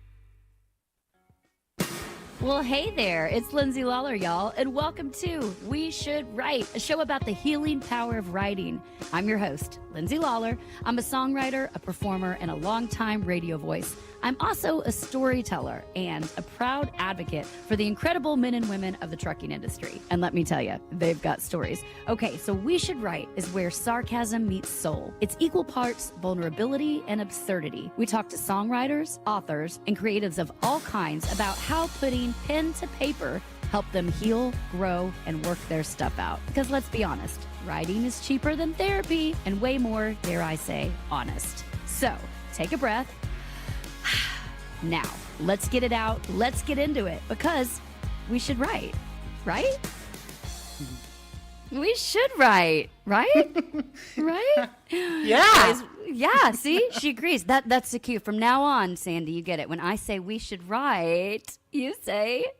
Yeah. Right? No, it's right. Oh, okay. I'll say it. Give it to me again. You'll get it. We'll get there in a minute. You'll get it. It's fine. We're still tuning in. Guys, welcome to We Should Write. I've been waiting for this episode for weeks, and I mean that. I am so excited. Today's guest has written truly like the soundtrack to some of my earliest emotions, even before I understood what they meant. And we're going to talk about that today because it's so important to me. My guest is Grammy-nominated songwriter and author Sandy Knox, the lyrical powerhouse behind Reba McEntire's Does He Love You? Why Haven't I Heard From You? She thinks his name is John. She's also written for Dolly Parton, Liza Minnelli, Neil Diamond, Dionne Warwick, Donna Summer. What I'm trying to tell you is that legends lined up to sing her songs. And so I'm okay to talk with somebody like that. So I had such a personal connection to her work when I was young. Does He Love You? When it came out, I was about 13, and my best friend Aaron Runyon and I would sing this song like we had already been through 3 divorces. I don't know what it was, and like our house was on fire. We didn't know a thing about affairs or heartbreak, but we felt it. We felt it, and that's what I've always loved about Sandy's writing. It makes you feel emotions that you haven't even earned yet. So today, beyond all of that, we're talking about diving in her newest project called Waiting, Weightting, Waiting, My Life If It Were a Musical. This is brilliant. It's funny. It's raw. It's a deeply human mix of both storytelling and song about family, food, self-image, and really the emotional weight that we all carry. Pun intended, all the way around. So it's clever, courageous, it's full of truth, and I'm just honored that she's joining us today, and thrilled that somebody has the guts to continue to share her story and rise up so that other people can too. So please make welcome to the show my new friend and yours, Sandy Knox. Hello. Hello, Lindsay. That was an incredible description of the boozical, the audiobook musical. That's what I call it, a boozical. Thank you. That was just heart-stopping how you just put it in. We're going to steal that description, by the way. Please. I always say I'm happy to follow you around like with a wind machine, and just as you enter rooms. That's a job that I would really like. When it's somebody I like, I'm like, I would like to walk around and intro you as you walk into rooms. That seems it's probably a little much, but I feel like you deserve it of all people. Not for me. I'll do it. Yeah, I'll take that. It. All right, Sandy, I like to start the show, call me woo, but with a deep breath so that I don't run off the rails. Okay. Breathe together, and everybody listening, take a breath as well, wherever you may be, if you're in your truck or behind your desk, wherever you are. On the count of 3, let's breathe together. On 1, 2, 3.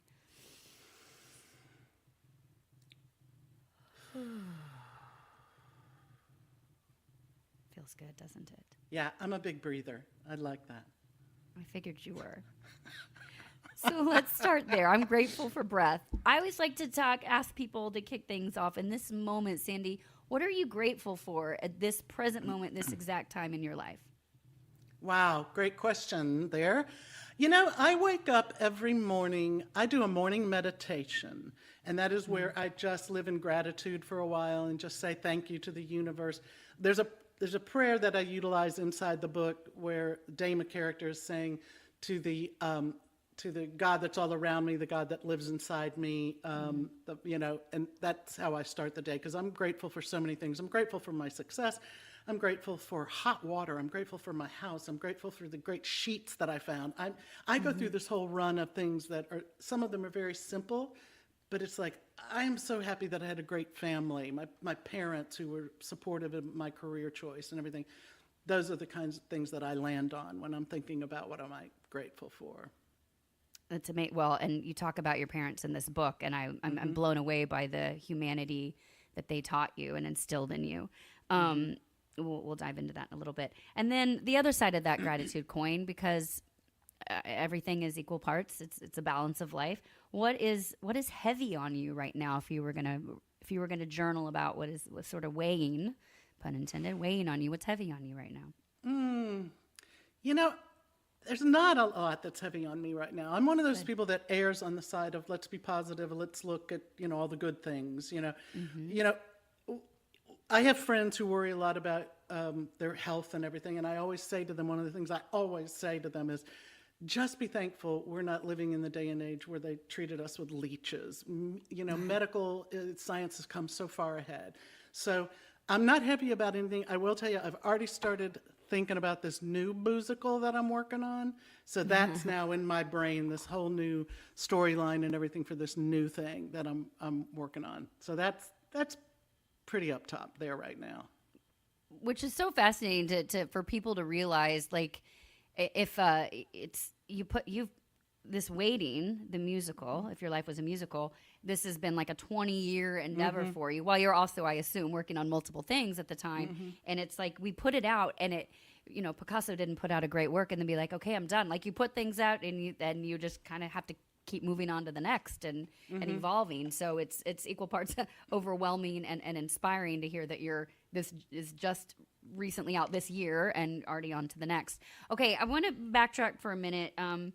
So much to unpack in waiting, but I want to just kick off the show, if you're okay with it, playing here in a second a clip from She Thinks His Name with John, okay. Because you did something. Okay, I'm again like 13 years old singing this song about it's very candidly about a woman who has a one-night stand, contracts HIV and loses her life ultimately because of it. And this is inspired by somebody, people that you knew personally who had gone through something similar. And again, I don't know how you do it, Sandy, but you, and whether it's conscious or not, or just your God-given talent here. But again, at 13 years old, I would sing. I mean, I can go there in my mind right now, in my room with a hairbrush, singing this song as if I was living it. I did not know what AIDS was. Right. I did not even really exactly know she can account for all of the men in her life. I would sing that, and I hadn't even kissed a person yet. You know what I mean? Is it, before we play it, is that something, you do this in all your music, is it something that you're consciously aware of, that you're evoking such emotion in people who it's not even their story, or maybe not even yours if you're writing it? How does that spirit move through you? Do you know? I am a big believer in making people feel something when they're listening to a lyric. That is one of my top priorities when I'm writing. I go by, there's it's a very little thing that it's not little, but it's something I've said for years, since I was in my 20s. I want whatever that I'm writing to make people feel an emotion, and those emotions are, I want it to make people laugh, cry, or want to make love. There you go. I mean, let's create those kind of feelings. I also always have a little film going in my head with the lyrics, so that if I can visualize it, I want people to listen to it, and I want them to be able to visualize what I'm saying in the lyric.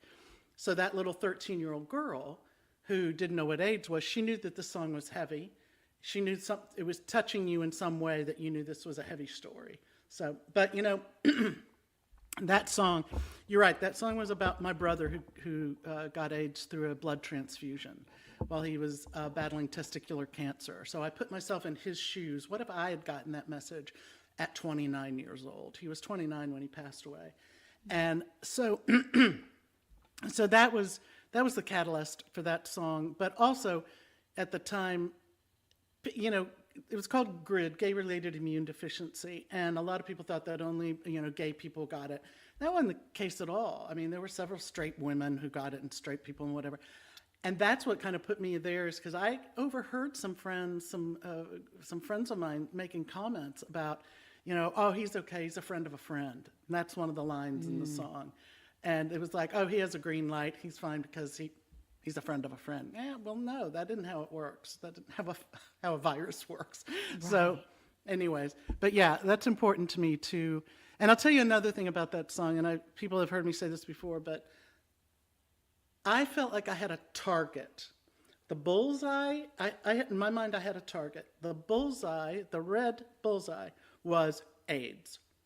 I had to write all around it without ever saying death, dying, doctors, medicine, AIDS, HIV. I had to write all around that bullseye and still get the message across. That was important to me. I didn't want to make it so overwritten, so to speak. Yeah, that was heavy. I had about 17 pages of lyrics, and I had to keep condensing and condensing. And I'll tell you another thing, talking about this town and co-writing, a lot of my co-writers didn't want to write it with me. They thought it was heavy. Too heavy, it was not, nobody would cut it, So, you know, a lot of them, you know, declined. And then Steve Rosen, who was in my band, I had a 10-piece band at the time called Sandy Knox and the Yummy Butt Cabana Boys, featuring the Love Bitches. Thank you. And and Stevie was new to town, had just graduated from Berkeley, was new to town, and I threw the idea up to him, and he was not jaded enough yet to say no. He went, sure. And when he said sure, that's when we got busy on the song and started writing it. And I just had to bring all those lyrics, you know, down and down. Wow. Well, and it's, excuse me, it's something that I've learned sort of later in life. It's like the more, oddly enough, the more specific we get, the broader the connection for whatever reason. I was doing it the other way around a lot of life, and I realized if you're trying to speak to everyone, you speak to no one. If you try to speak to one person, you speak to everyone. It's a strange thing. Yeah.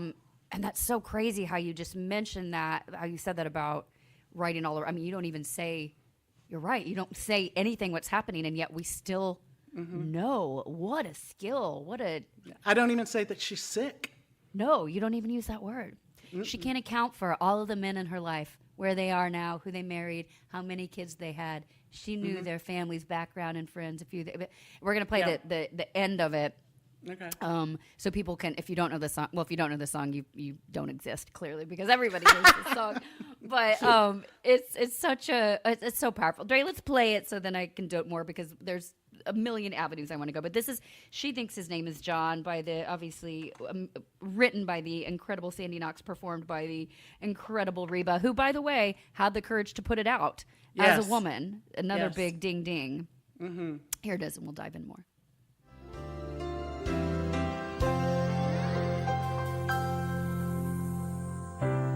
Now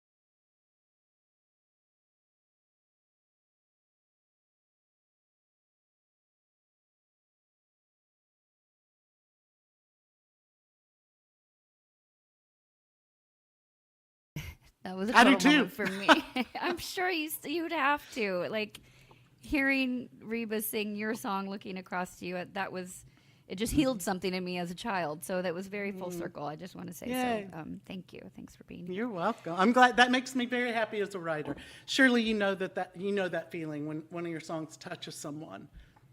For sure. Yeah, it's a big deal. It is a big deal, and it's like, all right, I can.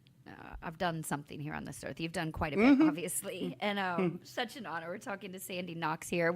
So listening through this audiobook, here's what hit me at the very beginning, and I'm talking full blown, almost panic attack. So I'm listening to you talking about entering Foundation House, which what's the word? What would you call Foundation House? It's not a rehab, but no, it's not a rehab at all. It was like a diet college. It wasn't Okay, a fat, what they call a fat farm where people go to lose, like a high dollar type thing. It wasn't a spa. You actually learned. You were in classes. You were in group therapy. You know, this is based on a real place that I went, and so I always I learned so much while I was there. I always referred to it as a diet college. Okay. That's what I called it. You had to go to classes. You had to you had to take medical tests to make sure you were healthy before you started your program. It was a wonderful place. Yeah.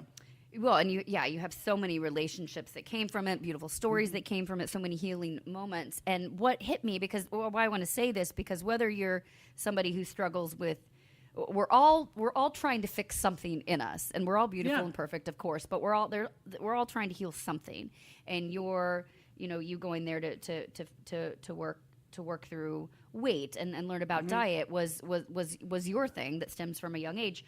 But what I felt in it, and what I want to say for anyone listening, because you'll identify this no matter what you're working on in your life. This isn't about weight loss. This is about something inside of us that wants to be seen and held. And for me, it was crazy, Sandy. I was listening to this in this specific chapter in the parking lot, waiting to go in and pick up my daughter from day camp. And she's 6. And I started thinking, so when somebody is overweight or not at the weight they want to be, and they're trying to think about how am I going to get to the other, it must feel so debilitating to be like, I'm so far away from that. How can I ever get that? Like, it'll never happen. And I started thinking about some of my hopes and dreams. And I'm like, I'm so far away from where I think I should be or where I want to be. And I started feeling kind of the panic of that. And you're listening through the rest of your book calmed my nervous system to be like, it's baby steps. It's waking up every day and just choosing to work on it, I think, right? So So just talk a little bit, especially as it pertains to writing, you entering Foundation House or whatever it was called, Foundation House, and knowing that you were going to heal through that. I guess, what was that moment when you're like, I am going to do this, I can do this, I will do this. Do you remember that sort of light switch moment when you were like, I can do it? Was it before or after entering, I guess? Well, as I say in the book, I went there because I had just gone through a bad breakup with a guy, and I wanted to be out of town because he was kind of still coming around when he wasn't invited. And I wanted to lose only about 15 pounds. I wasn't, overweight or anything. I just was carrying a little extra. And a friend of mine told me about this place, and she said, a lot of celebrities go there, and a lot of celebrities have been to this place. And when I looked into it, I found out I could take my dogs, I could have my own apartment. I was like, well, this just sounds great. It was like a healthy vacation. And so I just remember, for me, it was an escape. I just wanted to get out of town and do something healthy. And my friend told me about this place, and I went, and it was great. But then it turned into this. When I left a month later or whatever it was, I was like, wow, so many stories in this place, so many people's stories. There were some stories, the characters are composite of many different people. There were some really interesting, there were people that were there just because they were hiding. They didn't really need to lose weight. There was one woman there who was, I didn't use her in the book, I didn't use her story, but she was hiding because her best friend, she had been having an affair with her best friend's husband for 20 years, and her best friend just found out, so she came there to this place to hide. There was another girl who was there who left in the middle of the night. She was hiding from her family because they had arranged a marriage for her. And she did not want to do that. That still happens? So that's why, yeah, believe it or not, yeah. And again, this was, 25 years ago. But other people were there because they did want a healthy vacation. They didn't want to go on a cruise ship and gain weight, where it's just a buffet on the water.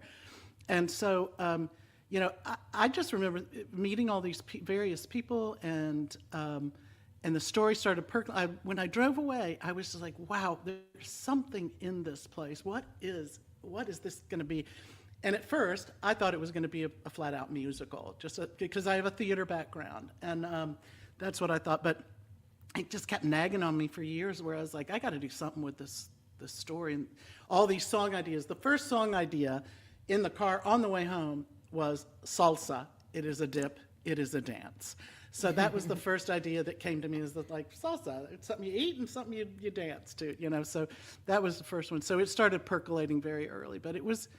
I knew it was going to be, talking about, you said you may not be where you are, but Lindsay, you have affirmations about your career all the time, whether you realize it or not. I mean, this podcast is one of them. It's an affirmation telling you you're on the right road. Anytime I got a song put on a soft hold or a hard hold, I knew I was on the right road for the journey I wanted to go on.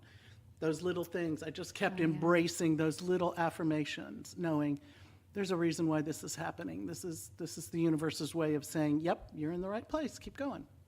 I love that. Thank you for that. Yeah, you're right. We just have to get out of our own way and be able to see those things as well. Sometimes, yeah. Sometimes. Thank you. And so, also, were you writing through, like, when you were there, your stay at Foundation House? Are you a journaler, first of all, or is that just what songwriting notes everywhere? Sometimes I'm a journaler. If the guy I'm dating is irritating me, I tend to journal more. But for the most part, no, I'm not a journaler. I just kind of keep things rolling in my head. But I was not waiting while I was there. No, I was gathering. I had gone there to kind of put some distance between me and someone who wasn't so good. So that was why I was there. So that was, and just being in a new place, different place is real healthy for you sometimes. For sure. And since you mentioned, the someone that wasn't so good, this is really very powerful how much you share about the someone not so good. We'll call him Dick. Appropriately named so. That was not his, but you got to say it like this. And his name was Dick. You got to say it like that. Dick. So anyway, Dick. It's so fun. I feel the power in it. What was, you shared this stuff. I'm a firm believer of creating a space where if I share something, it lets somebody know they can share something, and vice versa. Yeah. And you share it on a very powerful level here.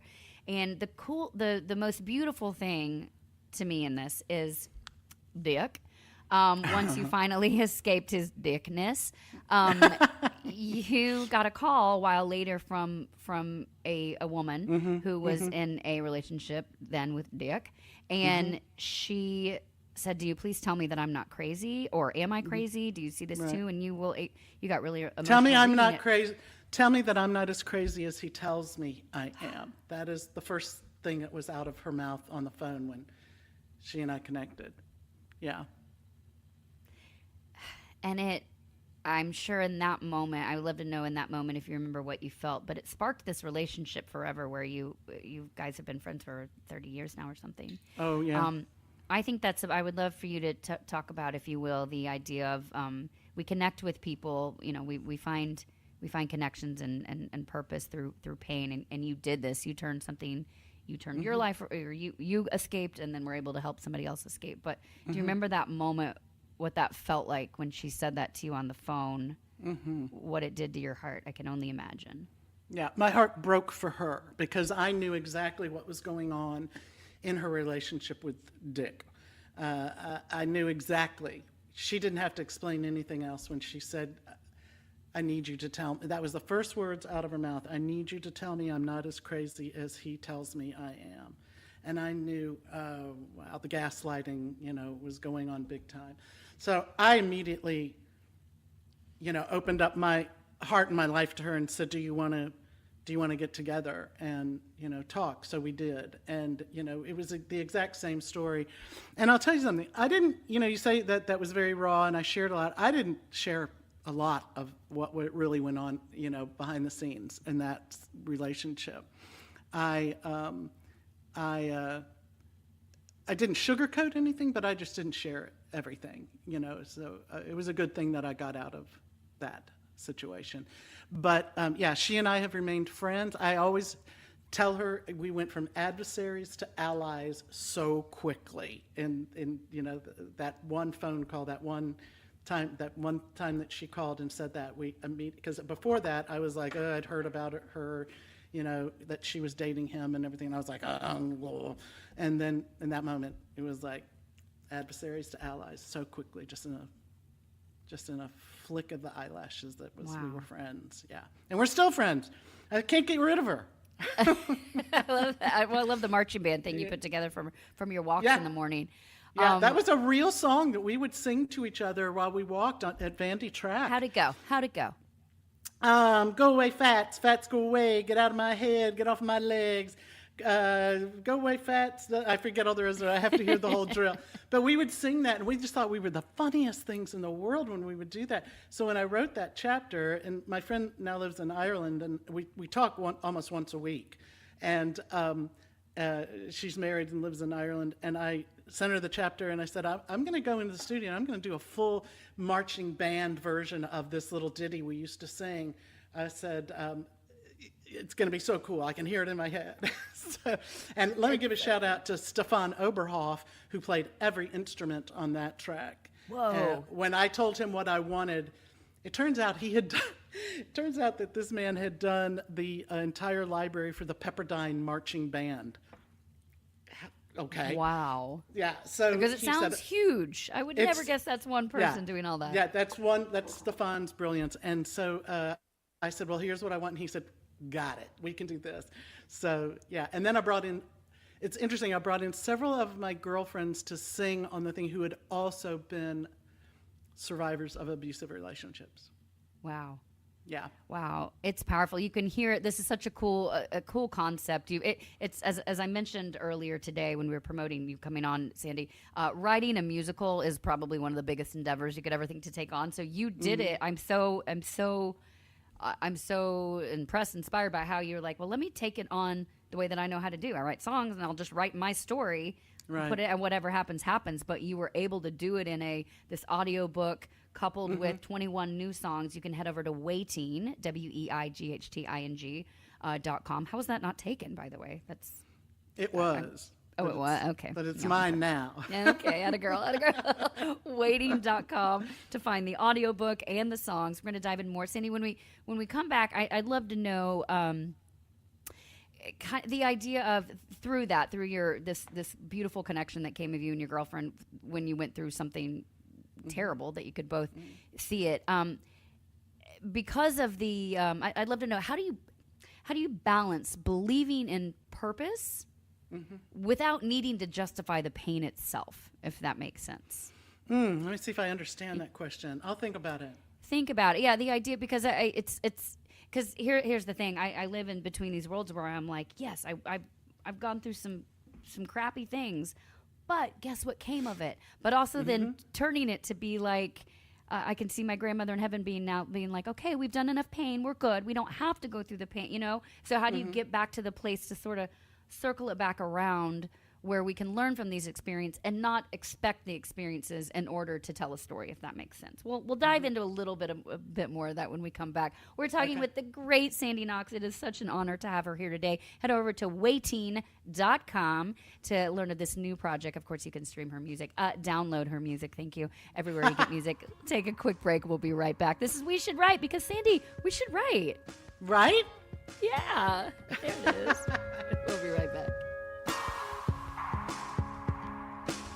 Exceptional value and exceptional values. That's Bennett Trucking. A core commitment of faith, family, and freedom has driven Bennett to being the leading provider of innovative, integrated transportation solutions, both at home and abroad. Bennett's values are not just compatible with providing high-paying jobs and unmatched customer service. They're inseparable. If you're looking for an employer or a partner who believes the best business model is being a model citizen, then Bennett Trucking is the place for you. Go to BennettIG.com and find the folks who share your values. The mission of Wreaths Across America is unwavering, remembering our fallen heroes, honoring those who are currently serving, along with their families, and most importantly, teaching the next generation about the value of freedom. And you can join our mission with a $17 donation that sponsors a fresh Maine Balsam Remembrance Wreath. Each wreath will be laid in honor of a veteran who gave the ultimate sacrifice for our nation. To sponsor your wreath, please visit wreathsacrossamerica.org. That's wreathsacrossamerica.org.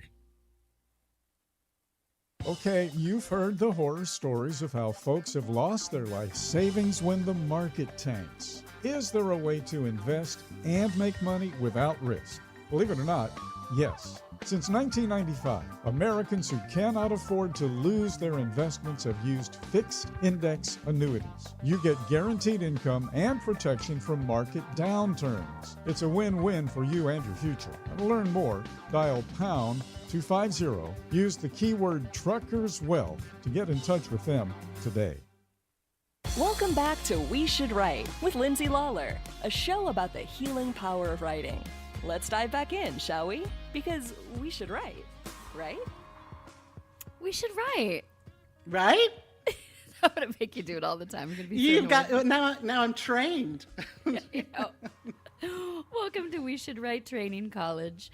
Sandy Knox is joining us today, and we touched on this before we went into break. I guess the main thing I'll say, because you 20 years writing this project, a lifetime of stories in order to be able to write in general. So I guess back to that question, do you see, or do you find a balance in of all you've gone through and seen, being like, because you were such a, to me sitting here, you seem like such a confident, you have so much gratitude for where you are, you see where you've come from, all the things. Mm-hmm. Is there a way for you to balance, like, things are going to show up, but I don't have to let those pains define me, I guess, is it? It's not part of us, it's just something that moved through, or it's not us, it's something that was just a part of us for a moment, or how do you see that, I guess? Well, I am one of those people that just, if I want something to happen, like I wanted this book to happen, so I continued to work away at it, even though there were times that were difficult. My parents were aging out, so I was taking care of, I moved back to Texas to be closer to my parents because I could tell my father was his life was changing and probably coming to an end. I actually heard it in his voice on the phone. I went, he's starting to sound more like his mother toward the end of her life. I think I better get home. So I moved back, and I moved to Austin, which was a 3-hour drive from Houston because Austin had more of a music scene. But anyway, so because of that, I had to put the idea on hold for a bit. And then my mother was aging out and having some issues, and she decided to move here. So that happened. And at the same time, I was literally designing and building a new house. So that kind of took precedent. But at the same time, I'm working on the whole thing. I'm thinking of ideas. I'm thinking of songs and whatever. And then when COVID happened, lockdown, I went, oh, man, how am I going to stay on this if live theater is going to be slowed down to a point? Because to me, it was a musical. It was a live theater production. And that's when I got the idea for an audiobook musical. And, I've had some background, like I said, in theater, and I've had some background doing voiceover work. And I went, what? I think I can write this. It'll just be a longer song with songs in between. And I thought, I think I can write this, narrate it. I think I can make this happen. And the more I researched it, I came to find out nobody had ever done Yeah. An audiobook musical situation. Normally, if an audiobook was about music, you would be directed to go download the CD that they referenced in the audiobook. About, like, say, if it was about Alicia Keys' book, you're just directed to go buy, the soundtrack.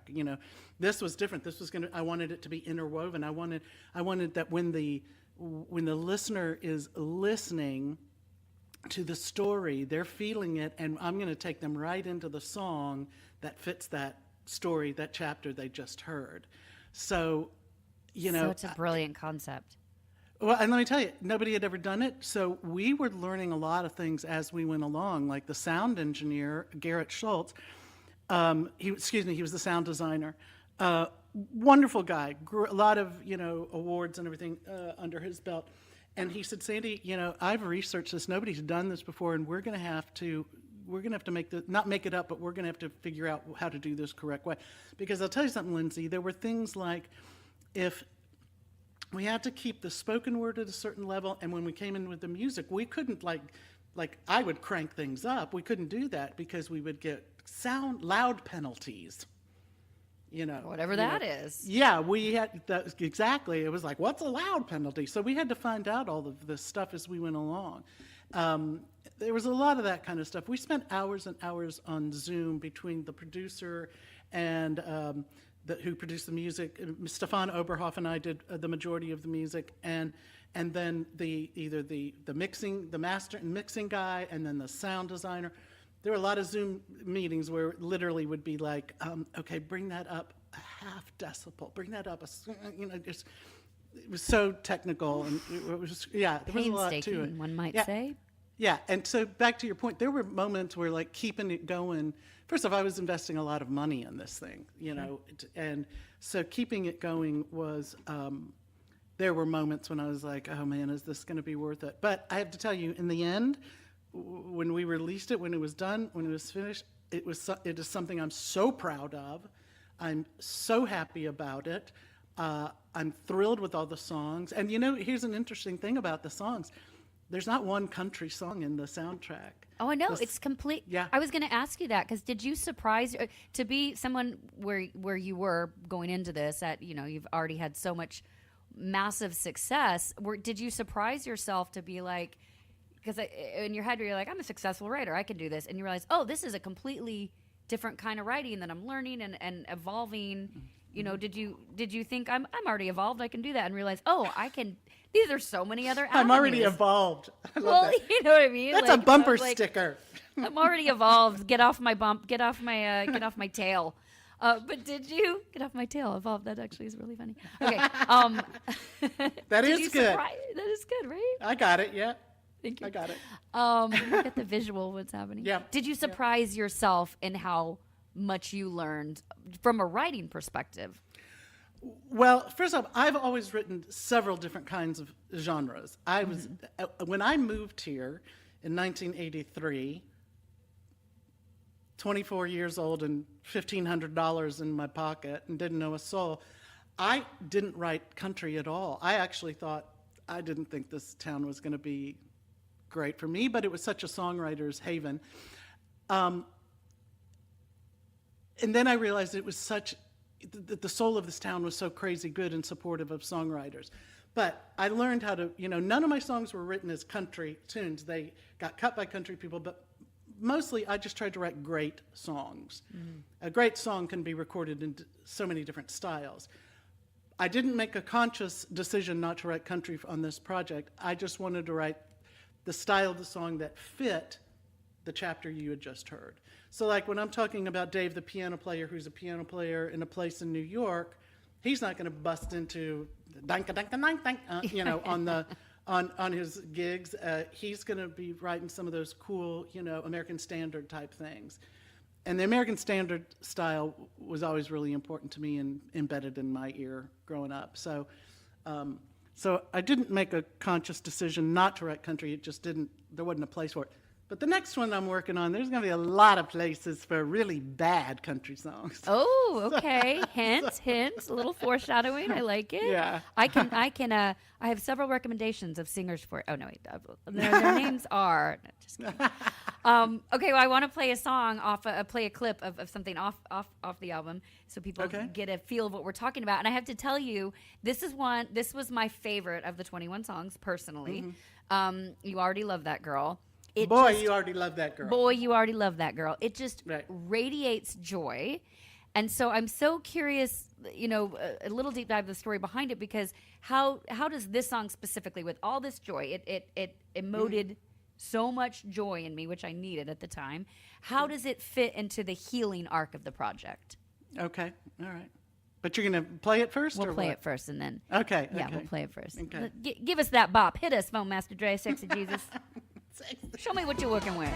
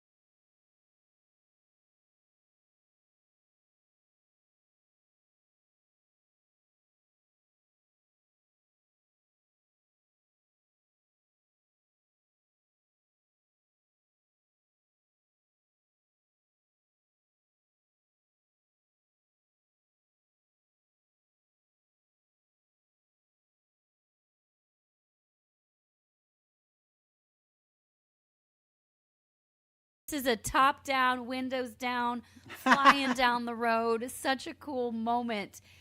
And yet it's nestled in this very, I'm going to call it a healing project, Waiting, My Life If It Were a Musical. How does it tie in? How does it fit into the healing arc of the project as a whole? Because that character of Stratton Manderson, had to realize first off, that's Wendy Moten singing. I was just going to ask. So good. Yeah. Wow. That's Wendy. She also sang Shut Up and Eat It on the project. But that was where she was saying to him, dude, you're in love with this woman. Why don't you realize it? So that character had to get to that place where he opened up and accepted the fact that he was in love with the character of Jama. So that gets you into the place where he goes, yeah, maybe I am in love. So I think I'm going to go forward, because Damon was getting ready to leave the facility pretty soon. But one of the things I love about that song, when I told Stefan, here's this idea for having his one, and I need it to be up-tempo, and this needs to be this kind of a groove, and blah, blah, blah, blah, blah. I also really, really wanted that, he's gonna get you, got you, girl. I really wanted that, get you, that thing in there, and I also really wanted the Lovelust, spelling out those words. I said I really want to do that in there. I want to spell out the word lust with an overload of lust. I loved that line so much. So that's what that song, that song came. And that's funny, because that song kind of came in late in the game for us writing it. And what I liked about it was the hook line, boy, you already love that girl. So boy and girl, tag that hook. That was important to me too. We've got Trucker Bosun over here on the chat saying, by the way, inflection is everything. I think he's noting back to Dick, by the way, but and they're saying, oh, Boozical, I'm going to steal that. People are loving the conversation. Somebody else wants to, of course, know how you and Reba became the dynamic duo you are. That's a whole different conversation, which you could touch on or perhaps in a second. But I got to tell you, I've been very angry with you, because the get you, it is waking me up at night. It is in my head first thing when I wake up, which is obviously a total compliment to you. Yeah. It's just it's taking over my entire life, but that means it's yeah, good. thank you. I am so proud to know that. Thank you. Yeah. I love that. That's important. Those little earworms are really important. Yeah. They are. They're important. Mm-hmm. Do you in this, if you were to see what this looked like on stage, because it's out there. You put it out there. It'll become now whatever it will be. Do you have a sort of a visual of what the aesthetic or the place or even the people in it would be? Do you see this pushing forward and being an actual stage musical? I do. In fact, here was one of the things about the project. I purposely kept the length of the audiobook short. A lot of audiobooks are 19 hours, 25 hours. There's one that was released last year that's 48 hours long. I wanted it to keep moving like a streaming show would. I wanted it to be, it's 5.5 hours and an hour and 20 minutes are songs, are music. It was important to me to have that length because it would be easier to condense 5.5 hours into a 3.5 or 3 hour live show. So I purposely kept that timeline tight because I definitely, in Shut Up and Eat It, the background vocals at one point sing Jello, Jello.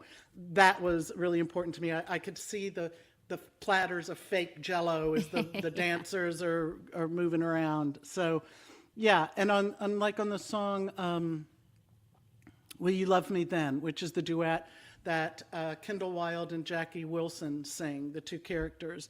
And the song is about basically, once I become perfect in your eyes, will you love me then, And I always saw them singing into a mirror, a reflection of themselves. In my mind, that's how I had that stage set.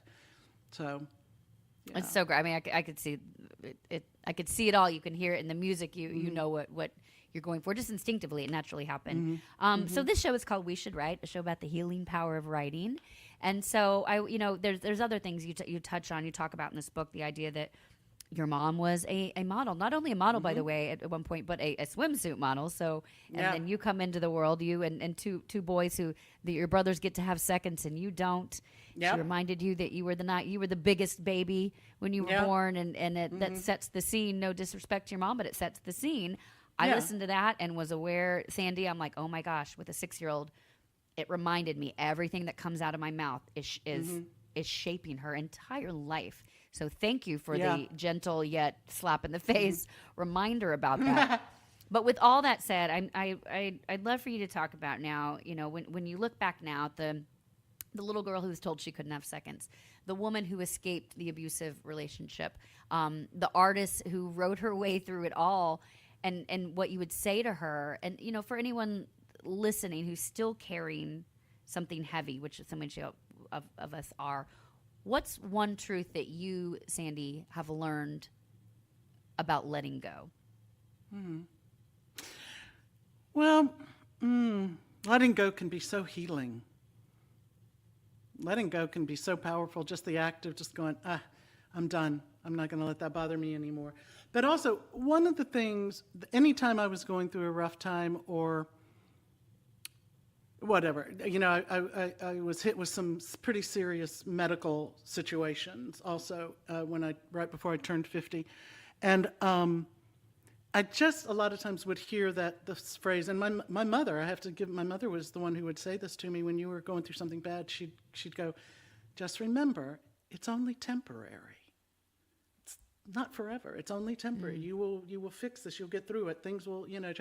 And my mother was tough. She made it very clear that, I say in the book, she did not live to eat. She ate to live.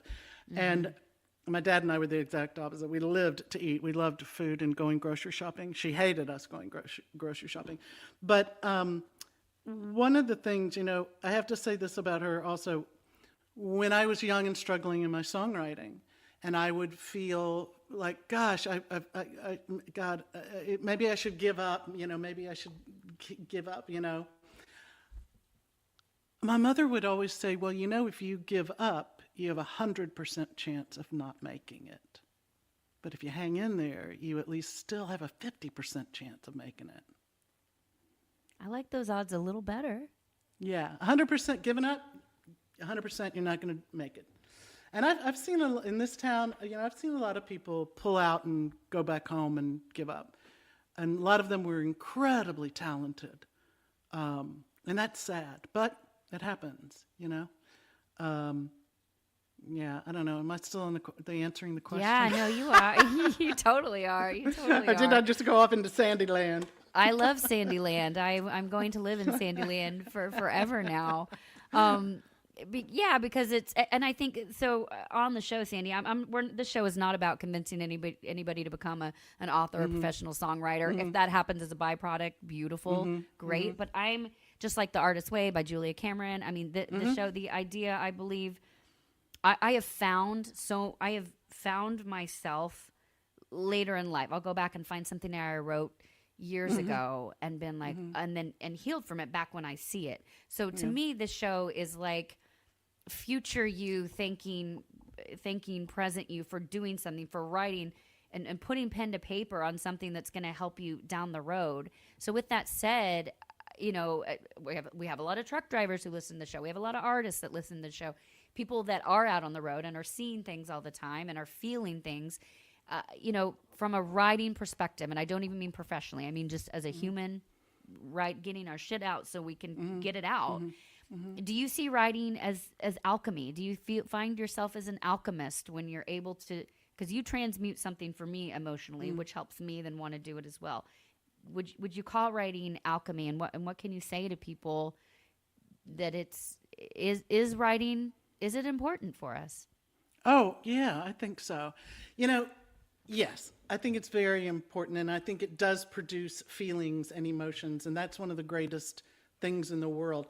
The first time that I did Does He Love You, I did, it had just been out on the radio, and I never performed the song. The song's actually pretty hard to sing. Yes. And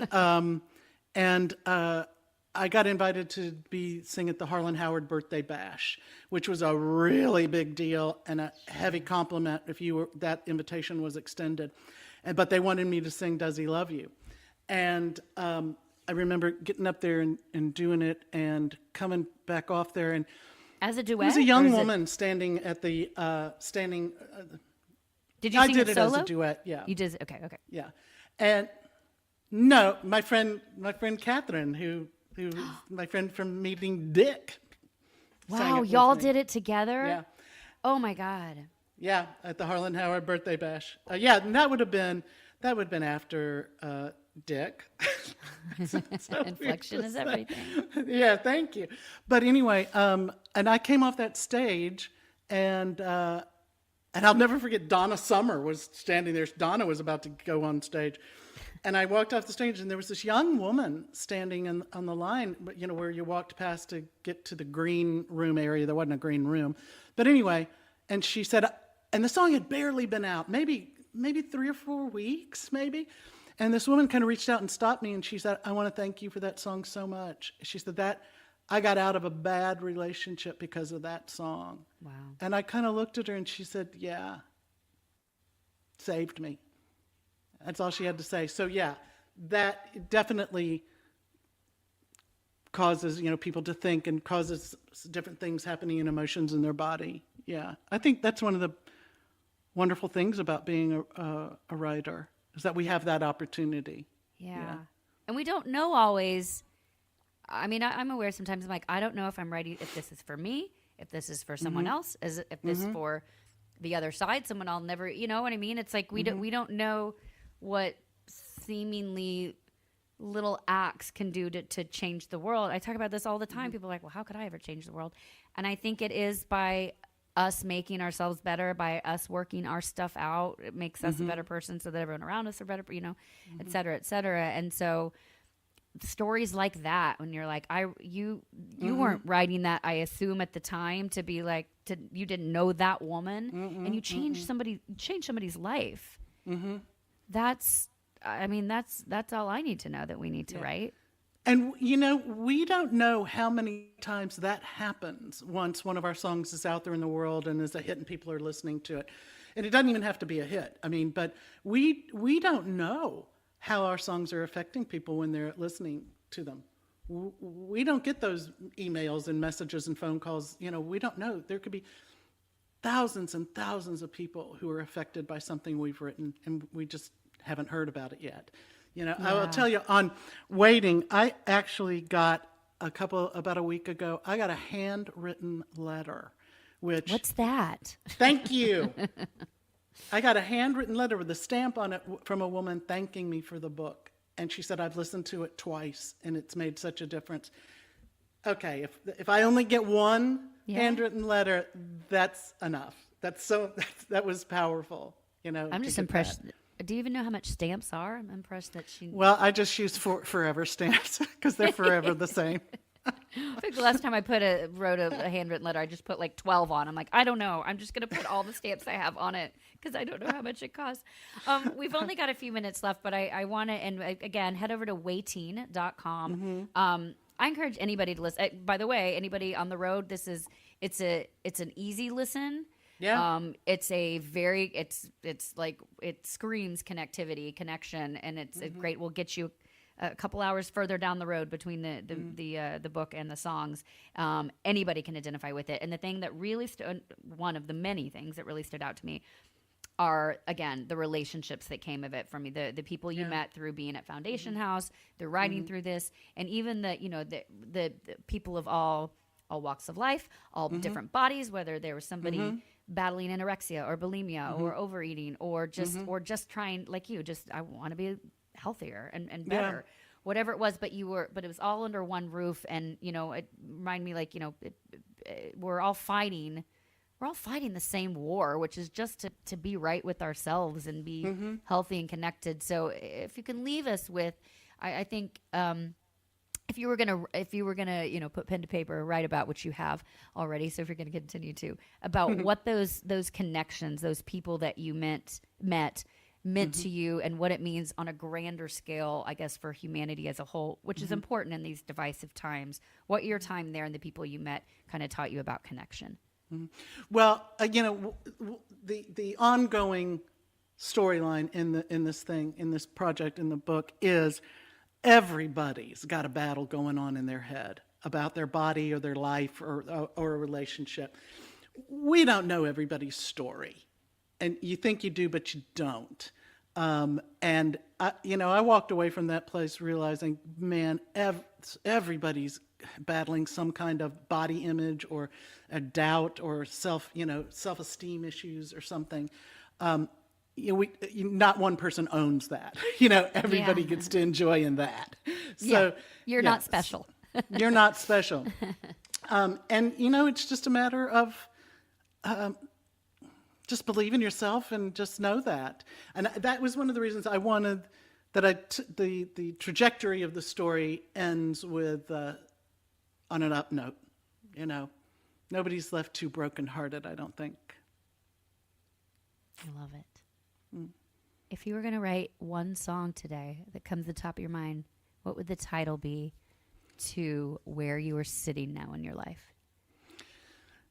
Oh, gosh, what a deep, dark question that is. I have, as a songwriter, you have hooks come up all the time in your head. All the time. Except for when you're except on the spot.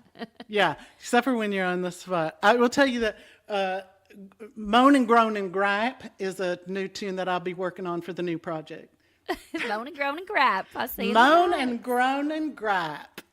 That gives me a little window into what the project is. I like it. I feel like we just got a little behind the scenes here. Sandy Knox, thank you so much. This has been truly an honor. Thank you for sharing yourself with the world, with us, with me, and opening up so that other people can too. Thank you. Great interview, my friend. Really pleasurable. Thank you.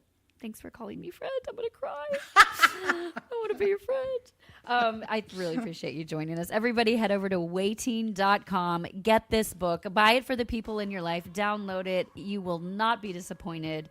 I put my stamp on that. This has been We Should Write. It's executive produced by me, Lindsay Lawler. It's technically produced by Phone Master Dre over there, brought to you by the good people of RadioNemo. Stay tuned. My guest next week is New York Times bestselling author Sarah McCoy. We're going to dive into how fiction writing helps people heal. Make believe, guys. Make believe is what I'm talking about. Sandy Knox, have the best day. And you know what? We should write. Right? Y'all take care. We'll see you next week.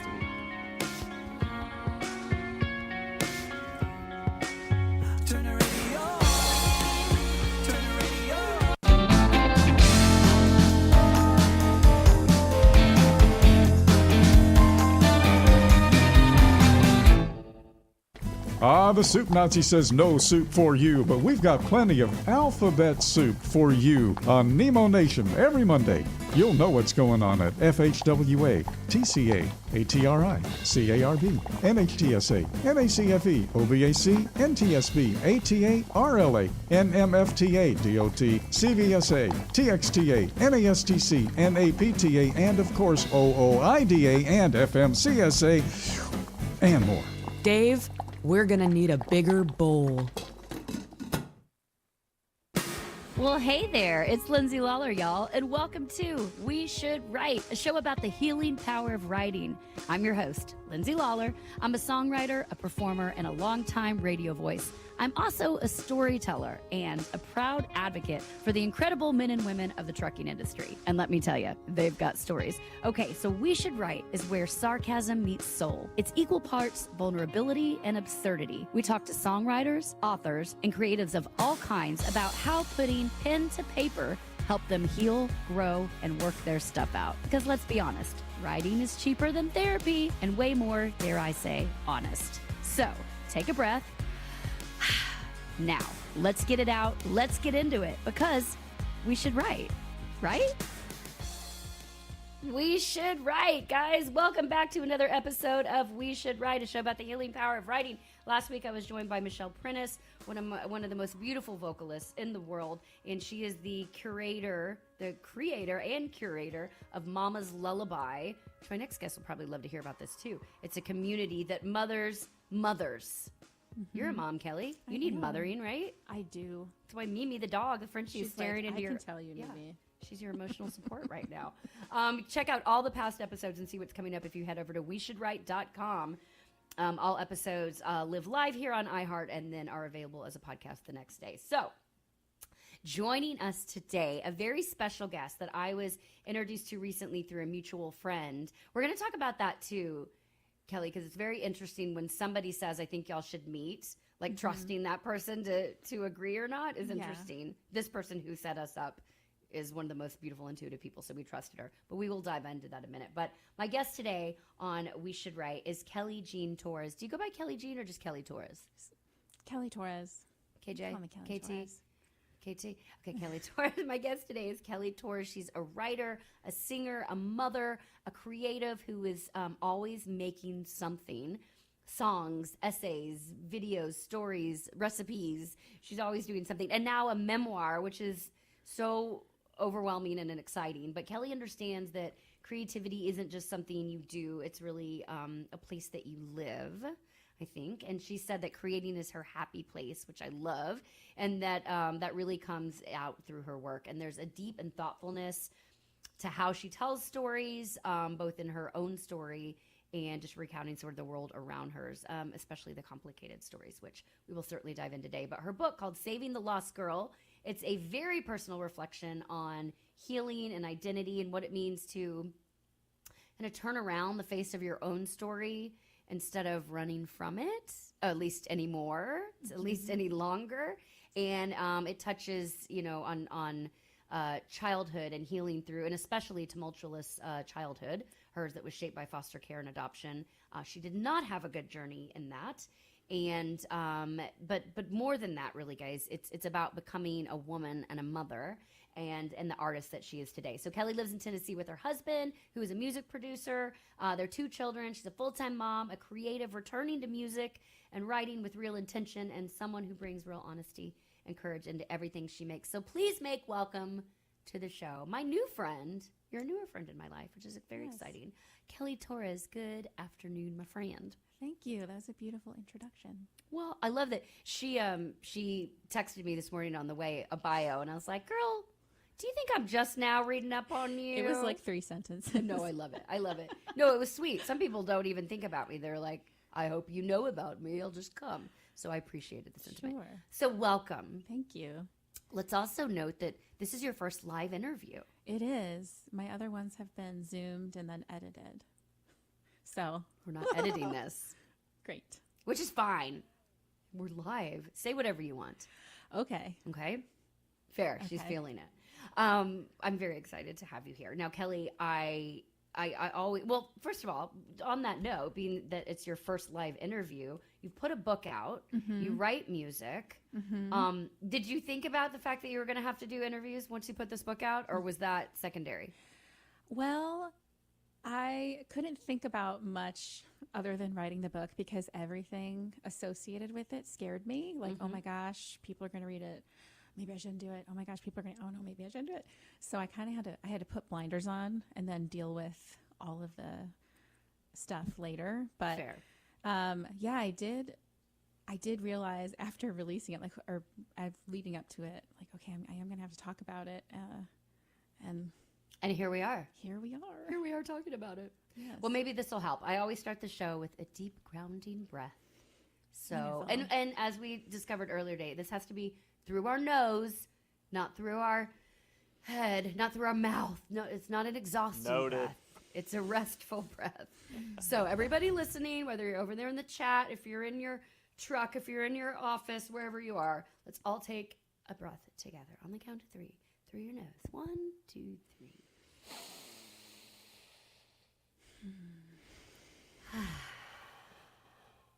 Do you feel better? Yes. Okay, good. I feel better too. So, and then the first question I ask everyone. So, Kelly Torres, in this moment, while sitting in this chair, this moment of life, this time now, besides Mimi the dog being your emotional support animal on your lap right now, what are you grateful for in life right now? I, right now, am grateful for my children. Which are how old? Almost 5 and 10. Okay. Because they inspire me to be creative and to be a role model for them on like what it means to be fully alive and not just like a servant to everyone around me. Yeah, to them. And to them, yes. And the world is crazy. And sometimes when the world gets crazy, what's always crazy, but it seems especially crazy right now, is just to remember like my responsibility is my children and creating a safe space for us. And yeah, so I am just thankful to them for inspiring me and grounding me and loving me unconditionally. Fair. So yeah. Loving me unconditionally. That's really interesting that your children inspire you to be creative and not. It's interesting because it sounds like if you're saying like when the world gets crazy, I do what I can do, which is I can take care of myself and my children, period. Even that's behind closed doors. But the fact that your children are reflecting to you that as opposed to, oh my God, the world is crazy and it's pretty much because, and I'm crazy because of my children. You don't have that. Where does that, we'll dive into your childhood a little bit later, but is that conscious because of the unsafe environment you had? Or do you think that's just now a byproduct that you act that way because you don't want to act the other way? Well, when I was a child, I had a stay-at-home mother who had no hobbies and no friends and no social life. And I mean, she was older. I was adopted by older parents, but she was such a shut-in. And by the time I became a mother, I was like, I don't know how to do this except to do the dishes and make sure the house is clean and maybe like sew, but I'm not a good sewer.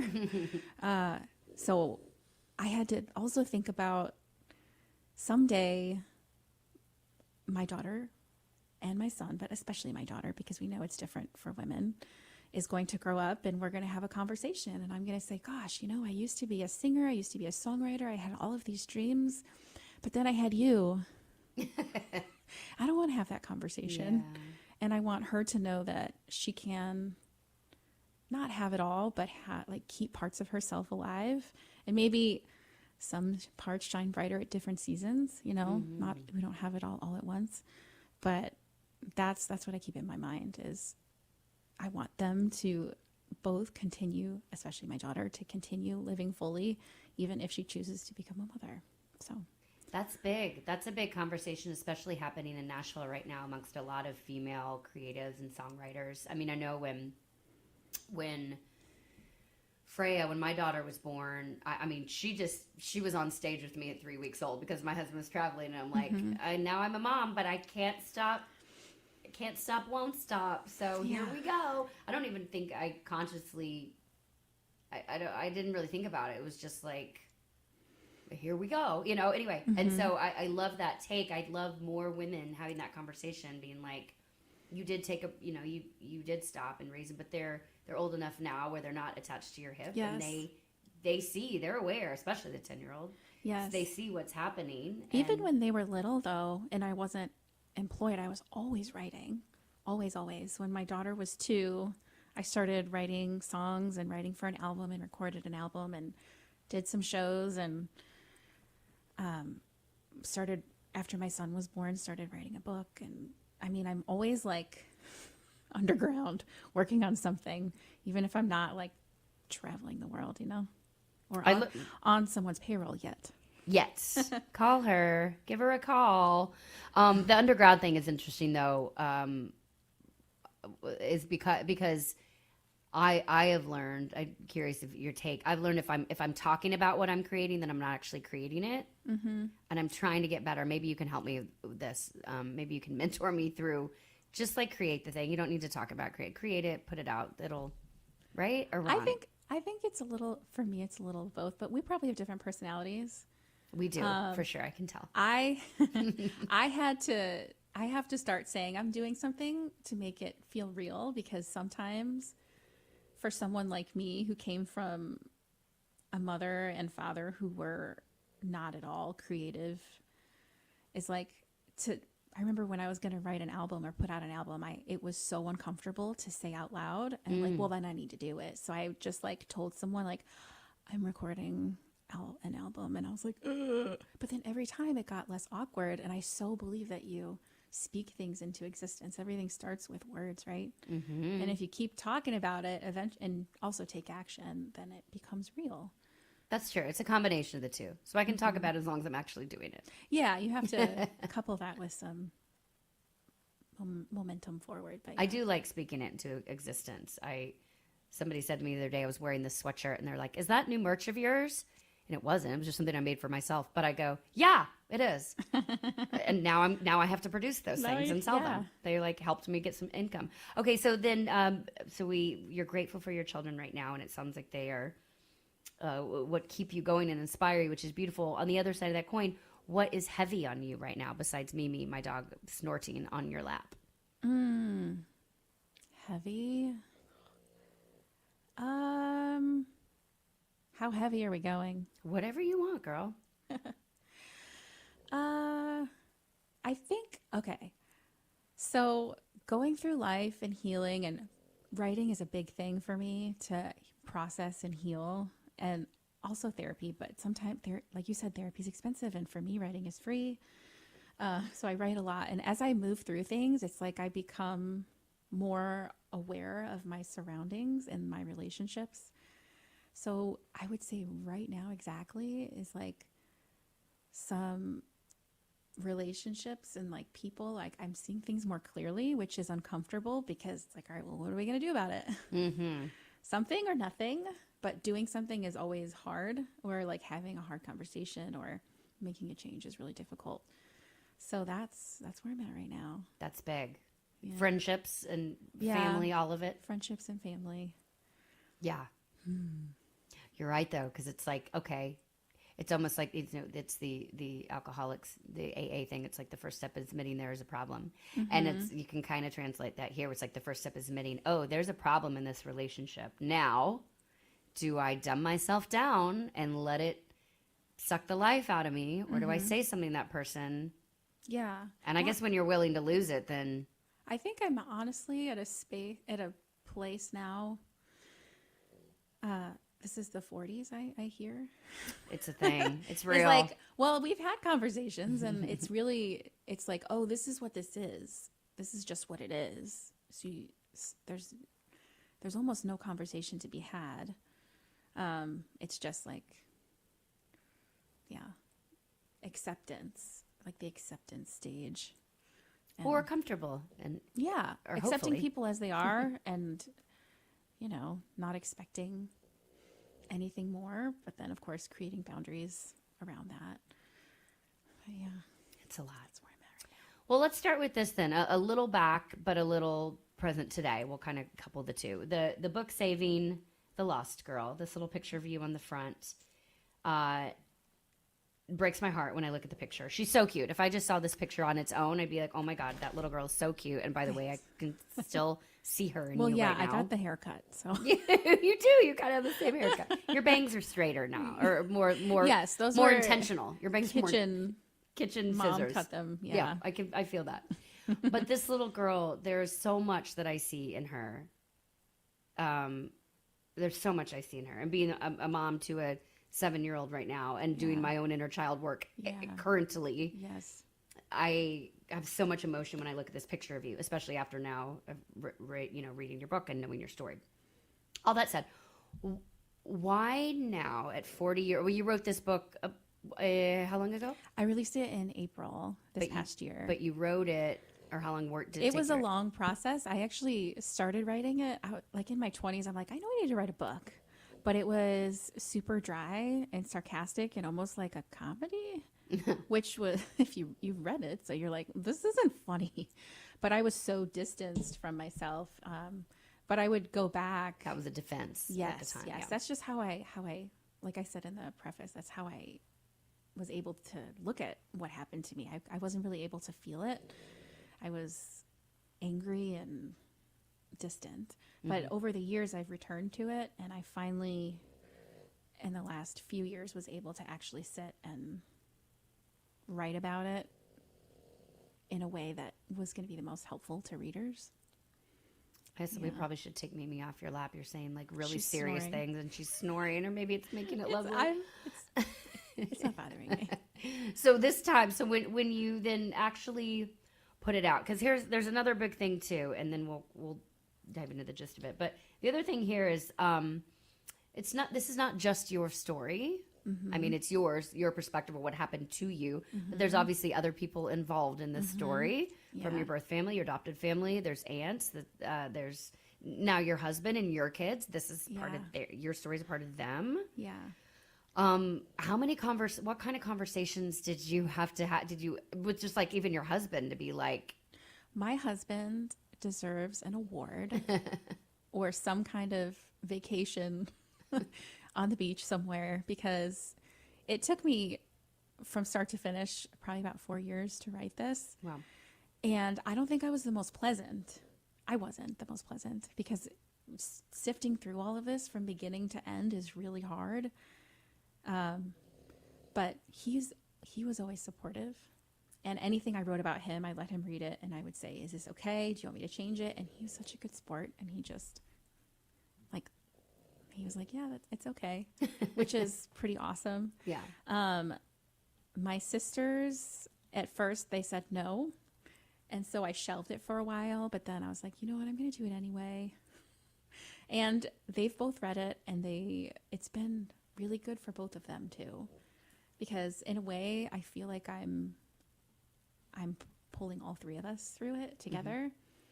And I'm okay being the one who's the writer and has the ability to do that because I love them. Other family has been more challenging. I'm trying to wake up the dog. So he's not snoring. But I had one person in my family, well, actually 2 relatives who read it and didn't talk to me about it at all, because I'm wondering if there's some guilt there. Some of my adopted family who will never read it because I think they're implicated. And then I did reconnect with a cousin, and a couple cousins actually, who had some mystery around what happened to us and had a lot of questions answered after reading the book, and we kind of reunited and rekindled a relationship that was really torn apart because of them witnessing us being abused as kids and their parents not talking about it or protecting us. Wow. So it's been like a real roller coaster. But there are people I haven't heard from. I don't know if I ever will, like the scarier ones in the story, that I'm still like, it's been long enough where I've exhaled, but the first few months I was kind of a wreck. Like didn't know if I was gonna. I mean, I didn't lie about anything, and there is documentation of most of the things, but you just, some people are, they're in there for a reason, you know? Yeah, I mean, you never know how vindictive a person can be, but so far it's been a really beautiful thing, and Great. I'm glad that I did it. I'm so glad you did it. I'm so glad you did it. For whatever reason or for whatever it's meant to be, I'm so glad you did it. And by the way, so brave to do it. Not only to write the book, but more importantly to go do the work, to not just be like, well, this happened to me, so I guess this is how I'm going to live life now. Like, okay, if that's what you want, great. But yeah, you look at Chevy Chase and you're like, dude. Have you seen? That's kind of his thing. He's like, oh, I had a rough childhood, and I'm just going to be mean to everybody, and it's fine. Anyway. Not you. Not me. Don't you Chevy Chase Kelly into a box. No. Well, if you can give, this is going to sound so ridiculous when I say to give the Cliff's Note version of what happened to you as a child. That's not even what I mean, but just, I want people to read the book, for one. So we're not going to fully dive into that. But just to understand, because I have a lot of different questions, and then maybe we'll get you to sing a song here as well. Yeah. But the idea, that you were placed in foster care, so many questions around what actually happened to get you there, and who called CPS, and what actually happened that you found out much later in life. Yeah. Perhaps a real story, and you can talk about that to the extent you want. But if you can give us whatever version is comfortable for you to sort of set up the book that gets us sitting here talking about it today, because I want this to be, this is not a recounting, this is not a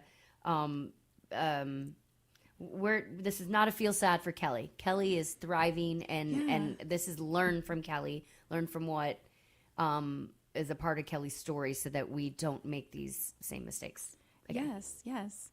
Well, I was put in foster care as an infant and adopted, unfortunately, by equally unfit parents, and had to run away from home at 16, maybe 17. Honestly, I can't remember if it's 16 or 17. And I was like, I'm fine. Everything's fine. I'm not going to let that affect me, which is so silly in hindsight. But you were 16. I was, yes. And I probably thought willpower, I didn't know anything about anything. I was like, I'm fine. I reunited with my biological family at 17 and ended up moving in with an aunt and uncle in Chicago, and left my adoptive family back in Michigan. And a lot of things happened that were terrible, and I really was at a point where I felt like I didn't have anybody. And I, just a few days after my 18th birthday, attempted to end my life. And after I left the hospital, my aunt and uncle that I was living with said, you can't live here anymore. You have to go live with your biological father. And my biological father was an addict. Well, I think he was in recovery. He was recovering, but he was quite volatile and poor. I lived with him in a studio basement apartment. We didn't have any food in the refrigerator. I'd gotten in a car accident and didn't have a car because my car was wrecked. So I had to take cabs to work and take the money out of the cash register to pay for the cab. So I was hardly taking any money home. And all my time, though, that I had that was free, I was spending either at work or at church. And one afternoon, I was helping in a soup kitchen, and I was so young. But I remember looking at the people I was serving and just realizing, oh my gosh, I'm a breath away from this, from being on the other side.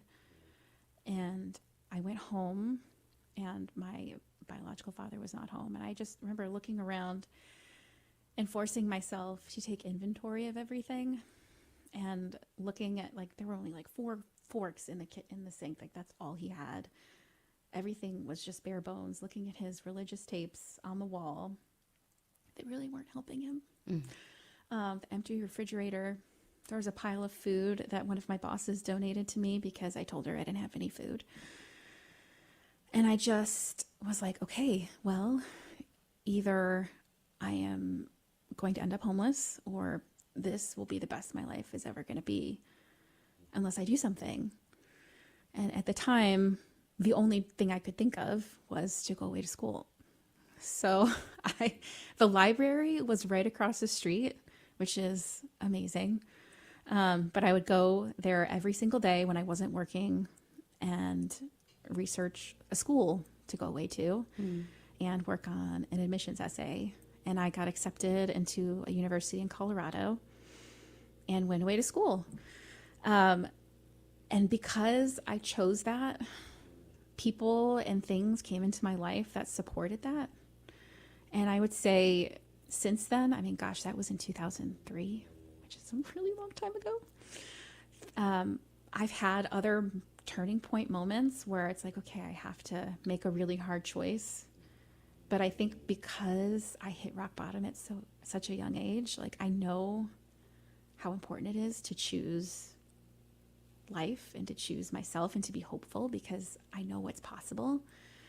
So writing this book is to give people hope that no matter where your story started or what you're going through, there is always a way. I really am of the belief that there is always a way, and to choose the harder path and to keep going to healing through healing journey or whatever it is that you need to be, to do. Amazing. I mean, looking at you now, you were beautiful and fulfilled and have this great life here in Nashville and supported and loved. And you did that. You created that by choosing to show up. So thank you for doing that. Thank you, Lindsay. Yeah, I'm glad you're here. We have to take a quick break. So way to land the plane on time, too. You're great in live interviews. Come on, keep doing them, girl. First of many, I say. This is We Should Write, guys. We're going to take a quick break. When we come back, I'm going to see if I can't con her into singing a little ditty for us, something Kelly has written. We're going to talk more about this book. We're going to talk more about writing in general. That was the past. We're here moving on, guys. This is We Should Write. Kelly Torres is my guest today. You can check out her book. We'll be right back. 17 Sapp Brothers Travel Centers are known for great food, hospitality, and mom-approved showers and restrooms. But don't forget the service centers. Sapp Brothers ASE certified technicians can repair nearly any issue in shop or roadside, including axle repair. Dig into your free steak dinner with your oil change. That's a Sapp Brothers tradition to thank you for your business. Tires? Sapp Brothers will beat any competitor's advertised price on tires. And download the Sapp Brothers app for exclusive promotions in the shop, restaurant, and store. Your spot under the coffee pot is waiting for you at Sapp Brothers. There are precious few nonprofits in the trucking industry, and even fewer that make a tangible difference in the lives of professional drivers. So thank goodness for the St. Christopher Fund. Since 2008, over 4,000 over-the-road semi-truck drivers have turned to the St. Christopher Truckers Fund when a medical issue took them out of work.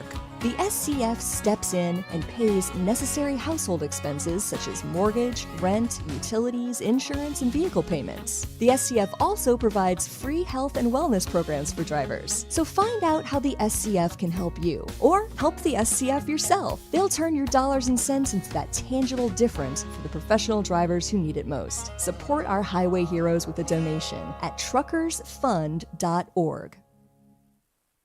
Welcome back to We Should Write with Lindsay Lawler, a show about the healing power of writing. Let's dive back in, shall we? Because we should write, right? We should write, guys. My guest today is Kelly Torres. You can head over to Kelly Jean, that's with a J, kellyjeantorres.co.co. We'll post that link. You can get her new book, her first book, probably I'm sure there will be more. There's got to be more. This can't be like, there's stories to tell. More stories to tell. Yes. Positive, beautiful stories to tell. But the current book, which also, for all the tough stuff, it's a beautiful story because we're sitting here now.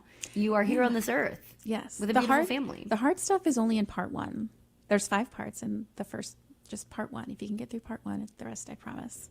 You'll be like, oh, I did like it. the feeling after an amazing workout. It's great. Reading your book is my kind of workout, by the way. Yeah. I had a little procedure done yesterday, by the way. And she was like, you can't work out for a couple days. I was like, don't have to tell me twice. Wasn't going to do it anyway. Okay, anyway. So one thing that really struck me, and then we're gonna move on to music. But one thing that really struck me in learning about your story is, and I mean this like overall for anybody, actually. I started thinking about it based on your story, is how the information we're given, especially as kids, how that quietly or not so quietly shapes how we move through the world, right? And so, we build these entire narratives based on what we believe to be true, either what we were told or what we saw through what we were able to take in at that time, right? And then we do the best we can with the knowledge we have. And I think if we remember that, I think it helps us walk through the world giving people a lot more grace to be like, that person's being an ass. Yeah. There's a reason for that. And so you found out much later in life some information about your parents, your birth parents, that sort of changed. You're like, oh, well, that changes a lot. All that being said, now that you see it, you found out huge pieces of information later in life. And then, so how do you, when that happens, does it change? Did it change your identity? Did you have to like start over and regroup? Or did it change how you kept moving forward? Or is it just one more piece to sort of untangle from the past? I think it helps me internally because no one's one-dimensional, right? But like being able to see, for instance, like my birth mother, when I was growing up, it was like she was this scary, she has schizophrenia. Like she was scary and I was fearful. And yes, I did have also scary personal experiences with her. But it wasn't until I had to write a paper in college and wrote about her, and it was for Abnormal Psych, and I had to like write about schizophrenia and write about her, basically a case study for her, and it humanized her. And seeing pictures of her as a child that I went to visit my aunt, and she showed me these pictures of her as a happy child, and like, gosh, you can't, I mean, I do believe we all deserve that grace. It doesn't mean we have a relationship, but it softens my heart, and it's healing, because I've noticed me and people like me tend to be very rigid in how we think about people, especially if they're behaving badly. So it softens me, but it doesn't mean that I'm like, oh, let's call each other every day. Right. I can't do that. But it does, like if my daughter comes home from school and says, so-and-so did this to me, or they did this and this and this, and it's like, okay, well, that's not a reflection of you. It also, yes, it's my parents' inability to love does not mean that I'm unlovable. Or that you can't love, or you can't give love. Yes, right? But if my kids are going through something, it's like, well, we don't know their story. That doesn't mean that you're gonna like be super close with them because you have so much empathy. But it does mean that you're not gonna hate them or like gossip about them, or you know what I mean? Yeah. Well, gosh, and because how I can relate, my daughter, they all got off the bus stop a couple weeks ago, and they were all talking about this one girl on the bus, and that she's sort of picked some, she's, my daughter Freya said, she shoved her pencil at me, little things, but still. And I zoomed back, and I was like, my first thought was, what's going on at home for that kid? Absolutely. And so you're able to, and I called the principal, by the way, just to say, I'm not here tattling. I'm concerned about this child. Like, our kids are fine on the bus. If they threw a pencil, like, my kid will be fine. But like, can you maybe check in family because this is happening every day. So you're able to, you'd never say like, it's a good thing you went through what you went through because now you can parent differently. Clearly that's not, but you're able to see with this very different lens of odd compassion, ironic compassion, I guess. Yeah. I mean, I think everything we go through this is a new belief, by the way. Fair. I've not always had it, but it's all opportunity. Everything, I look at everything hard that I deal with now, and my kids too. Not so much my almost 5-year-old, we're not there yet. But as, okay, this happens and it went really badly. Okay, well, what's the opportunity here? To learn or to grow in patience or grow in compassion, to be more prepared next time, whatever it is. It's all opportunity. So And all of that stuff that I went through I choose to see it as an opportunity. It'd be great if it hadn't happened, but Sure. you gotta do what you gotta do. But it did, so here we are. Right. And through writing, as Jim over in the comments says, often writing clearly about people who disappointed you deepens your well of sympathy and empathy, which we're just talking about. So if you go down deep enough, you can find the water of life, as he said. But yeah, it's working through it, writing through it, telling the stories. And then how do you feel about the idea of, because I went through something traumatic a couple years ago, and I wrote it. I never thought I'd talk about it, and then once I started talking about it to a couple people, I never thought I'd write about it, and then I never thought I'd write a song about it. Then I definitely didn't think I'd produce that song. And I never thought I'd put that song out, and then I never thought I'd do an interview about, and all those things happened, right? Yeah. And the minute I did, it was like, oh, that's okay. That's out of me now, and I mean, still healing to do. So how do you feel about that being like? Once we write it, once we say it, now that this book is out, do you feel lighter, like you've birthed a child out of you and lost some weight? I have physically lost weight. During the process, though, I definitely gained because it was very triggering. There were parts that were so hard, and I was unfortunately eating as my salve. But yes, I feel like, I imagine, especially creatively, like there's like a pipe. It was like a creative pipe, and it was like clogged with, I need to write this book, and nothing else could get through because it's like, you need to do this so that you can move on. Writing was your Drano. Move on, but move forward, keep going. Writing was your Drano. Yes. Clear it all through. Yes. But yeah, so I definitely feel lighter. I feel like there are so many layers to my past. There's physical abuse, childhood SA, adoption, foster care, mental illness. There's just so many layers there. Yeah. That it's like the only way I could really untangle it is to create the story and organize it and tell it how I wanted to tell it. And that, like, healing, even trauma healing, is part of that, is making sense of what happened to you and giving it words and saying, like, telling that story from your highest self and understanding it logically. And this book allowed me to do that.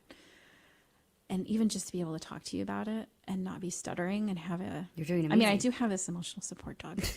Who was stuttering. I feel like this is destiny also. I think she knows she should be here. She does. But, yeah, she doesn't normally sit in other people's laps this quick. So I definitely feel like lighter for sure. That's awesome. Well, and you also studied psychology, both formally and informally, as you say. The informally would just be the life you've led, looking back, Yeah. but you studied as well, which I'm sure is. It was out of desperation. I could see that. Yeah, I remember. I went back. Well, I did some psychology courses when I was 19 in college, and I remember taking abnormal psychology, and I was like, I can't do this, so I just dropped out. But then I took it again as an adult when my daughter was about 2 years old, and I was like, oh my gosh. I mean, I stuck it out, but even taking lifespan development and seeing, which is the study of the brain development, emotional development from childhood through our elderly years, and just seeing every single stage, what was supposed to happen and what didn't happen. And I'm like, oh my gosh, I'm in so much trouble. But it was an expensive way to figure things out. But I want this to be a book recommendation. Like, if you have emotional troubles or trouble in your relationships, it's not sexy at all, but go buy a lifespan development textbook. Okay. And you don't have to read it through the end, but just see what is scientifically proven to be important for brain development for infants, toddlers, young adults, teenagers, and that will give you a lot of answers. A lifespan development book. Textbook. Lifespan development textbook. Let's see if we can give there's plenty, obviously, that come up. The one that we read was The Reciprocated Self. It was a Christian university, so I can't remember if it's geared more towards that, but not overtly, not like I still have it and I still flip it open. Still sometimes. reference it? Yes, Like when your especially if husband, you're a parent. Holy moly, my daughter was 2, and some stuff I was like, oops. He's like, I can't get mad at you. That's my fault. 100%, yeah. Oh, shoot. But then by the time I had my son, I'm like, there's just more things that I understood and was able to do better. But yeah. I'm purchasing as we speak. Also, you can purchase Kelly's book, Saving the Lost Girl, A Memoir of Healing. It's on Amazon, other places you find your books. You can go to her website too, kellyjeantorres.co, and find out more as well. Put her name in or put Saving the Lost Girl on Amazon for the quickest way. It can be there by tomorrow morning, guys. There's no excuse. Did you do you did do an Audible, didn't you? We did an audiobook. It's not up on Audible yet, but it is on Apple Books and Google Play. And it's you reading, right? Mm-hmm. Yes, it is. So you had to relive it again. Yes, again, award for my husband who had to listen to me record it and also edit every single breath in between every word because I take a lot of pauses. So if you see Eric Torres out, please give him a pat on the back. Please give him a hug. Please give him a hug. Okay, so I asked you in like the 11th hour last night. I texted you because that's what I do. Mm-hmm. I throw people into the fire. I was like, oh, by the way, do you want to sing tomorrow? And you're like, oh, okay. But we sent a track, and we've never done it this way. We've had people play live. We've just played music already recorded. We've never had anyone sing to a track. So I love it. We love trying. I asked Dre, and he said, let's give it a shot. I look forward to it. So this is Kelly Jean Torres. This is something you wrote. Yes. Can I tell you really quick? 100%. Yeah. Okay. So the through line of the book too is me being my own rescuer, right? Going back to childhood and finding myself and bringing her into the new life that we have. And I love that you said we, you and she. I do think of us as a we. I love that. But, one of the most transformative therapy sessions I had was an EMDR session where my therapist actually had me go into my childhood home and find younger me and like carry her out of the house and like into our life. And I went home and I sat down at my keyboard and I wrote this song pretty quickly to talk about the conversation that I would have with her. What's it called? It's called The Rest of Your Life. Oh. I might need to put down the puppy. I put Mimi down. Let's focus in here. Mimi, another time, another place. Like, no, I live here now. I live here now. Now, and this song is or is not out yet? It is not out yet. Okay. I am going to be recording music soon. Great. Yay. All right. So this is what she has thrown together last minute for me because I didn't prep her better. No, but this is Kelly Jean Torres, The Rest of Your Life. Think of this, guys, again, what she just said and how moving. And I would just encourage when you're listening to think of your own child, you as a child. And I know exactly where I'd go, by the way. And I see myself in my room now. I know where I'd go find little Lindsay in this moment. So think about whatever your name is, go find your little you and hold them tight during this song.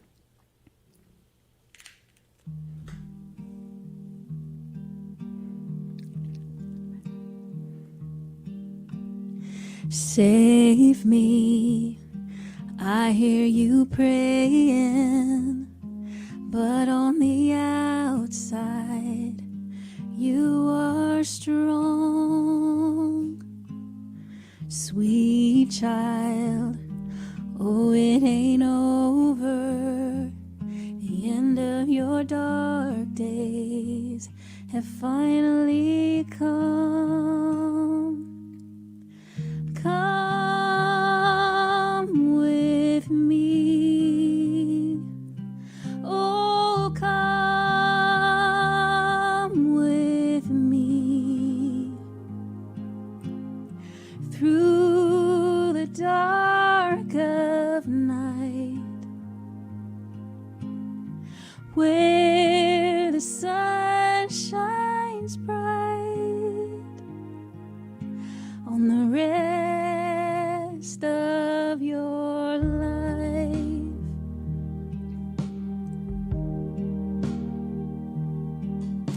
Don't be afraid, you are safe now.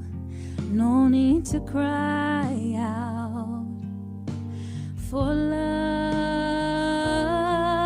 Darling, listen, I'll teach you a new song. It may take a lifelong.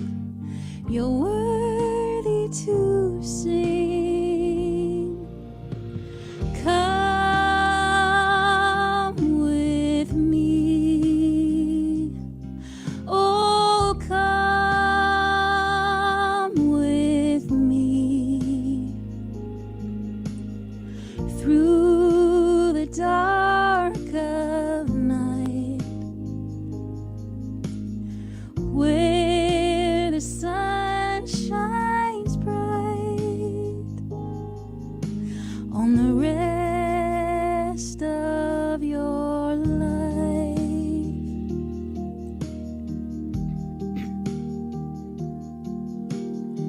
Look at me, am I familiar? I may be weathered, but we are one. Come with me. Oh, come with me through the dark of night, where the sun shines bright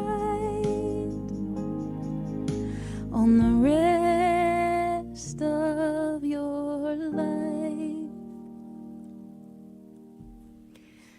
Good Lord. I'm not crying.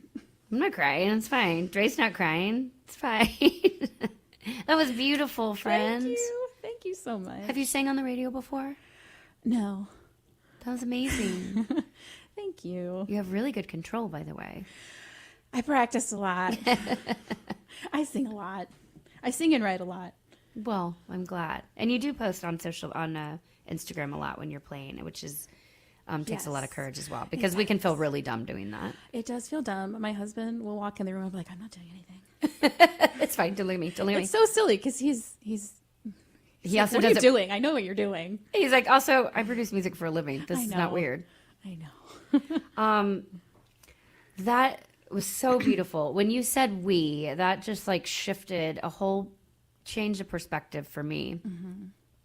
Because when I think about little Lindsay, and listen, we all have, it's all relative. Your story was terrible, sucked, but that was your experience. And we all go through things, whether Absolutely. little, big or little, whatever you want to call it. It's not even that word, but Yeah. big things to us, like somebody saying something mean to you on the playground, that sucks. Like that's something you know that we carry with us. So when you say it as a we, especially as a seemingly well-rounded adult, as we get older, and it, like I'll say, when I put my daughter to bed at night, and I'm so grateful for her that she's in this like beautiful, happy environment where my husband and I would lay down our lives for that child. So when I'm cuddling her at night, I I am thinking about little Kellys or little kids out there that don't have that. It's that's what keeps me up at night. Kids that don't have my arms around them. Yeah. That keeps me up. And the only thing I can do is just be that for Freya. Yeah. So that she'll be it for others, right? I guess, you know. It really is. Mother Teresa said, if you want to make the biggest difference in the world, go home and love your family. Boom. It's that easy. Yeah, it is. Like, it's harder to not love your love family. them well. And love them well. Yeah. So what do you say to somebody then? Let's stay on the we trip, being little Kelly and big Kelly.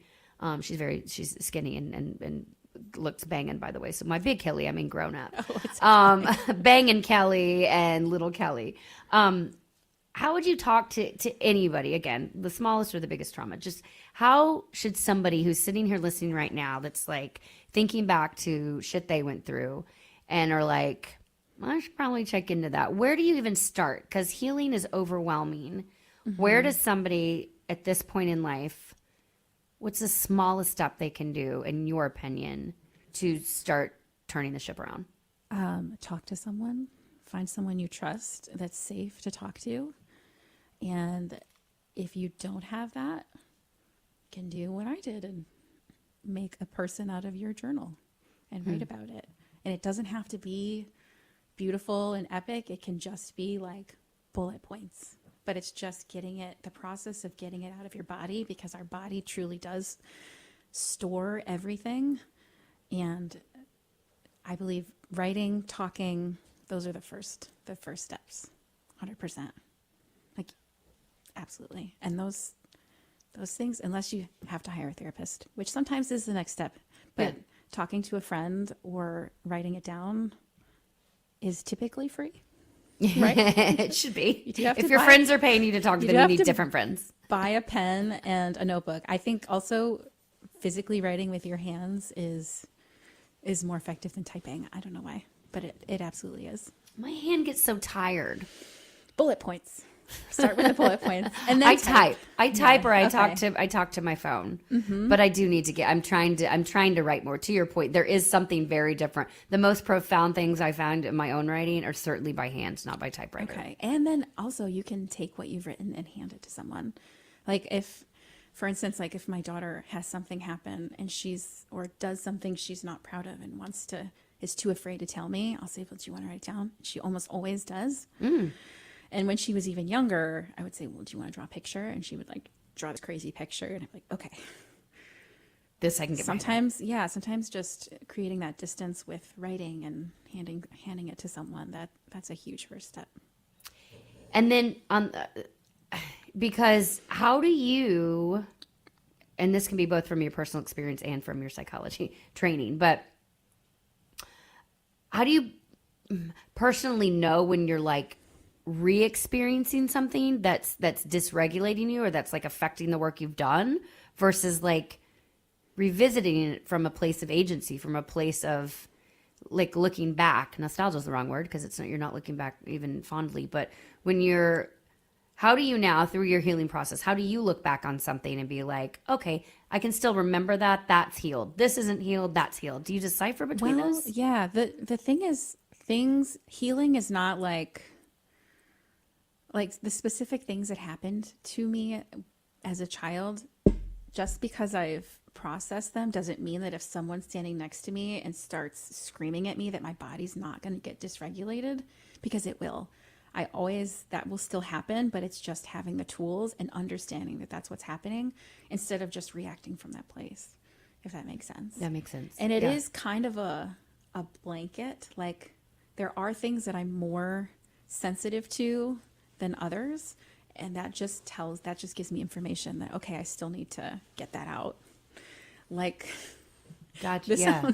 This is going to sound so silly. Oh, good. But like, if I think a business is cheating me, I get so triggered, which is like so light compared to the other things. Like, why do you think if that I is? go to the dentist and they say, you need this treatment, but I don't think I do, I'm like, I don't trust you. And I get really like activated from that, which is so. Is that because you don't trust people in general, you think? Or honestly, if you look at my experience with DCFS, I think it's just not believing that corporations have my best interests. Ah. And so I like over. And they don't.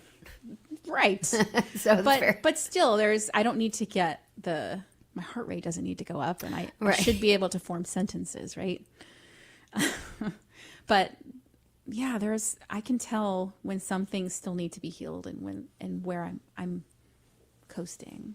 But I don't think that I think the belief that we're going to be like completely slate wiped clean is not realistic.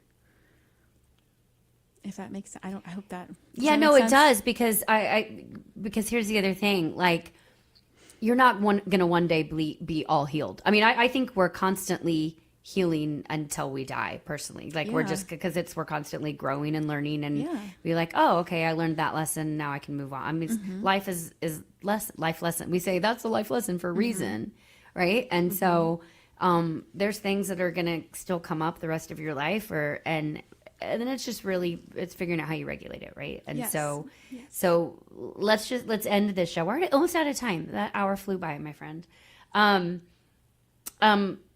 Let's end the show talking about, then again, just like, again, bringing it back to writing. You have written this book now, whichever needs to go get and read, please. And so what comes next? What's Kelly looking forward to now that this is off your chest? Not that there won't be more written about your experiences, like that beautiful song you just shared with us. What is next for Kelly that makes you excited, that you can? I want people to hear the excitement in your voice about what's next for you and know that you're going to be okay. Yes, I am going to be okay, guys. I have been writing a lot of music. Good. A lot of music. And I do plan to record some music. And I am open to where that takes me, and I'm excited about where that takes me. I also have lots of book ideas, but I have one that I've already started. Is it okay to share? Sure. About that? But to whatever you're comfortable. No one's going to steal it. Maybe no.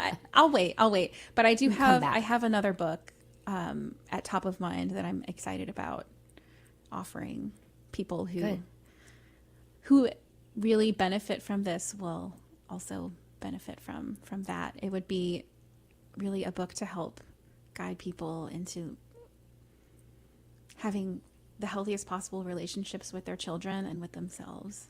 And if they didn't get that from their parents, to help them reparent themselves. I love that. Yeah. We parent if you parent your inner child, parent yourself. Yeah. What's the song that somebody else's song that you either drive and cry to or dance to, or that gets you drive and cry?